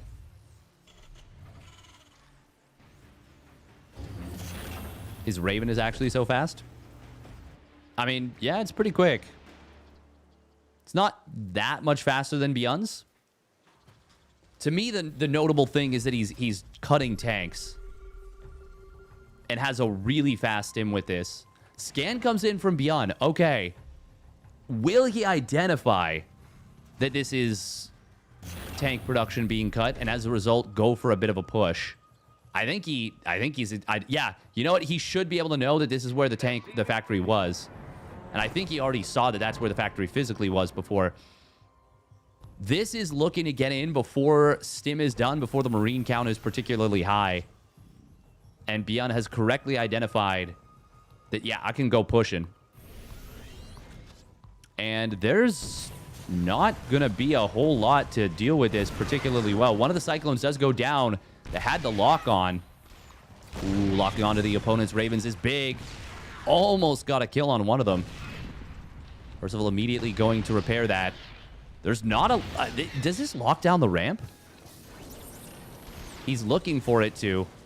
The thing is, ByuN, all he actually has to do is whenever Percival engages, drop his own interference matrices. Now, that's easier said than done. If I'm Percival, I'm trying to fake dropping those matrices as much as possible. But you also have to be careful about your opponent's Cyclone. Reactor does fall. Second one as well. Ooh, auto turret's going to try and go after the Ravens of his opponent. That it was not good for ByuN. That's a very, very good situation for Percival on that one. But ByuN is getting ahead from this. He's ahead in workers now. He's going to have a landed and mining third CC. If Percival can somehow buy time... Oh, are we going to see... Oh, wow. Drops the auto turrets again. Can he get the Raven? Not quite. Interference Matrix will force this back. ByuN, excellent decision to back away right now. I think if he stays even just a little bit longer with how that little interaction went, it's very scary for him. But it's still very scary for him right now.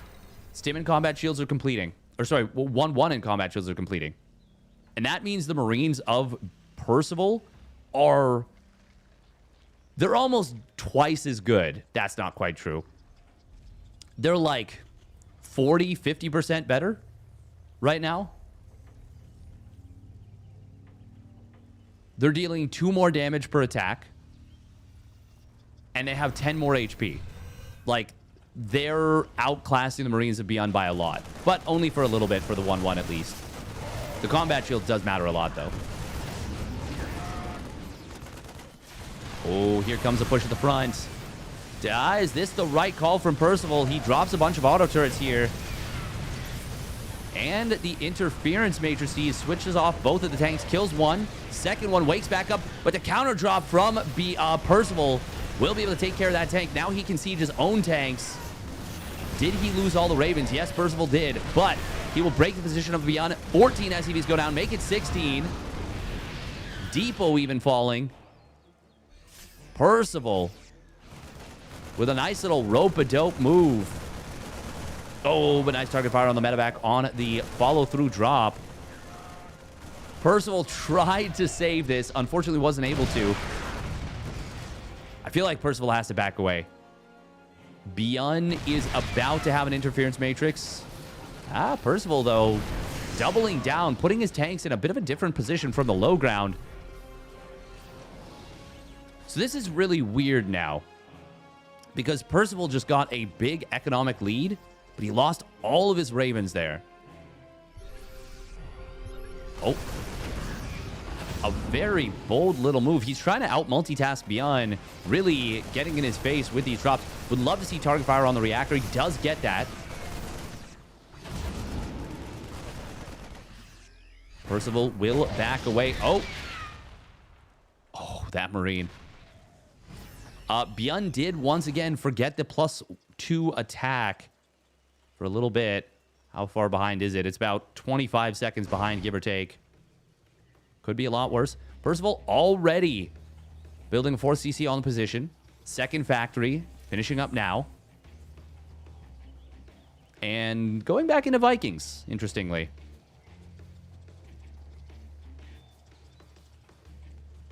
What is the tank count for both players? 6-5 in favor of Percy.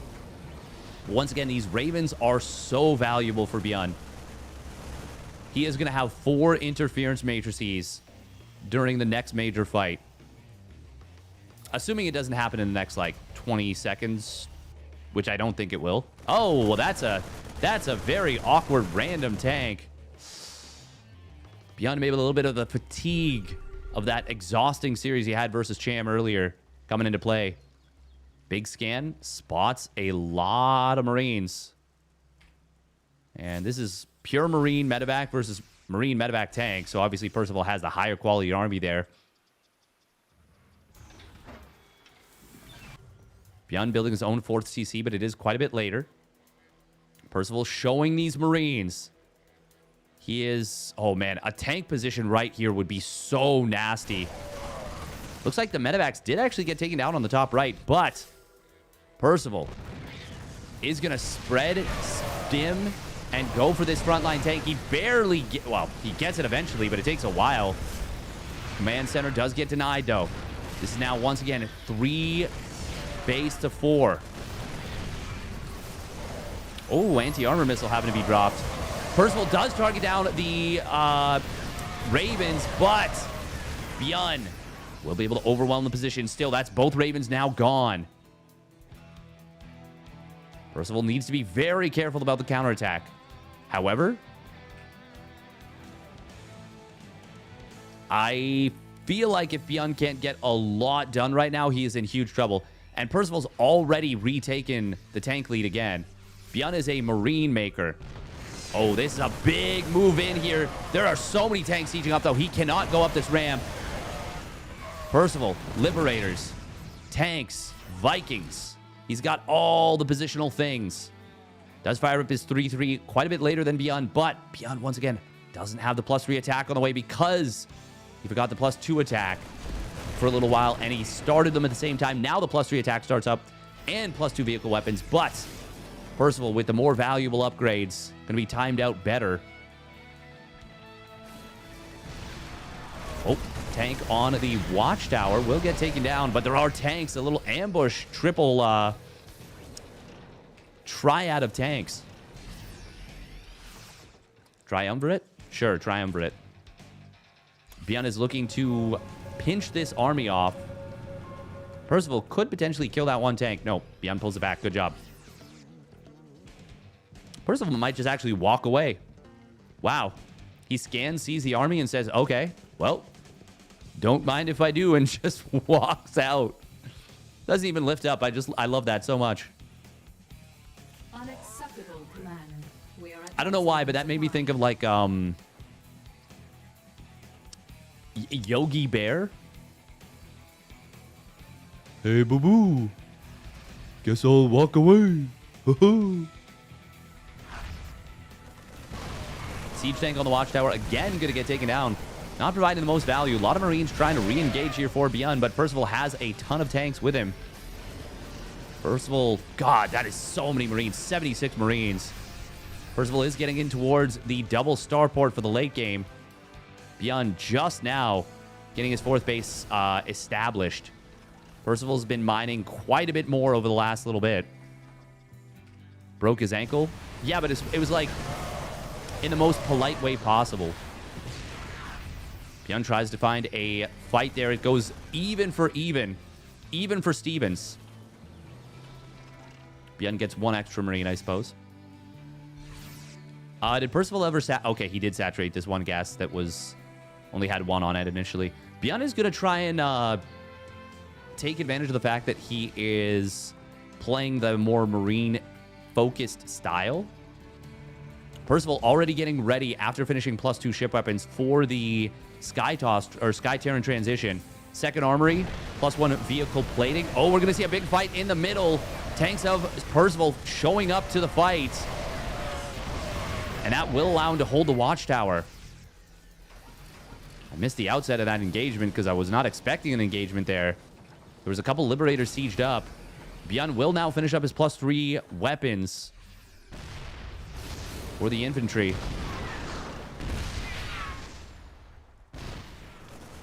Oh, Percival making a little move in on the right side, but will be forced back. That is a lot of tanks here. Oh. Raven online. ByuN's got to be careful. That is a sneaky flank tank. Tank flank. Liberation is at hand. Percival just has so much control of the middle of the map right now.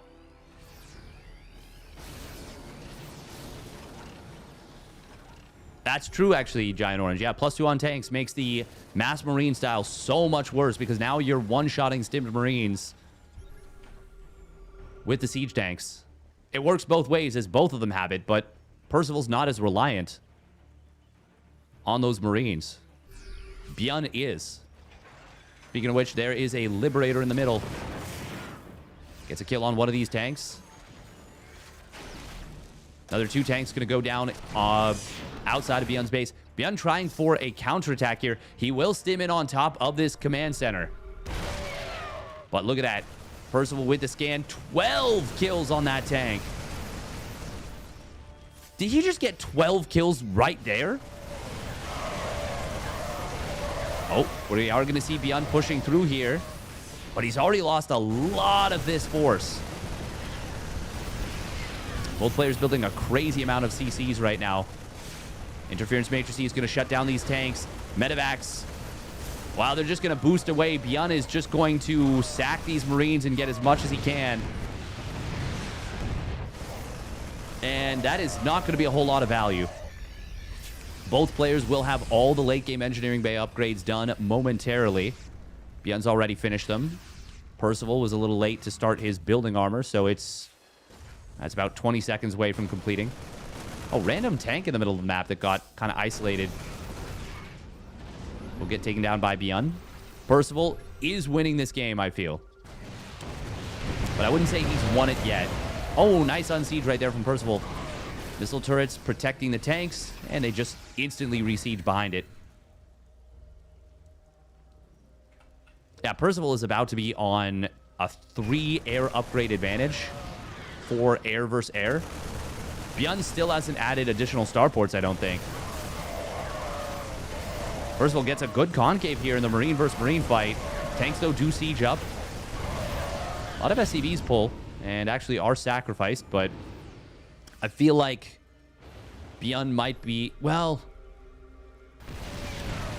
Oh. Medevacs dropping on top of these tanks. Not going to be able to achieve much. This position is so strong with so little supply. It's like 9 supply.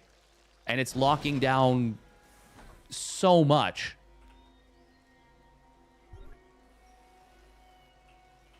Do we have advanced ballistics done? No, but we do have smart servos.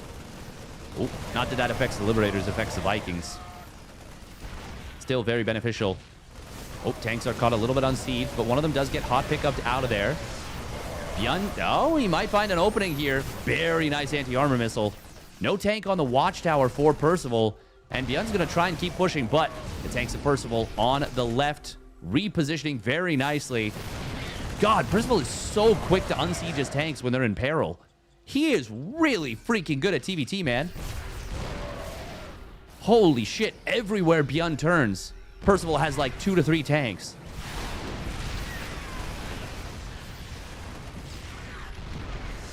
It's not like ByuN isn't doing everything he freaking can to catch Percival out of position. Percival is just not letting him.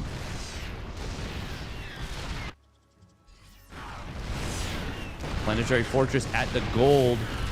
Oh, ByuN gonna sneak up on this siege tank position. Percival didn't see it. Nice job from ByuN there. But Percival still has 2 tanks in range. Oh, Percival needs to retarget. You need to retarget manually, otherwise the tanks will just keep firing at the planetary. It has priority. Oh, that's going to be some very high-value tanks for ByuN. I mean, TVT. The name of the game is the Siege Tank. And we see why. Ooh, Vikings. With just a small number of Vikings, Percival has gotten a lot done. ByuN has been mining more for the last while at this point, though. Not a crazy amount more, though. But still, more. Oh. Once again, he can't break this position. Sheesh. Oh, Liberator. Does find 2 of these tanks. Another Liberator gets another tank. God, Percival's doing such a good job here.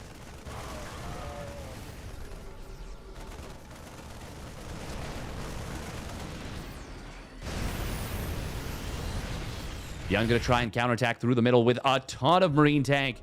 He scans. Oh, I don't know about this one. He's gonna try and go in here. 3 of the 4 tanks were sieged, but that last 4th could have made a huge difference if it had been sieged. Still, Percival does enough damage to slow this down. And it will cause ByuN to retreat back out. Meanwhile, Percival going to find the command center on the top right that was not a planetary yet. And now he'll be able to land his own base up there.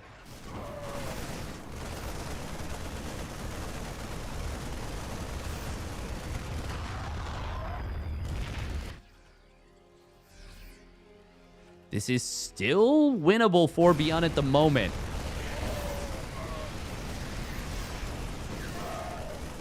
And I mean, the thing about the way Percival is playing is that all it takes is one fight where your opponent really catches you off guard, and they can potentially snowball it into a victory straight away. That's the problem of playing very low Marine. Oh, that one Marine actually soaking the tank shot.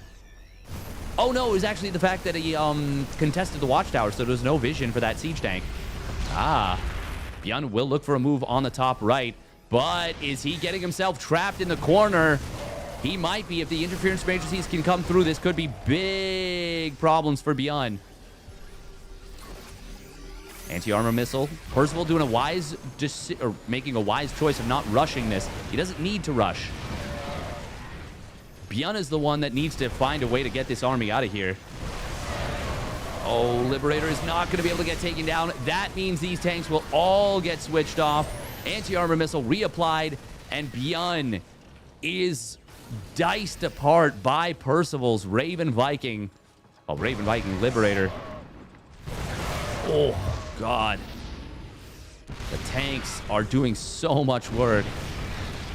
ByuN does find a position in the middle of the map where he will be able to threaten his opponent's planetary in the middle and will actually kill it. That is a lot of tanks, but nothing to stop the Ravens from just switching them off. Be unfortunate to get away with any of them, to be frank, let alone 3 out of the 5, I think.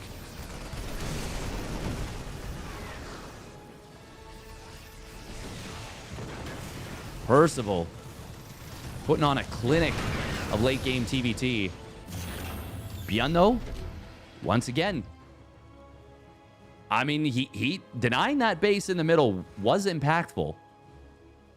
Percival needs new bases, but I'm pretty sure he's going to be able to secure them without too much trouble. Another very good interference anti-armor missile there.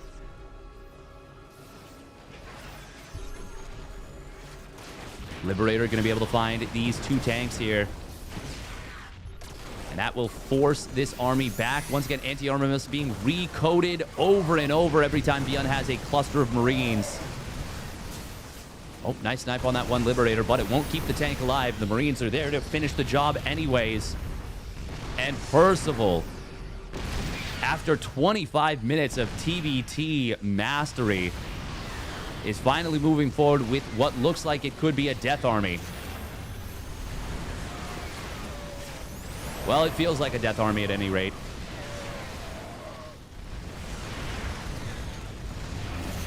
Counterattack on the top side from ByuN. Finally going to break the unbreakable tank position.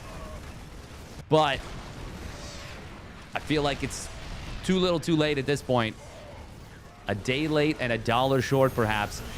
Maybe not. Maybe. Once again, ByuN is always one perfect engagement away from winning the game. But you need an army to do that. And he just lost the majority of his. And Percival is still pushing forward on the other side.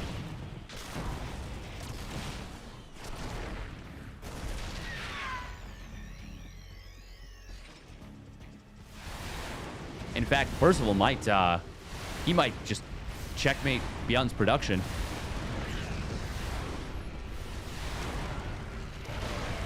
So many orbitals for both players, but I mean, it's just it's a cost efficiency game. ByuN finally getting an air upgrade. +1 vehicle plating. About to complete, but his opponent's on 2-3. And obviously at this point, there's no chance of matching it. We will see a nice little surround, but he's not even going to clean up the tanks, I don't think. Mass auto turret comes down. Percival gets it done. Holy guacamole. You just got to tip your cap. This is why I've been hyping Percival so freaking hard. The man has been absolutely grinding.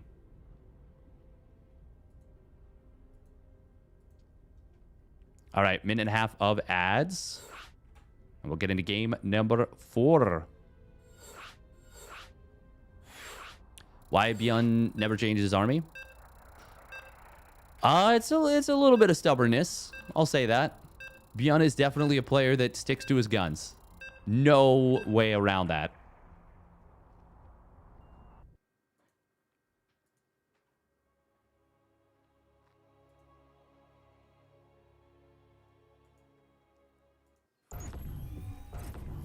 But he's also very good with his Marine tank. Quality game? Hell yeah. I'm immune to your ads. Now imagine ByuN just like proxy 2 racks Reaper 2 games in a row and just won. Like 4 minutes a pop.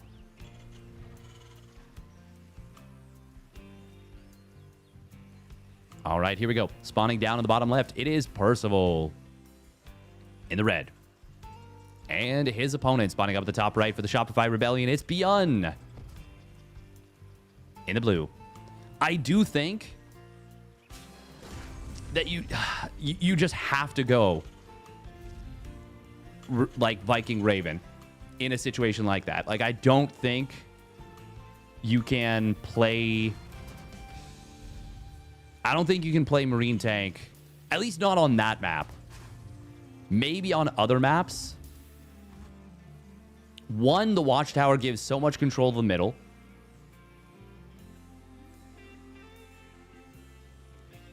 I think it is okay to play Marine Tank for a while, but you do have to swap into Ravens, yeah, at a certain point. And you can even use the Mass Marine Tank to, like, secure you extra bases, extra eco.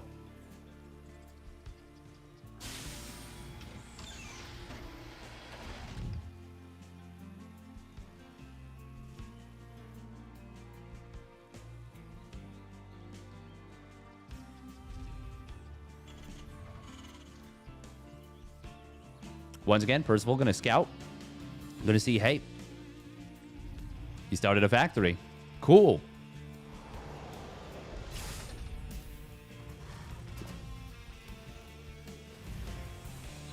I really like this play from Percival with the scout because it's... Oh. Oh.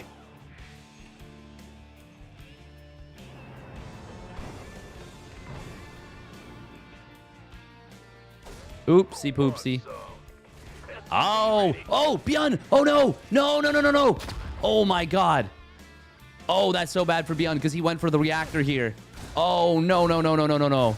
He did save the Reaper, but Percival gets a pick off. You are not supposed to be able to kill your opponent's SCV when you're the one going 1 racks expand. Weren't you just talking about how it's wasted resources? Well, I thought he was going for like a proxy or something. This is different. He was using it as a combat unit. No, I think this is awesome.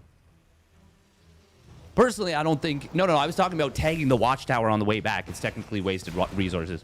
I think scouting, when you go 1 racks expand... I mean, there's a reason a lot of other players don't do it, but I personally think it's a neat solution to trying to go 1 racks expand. Okay, this will be a scary moment for Percival.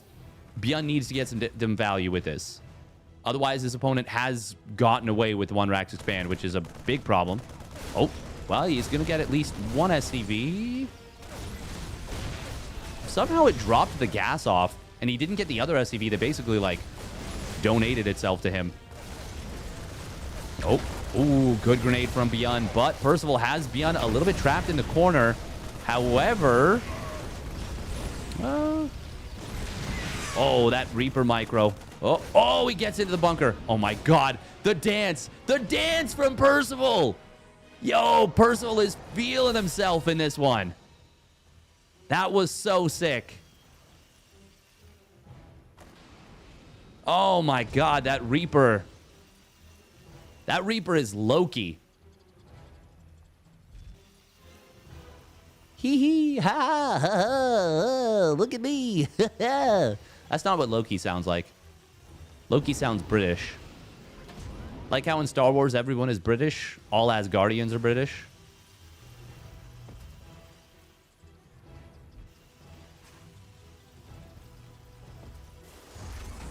Weird, isn't it? It's kind of strange. Oh. What the? Did I just hear something? I swear I just heard something attack.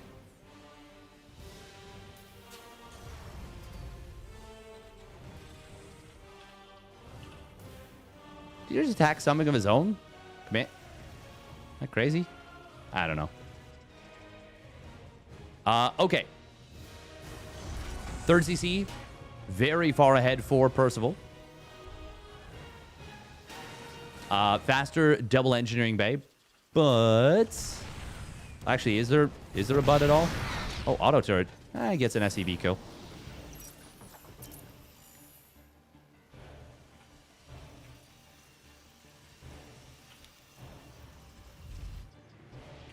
It's going to be 3 Ravens to 2 in favor of Percival, but he did drop that auto turret. Oh! That could have been really bad for ByuN if he loses that Raven. A little sneaky ambush in the middle of the map attempted.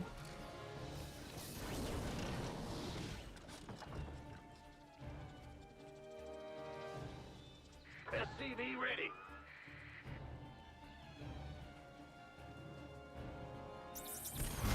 Oh, one of the Ravens does get hit by the by the lock-on. He almost gets the kill, but it barely survives. 3 HP.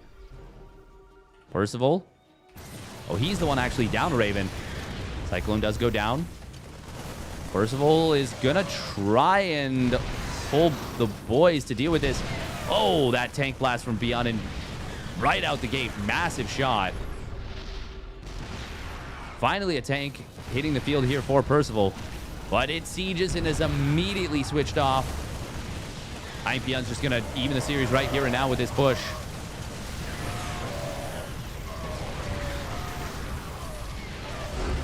GG. Less than 7 minutes, and we're right back to an even scoreline. Going to game 5.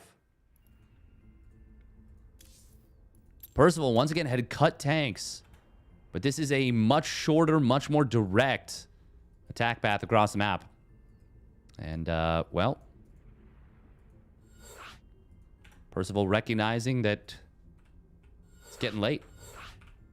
Or sorry, ByuN recognizing that it's getting late and saying, we're not going to make you do another super long stream.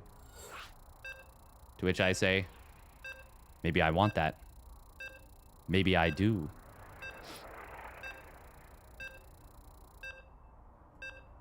Pretty sick games tonight. I don't know about y'all, but I actually enjoy myself a good TVT once in a while. I will say game number 4 or 3 A game like game number 3 can feel a little bit goofy. Not goofy even, just like... I mean, I can just appreciate the skill and the positioning of... Oh, wait, hold that thought, hold that thought. Okay, spawning up at the top right, it is Percival. Oh, in the red. And his opponent spawning down on the bottom left. It is ByuN for the Shopify Rebellion. Sneaky, sneaky SCV. Okie dokie.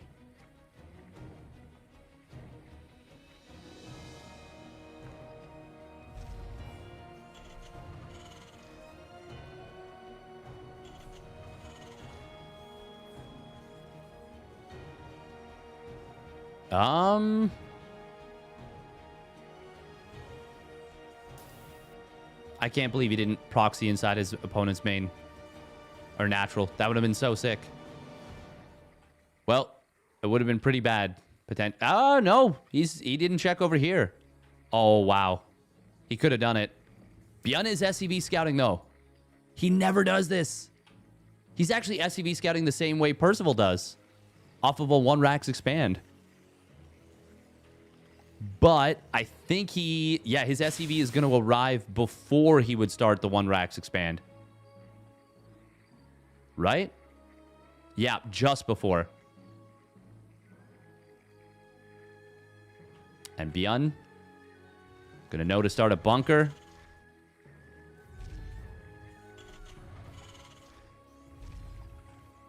Oh, but it's not. It's Proxy 2-Rax Marauder. It's not Reapers. It's Marauders. Of course, ByuN should know this. He sees the second gas. The lack thereof.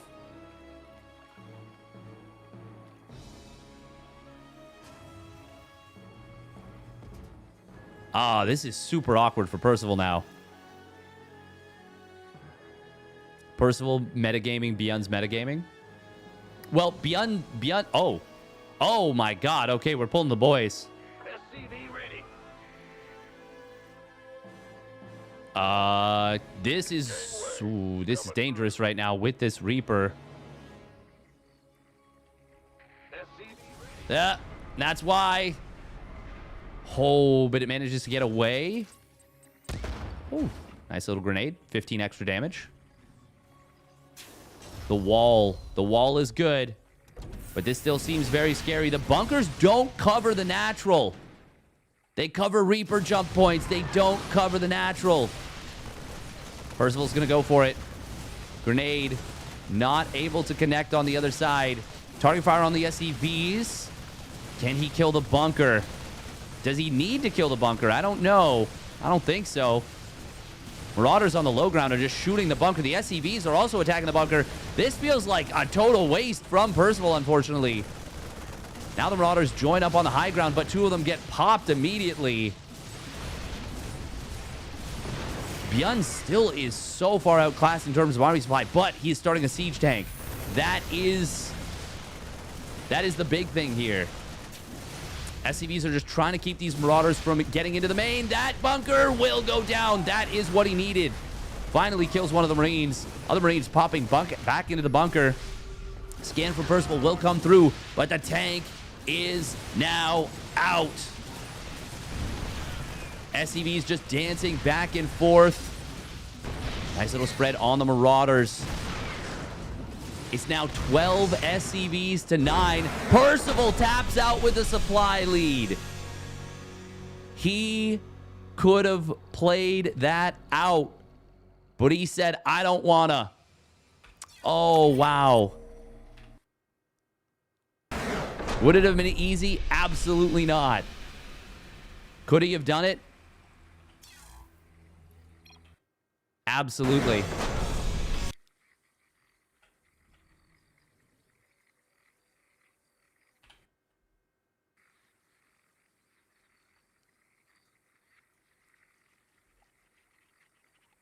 ByuN can build a starport. That's true.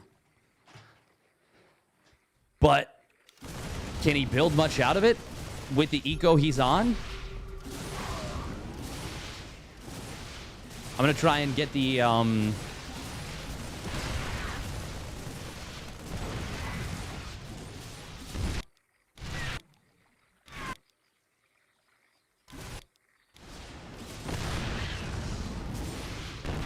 obviously losing those last two Marauders really stings. That hurts. Like, it's bad. It's bad. And he's only just recently started building SCVs again. But it's 1 base to 1. Actually, ByuN cannot build a starport right now. Not right away. Oh, well, he can cancel these SCVs and start it. Wow, 4 SCVs queued up. That's crazy.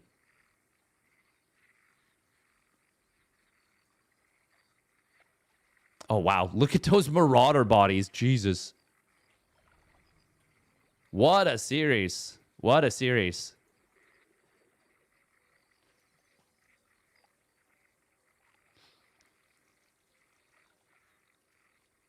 Very cool.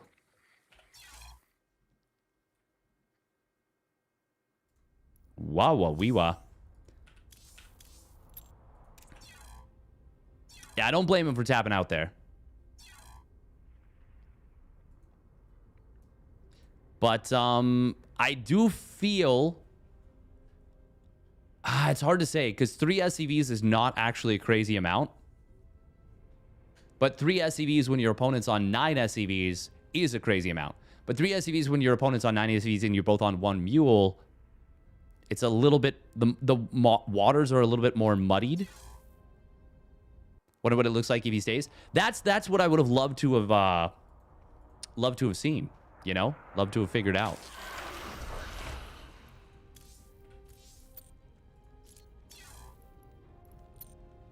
Love to have found out. Found out.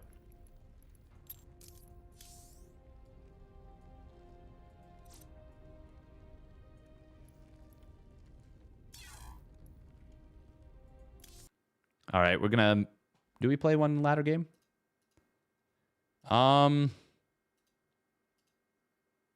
Yeah, we'll play exactly one ladder game as StarCraft 2 actually does restart. It doesn't just bug. Okay, there we go. It did. Yeah, once again, massive thank you, Protostegosaurus. Thanks for sticking around for a long but fun night. Yeah, it was a lot of fun. Really enjoyable. Great games.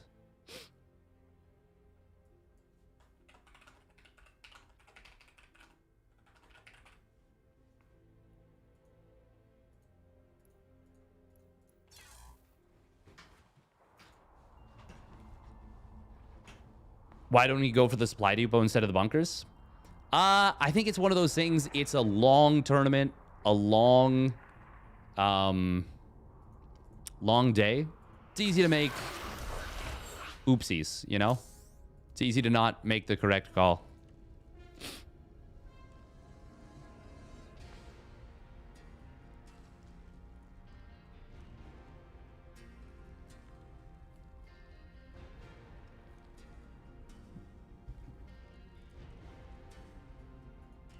Bum bum bum bum. Dabbity boop. Skibidi bop. But yeah, I mean, obviously, the answer is he should have gone for the supply depots or whatever. But yeah, if you guys enjoyed the stream, make sure to hit that follow button if you haven't already done so, and subscribe if you want to support Streamerman.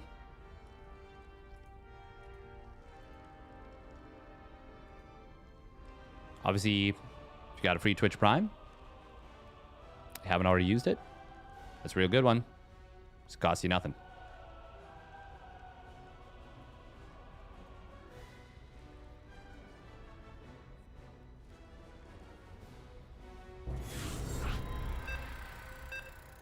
All right.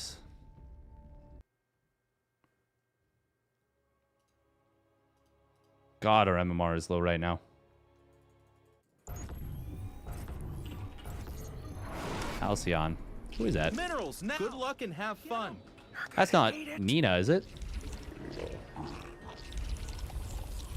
Not enough minerals.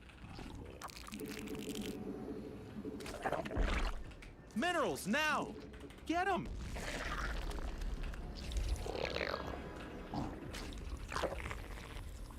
Not enough minerals.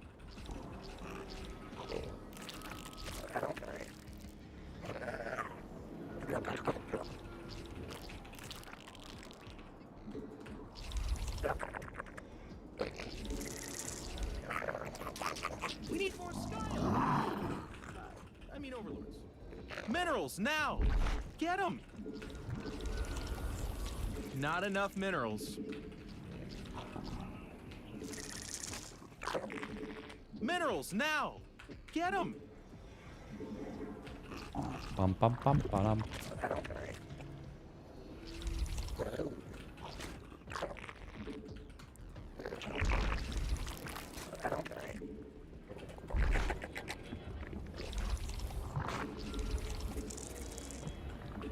Do do do do do.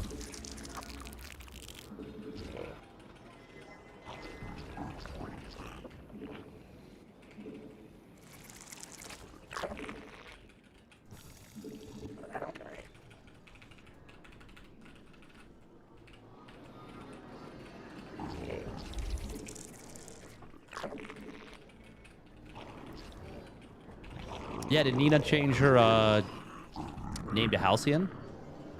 Or is this somebody else?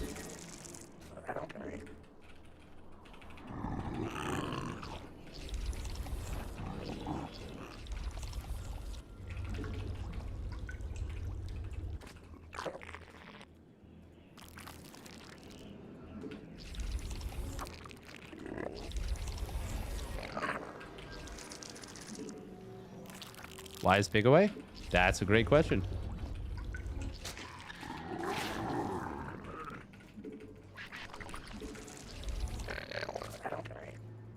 Someone was mentioning he was spending some time with his wife.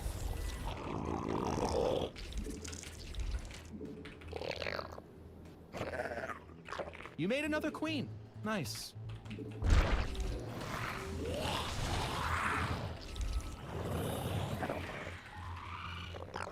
Not enough minerals.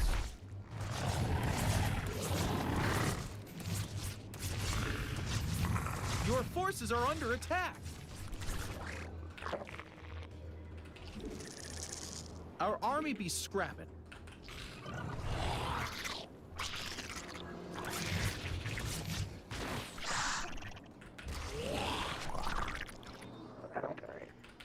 We need more sky elephants. That's a very late Bainley nest.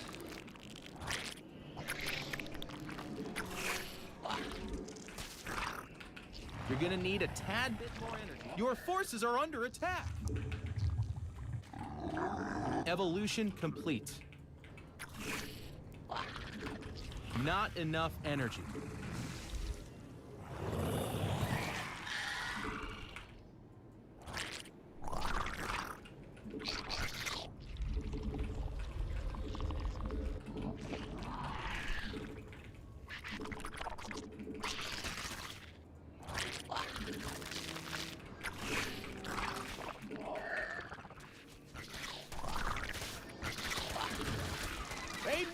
Our army be scrapped.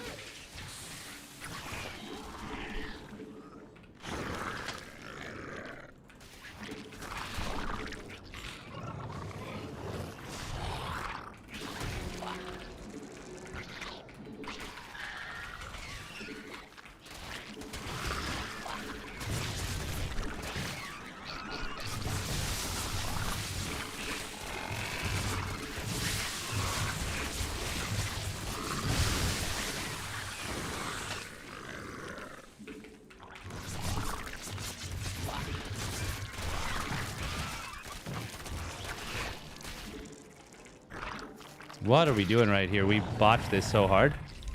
I think this was a free win.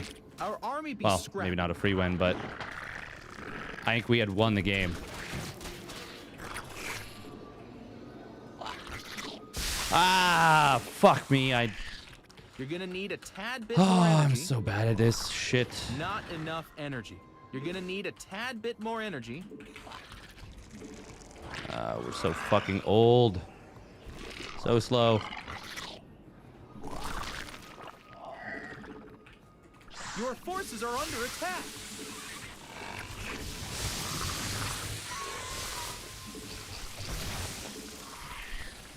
Minerals now. Not enough energy. Your forces are under attack. Our army be scrapping. Our drones are under attack. Our drones are in need of a hero. Our army be scrapping. Now, why did they counterattack?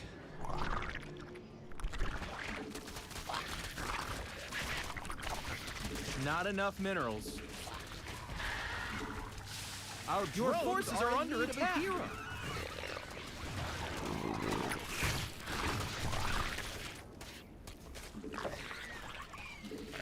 Wait, how the fuck are we losing this?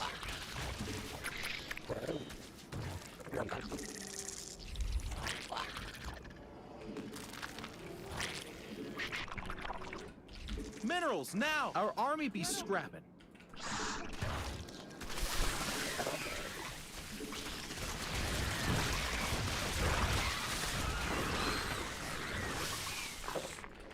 Not enough minerals.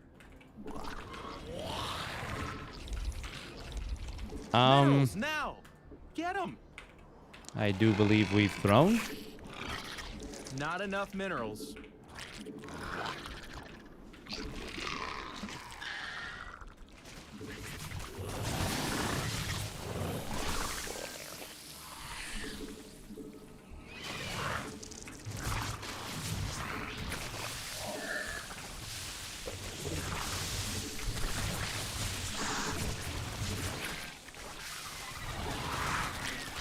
Minerals now.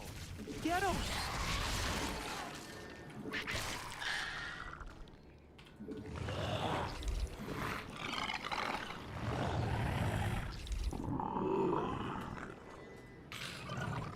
Not enough minerals.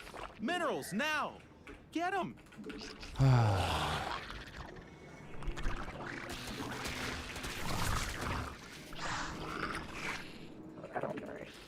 Not enough minerals.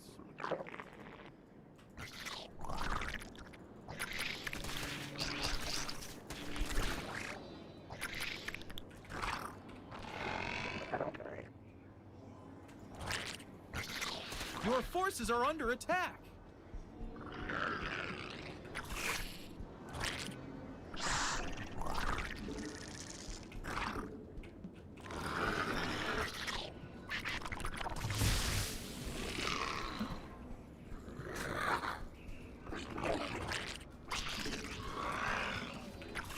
Our army be scrapping.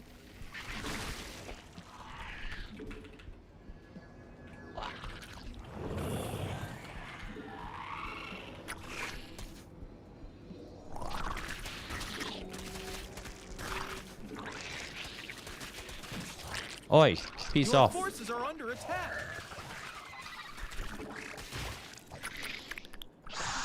Gas, buddy. Come on, you need gas.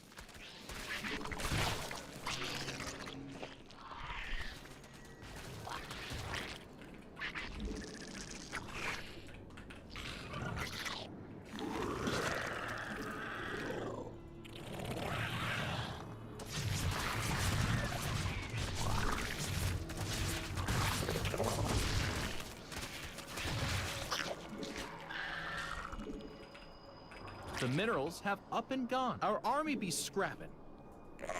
Mineral field depleted. The minerals have up and gone.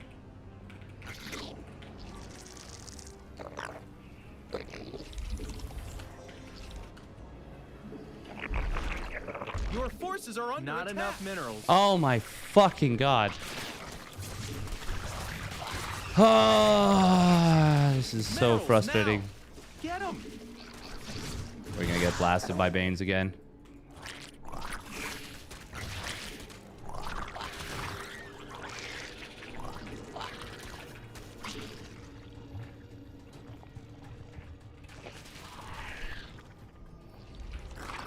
Our army be scrapping.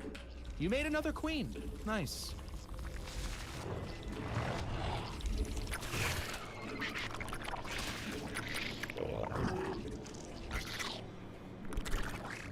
Mineral field depleted.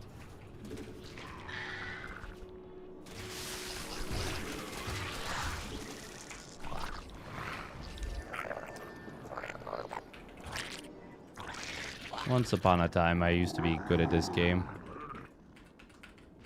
Not enough energy. Not for a while, though. Badge.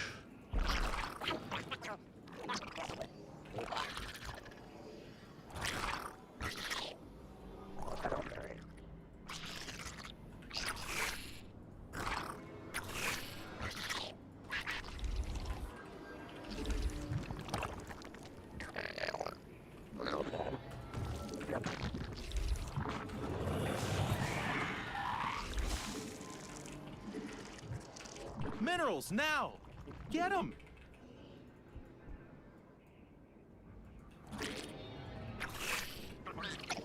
Not enough minerals.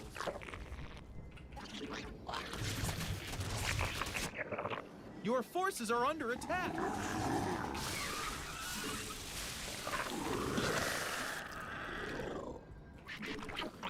Our army be scrapping. Minerals now! Get them! Your forces are under attack.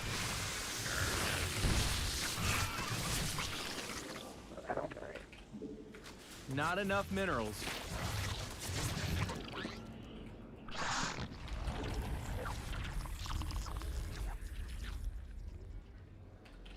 Minerals now! Get them! You're gonna need a tad bit more energy.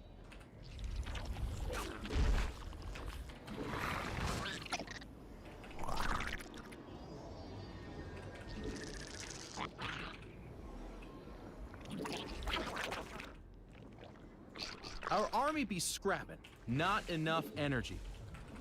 You're gonna need a tad bit more energy.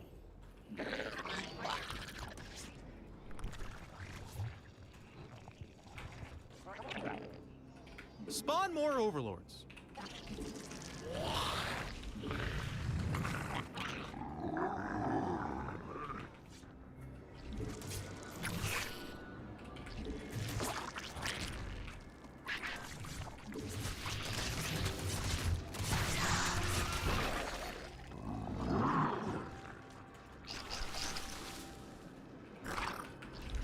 Not enough minerals.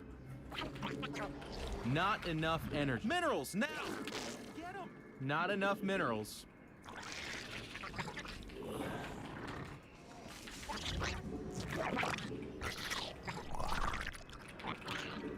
We hoped this spawn more. We stuff got better.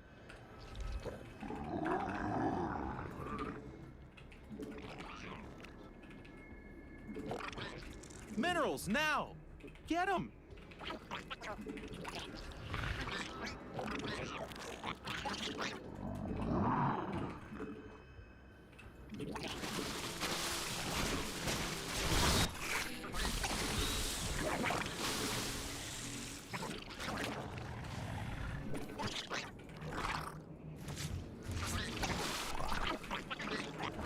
Our drones are under attack.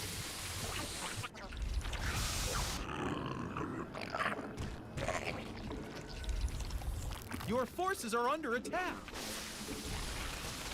Hey! Did we win this game?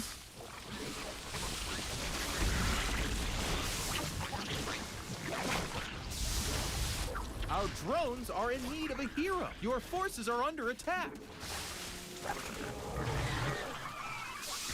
Our army be scrapped.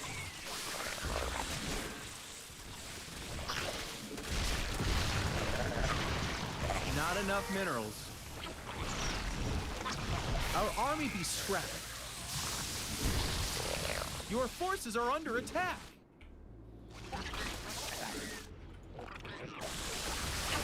Base is under attack.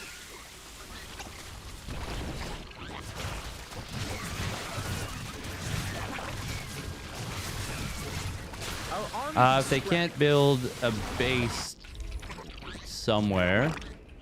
Base is under attack.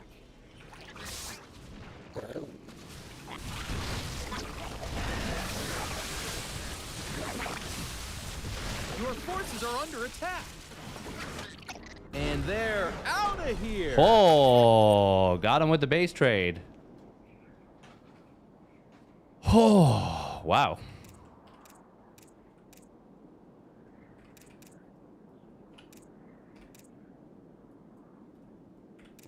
I don't think they needed to go Muta.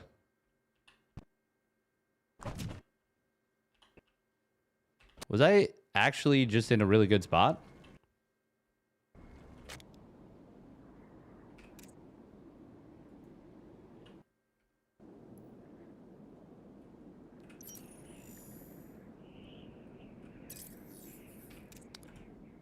Oh.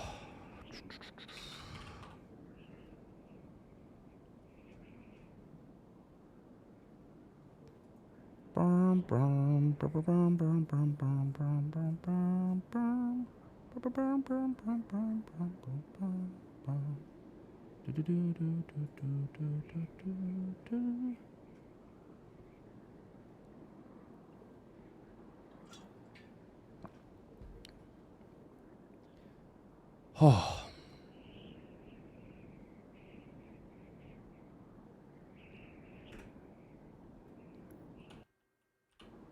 Oh man, we misplayed a lot of this. God, we're so... It's tough. It's tough.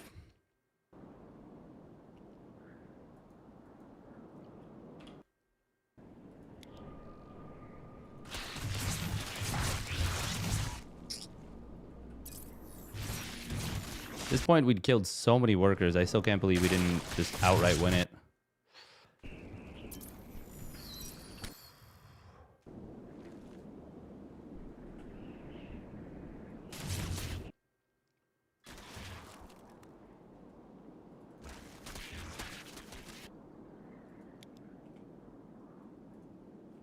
Yeah, if we had just defended this... So if this queen's positioned here, and this queen's like here...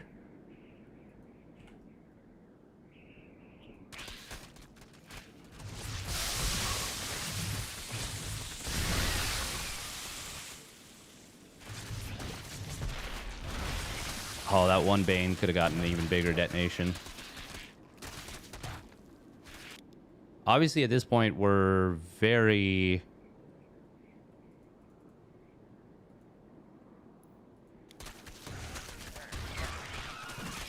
Oh, those lings. Oh my god, they got baited back away.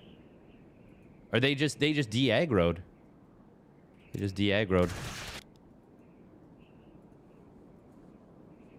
Oh, building the roaches at the third. I made this very, very rough.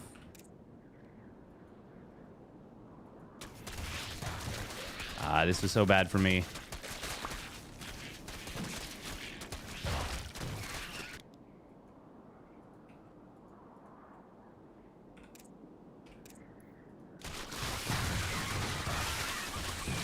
We actually won this fight at the natural, though, kind of.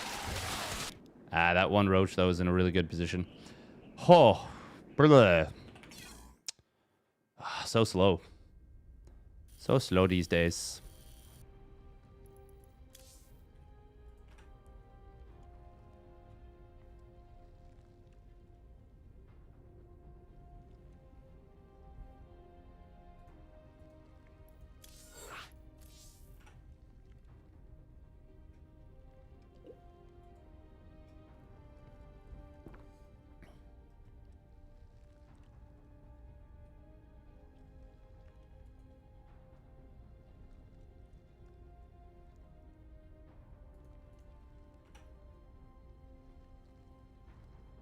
Hey, welcome, Nina. Yeah, Pig has been through a lot.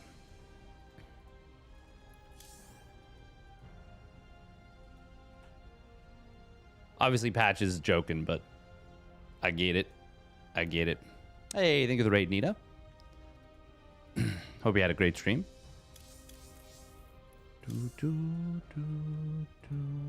We're probably only going to do one more game.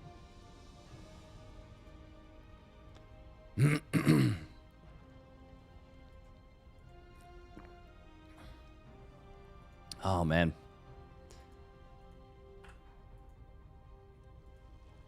Yeah, I was just joking, I figured, but I get it. It goes both ways. Like just a joke, but also, yeah.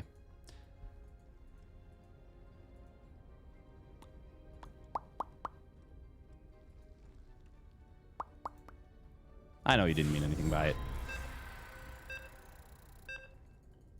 It is good that he's taking a bit of time for himself.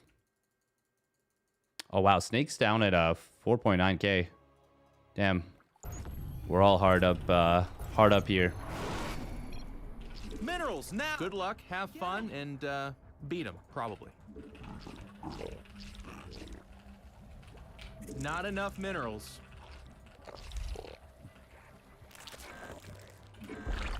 Minerals now. Get them.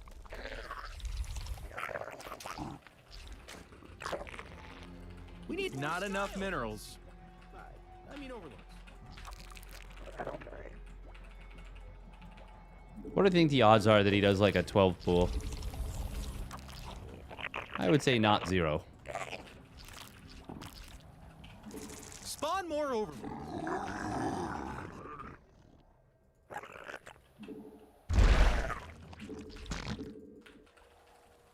Minerals now. Get them. Not enough minerals.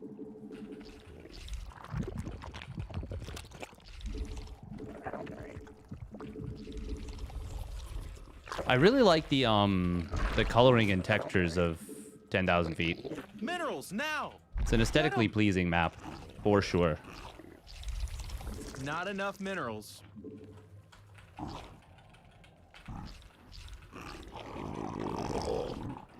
$19 gas, 50. Yeah. Yeah.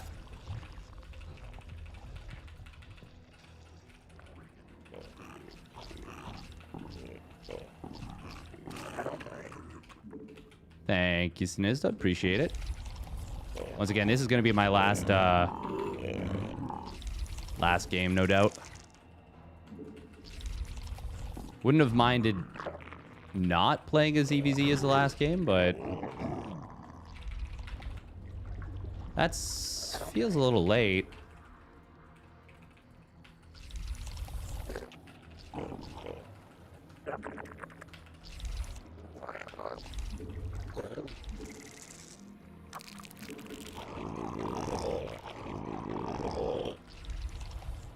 We need more sky. I mean overlords.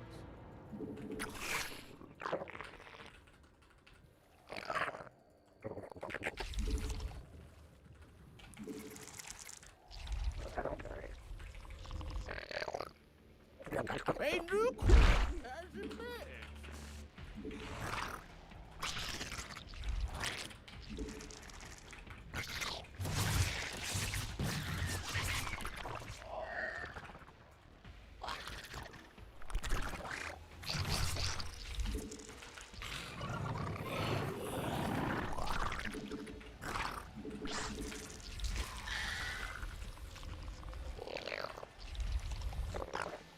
You're gonna need a tad bit more energy.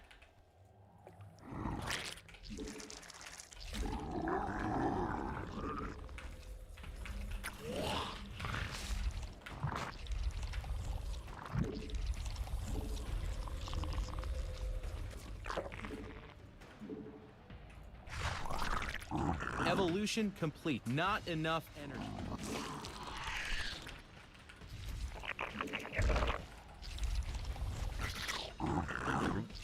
You're gonna need a tad bit more energy.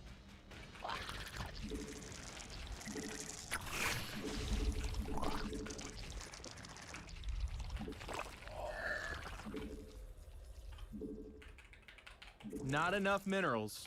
Minerals now! Get them! Not enough energy.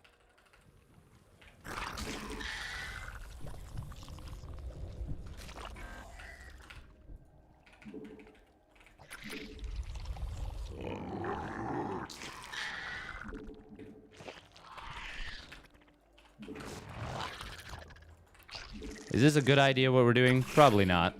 Not enough minerals.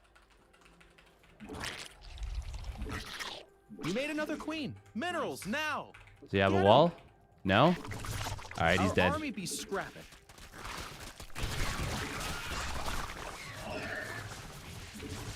Spawn more overlords.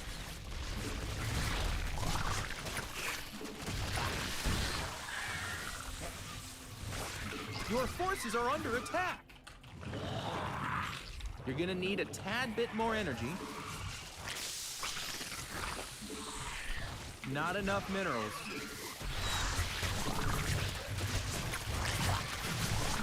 And they're out of here. Haha, got him. Hey, boo-boo, take a look at that picnic basket. The funny thing is, I just kind of gently pushed the Overlord away as like, hey, maybe I'll kill this if it's too far forward.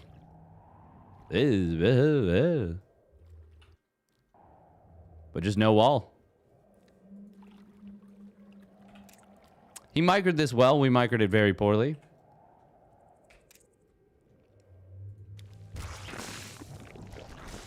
But no scout. That's a little risky.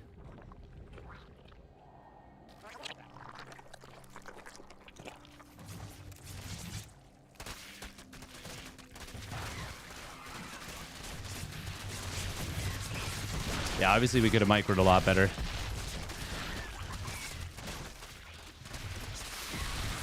We biffed it a little bit.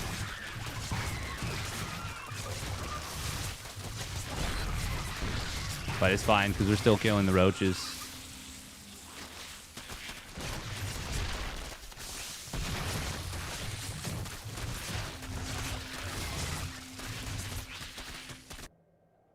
GG. Wow, look at that. We got the points. We have robbed points. Stole ourselves a cheeky, like 70 points. Why ranged upgrade though? I was giving myself, you know what? As I was doing it, I was thinking this might not be a good idea. But the idea was behind it was like, okay, I can scale with the upgrades. Realistically, I should have gone Carapace, probably. Maybe melee into mutas, but if I don't have the eco for mutas, so I don't know. It's more so I kept the drone on gas and just had a bunch of gas, but it wasn't necessarily the best idea, just generally speaking.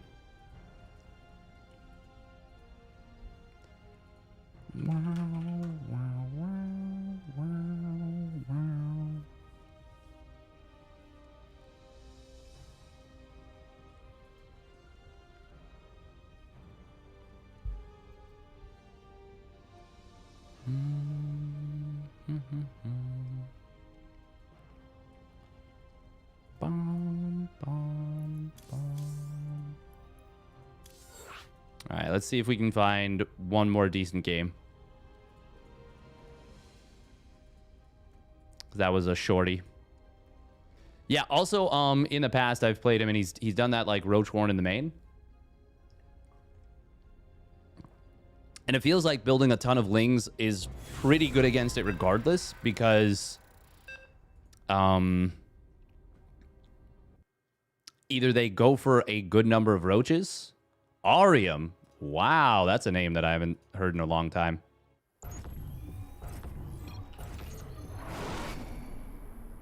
Minerals. Good luck, have fun, and beat them, probably. Yeah, they're going for a good number of... They're going for a little roach push, in which case having the Lings will defend. Get 'em. Or they play really greedy. Not enough minerals. Okay, what is his opponent's race going to be here?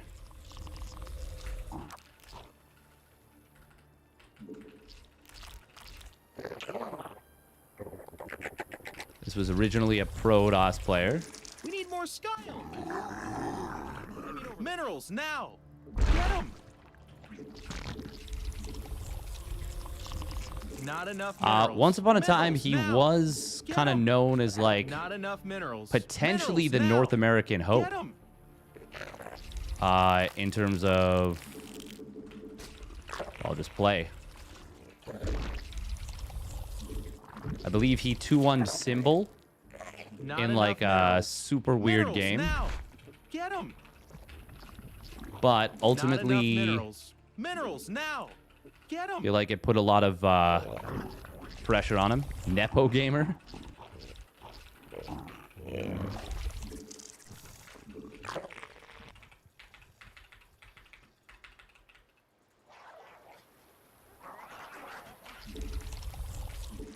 Me? Or Arium in this scenario?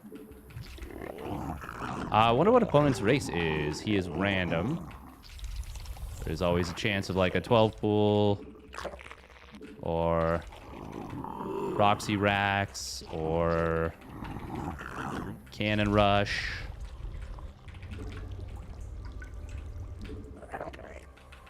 We're building Lings.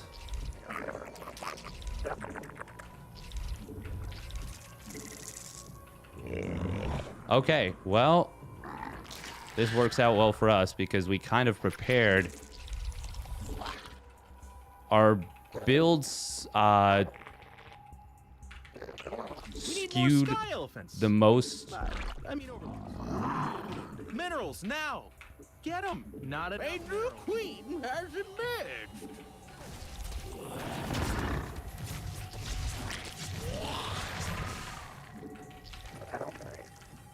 The most towards if he'd been Terran. So it works out very much so. Wow, what am I doing right here?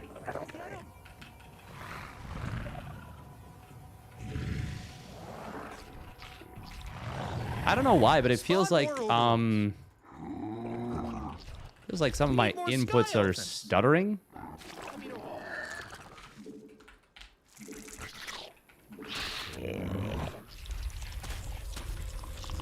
I feel like it would have been a really good choice upon seeing that he was Terran to go for a big lane flood.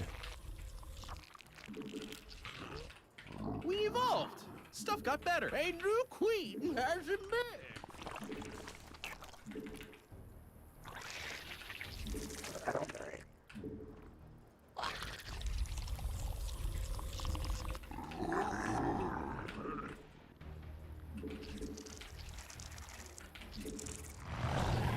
We must place that on creep.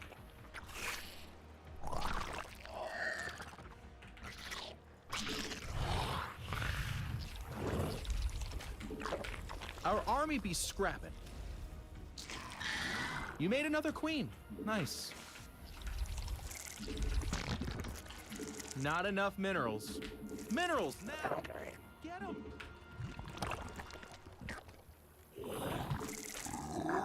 A new queen has insufficient Vespine again.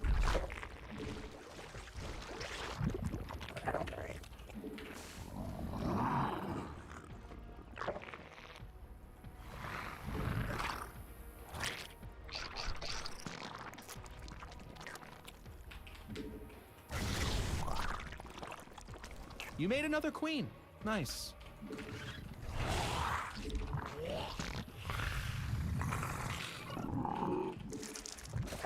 Okay, this definitely feels like Hellbats are on the menu.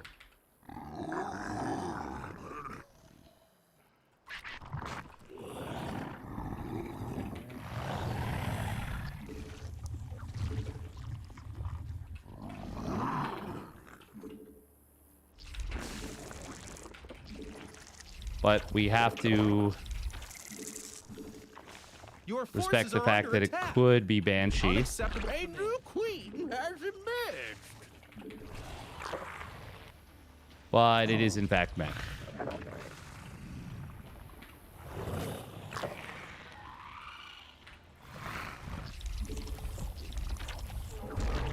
Our army be scrapping. Your forces are under attack. Oh, but it is in fact Banshee too.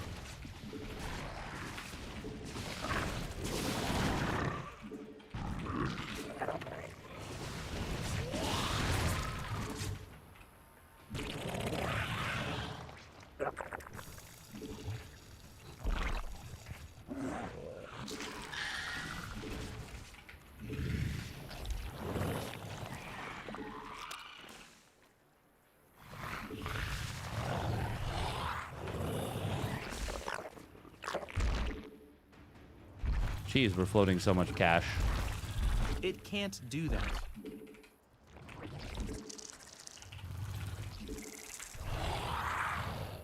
We are currently oversaturating base. Unacceptable command. We evolved. Stuff got better. It can't do that. Is it mech? Let me make sure of that. I'm like kind of second guessing myself.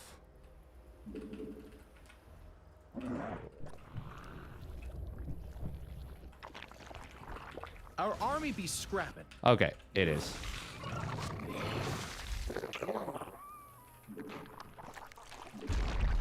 A Vespene geyser is required for placement. Spawn more overlords.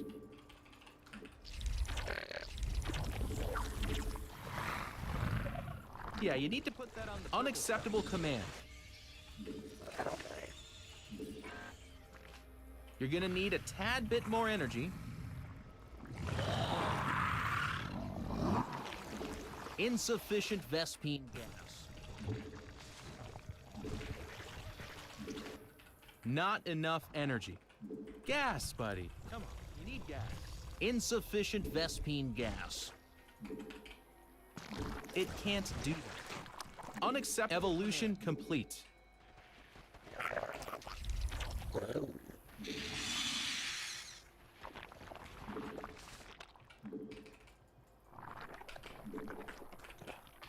It can't. Your forces are under attack.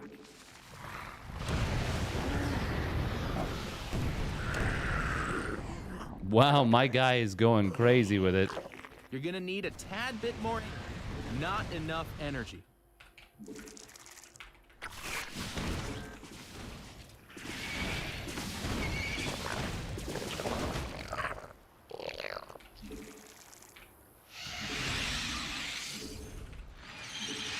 Mineral field depleted.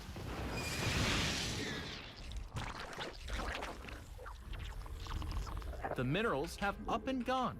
Mineral spawn more overlords.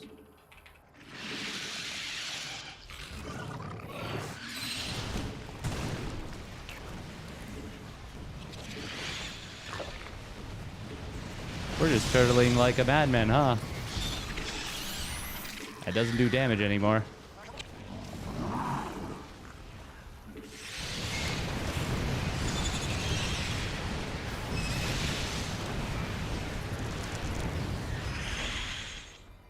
Mutation complete.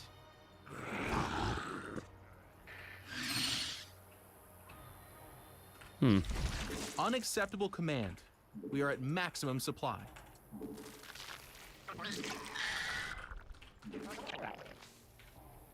We hooked this out! Mutation complete.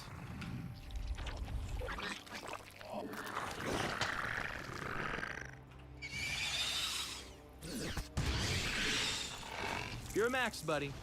No more stuff.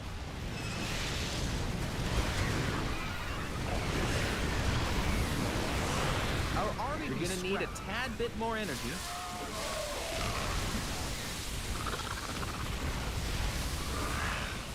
And they're out of here. Damn. He built like 14 turrets. I don't even know what to make of this. What's the snow situation out like there? Like out there? It's pretty crazy. What advanced ballistics?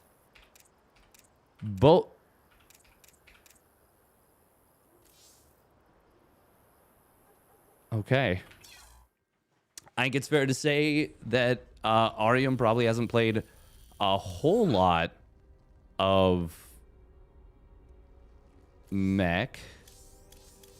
I had to guess.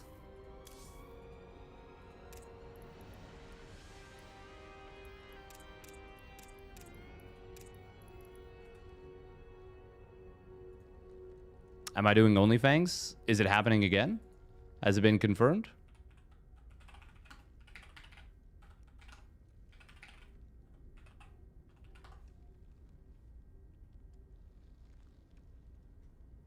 Oh, OnlyFans Season 3 update from Soda Poppin'. I have no idea. Snow situation is pretty crazy.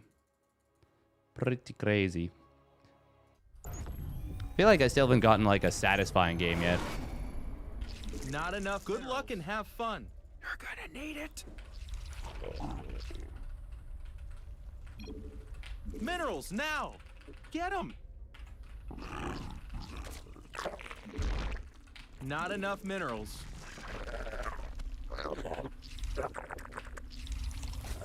Minerals now.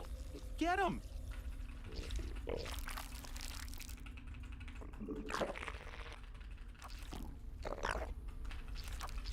You had constant ZVZ? Feels bad, man. Not enough minerals. Minerals now. Get them. I'll generally take it over ZVP these days, though.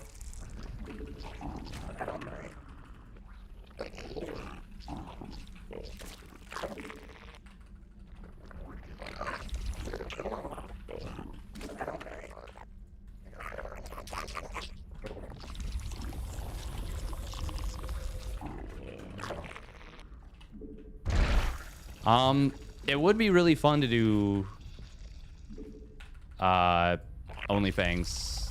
Actually do it properly this time.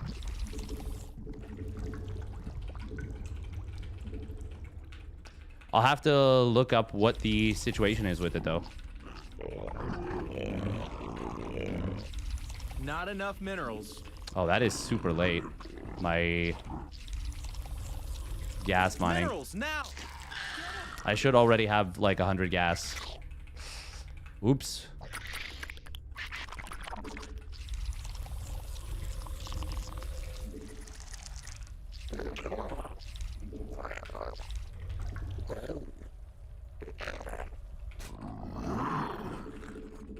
Not enough minerals.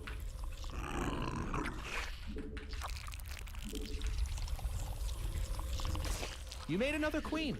Nice. Yeah, Hearthstone's been playing Sauerkraut. I mean, it'd be awesome to play WoW with Hearthstone.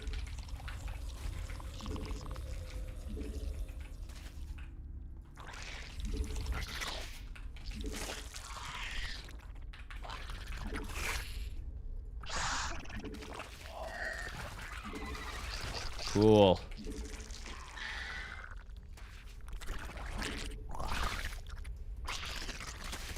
A new queen.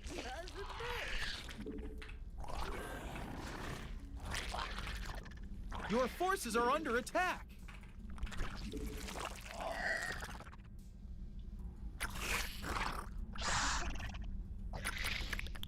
Oh, well, he thinks we're just macroing. Our army be scrapping. We evolved. Stuff like that. Your forces are under attack.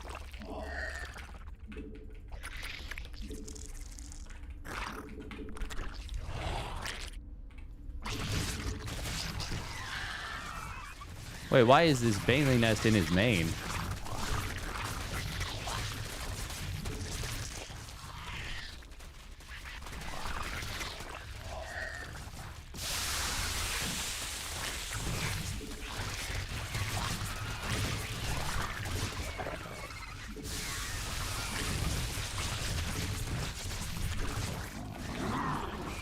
Our army be scrapping.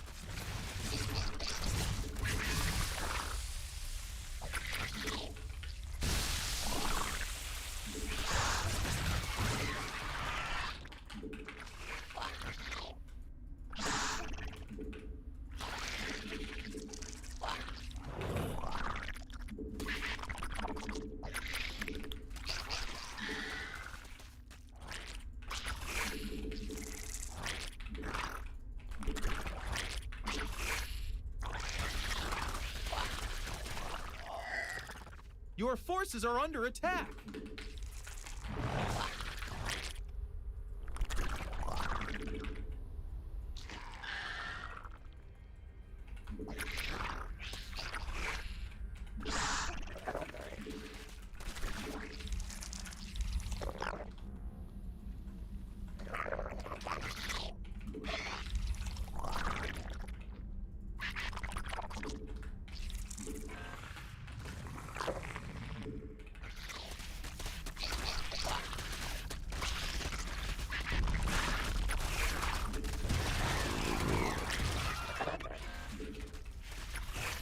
Whoa. Playing with fire here. Not enough energy. You're gonna need a tad bit more energy.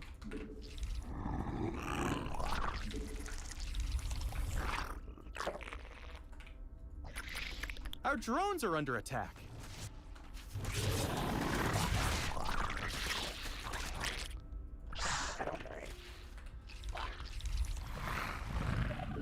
It can't do that.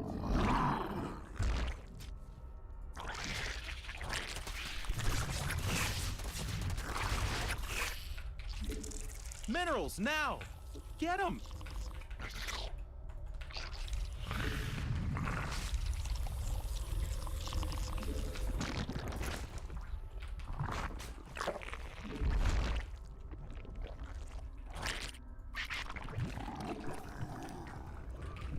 Not enough minerals.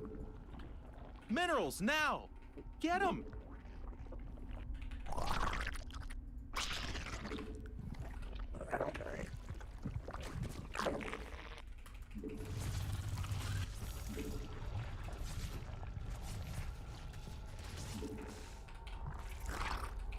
Gas, buddy. Come on, you need gas.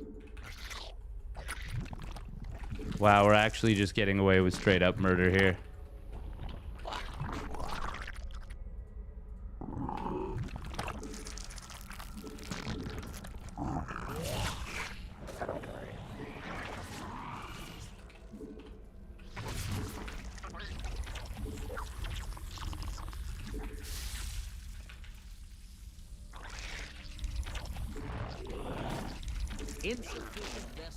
Only thing is opponent Not going enough straight into minerals.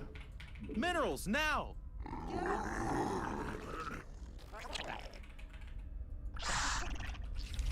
Not enough minerals. Minerals, now! Get them! Not enough energy. You're gonna need a tad bit more energy.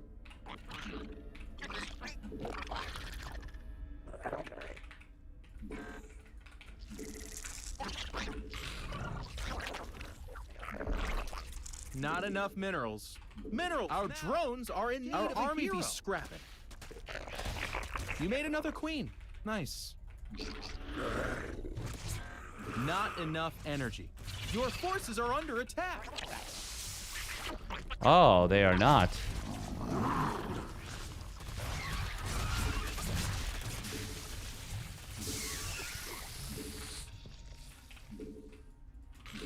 Mutation, you're gonna need a tad bit more energy. But they are quite a bit better than we are. And that's its own problem. Evolution complete. The minerals have up and gone.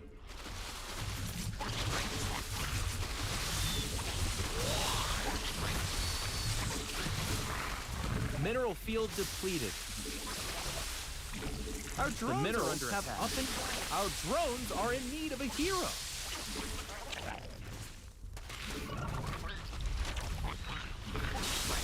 Not enough minerals. Oh, apparently we're playing against like Scarlet. Okay. Our army be scrapped. Interesting. Yeah, that seems about right. 557 APM. Okay. That's pretty funny.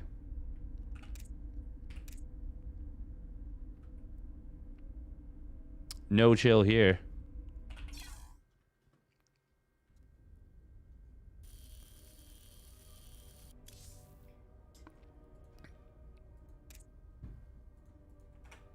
$5,600 MMR.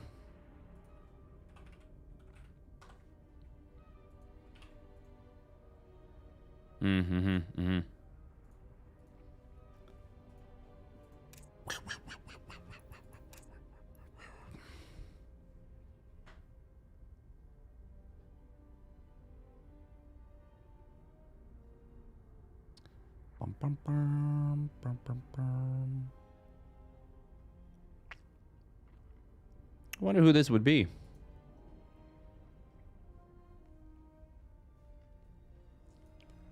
Yeah, let's see. OnlyFang Season 3.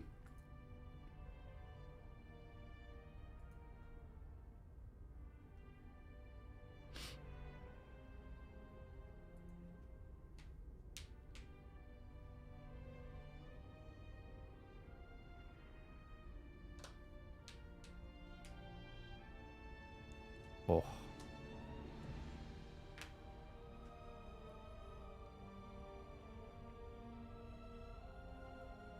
Bum, bum, bum, bum.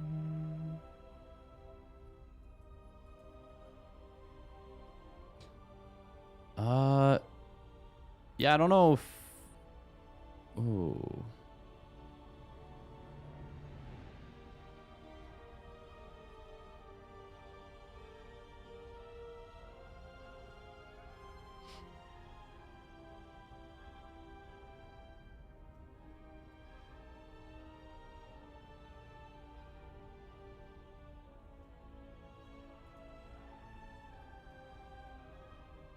Yeah, I'm not sure. Not sure what, if there's been any updates. Hey, thank you for the Prime Zubby Laughing Games. Appreciate it.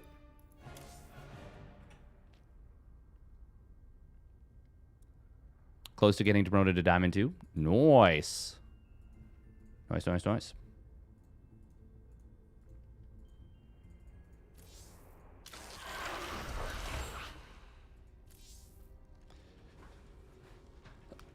Oh. What are we doing? I can't be playing more. I can't be playing more. We gotta go to bed. I will be covering, by the way, the B stream for... what do you call it?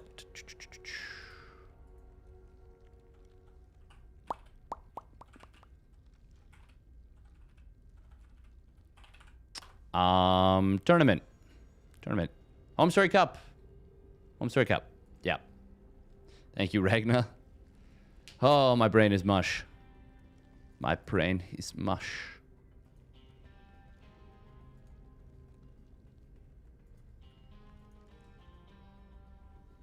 Absolute mush.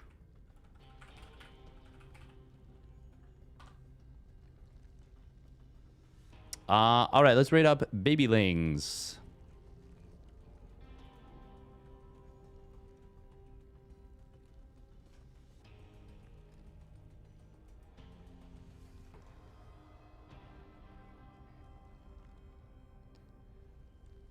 Oh. It's got a shiver. Yeah, let's rate up Babylings. She's chill. She's fun. She's cool. She does use team-colored life bars, health bars, which I think is crazy. That's what happens to you if you play on the ladder after a tournament. Get the chills, the shivers. Yeah.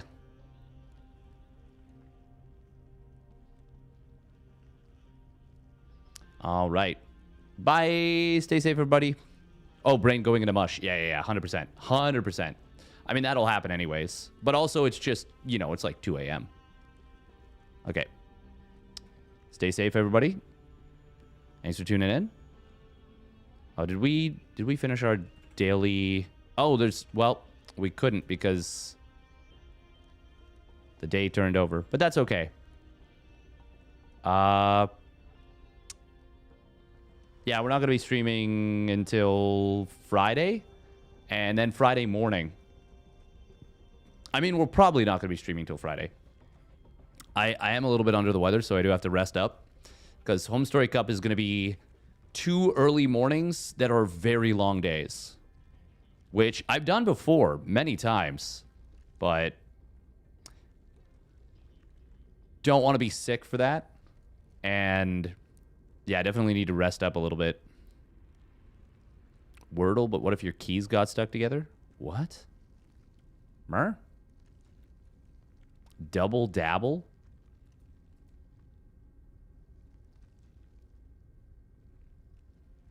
Huh?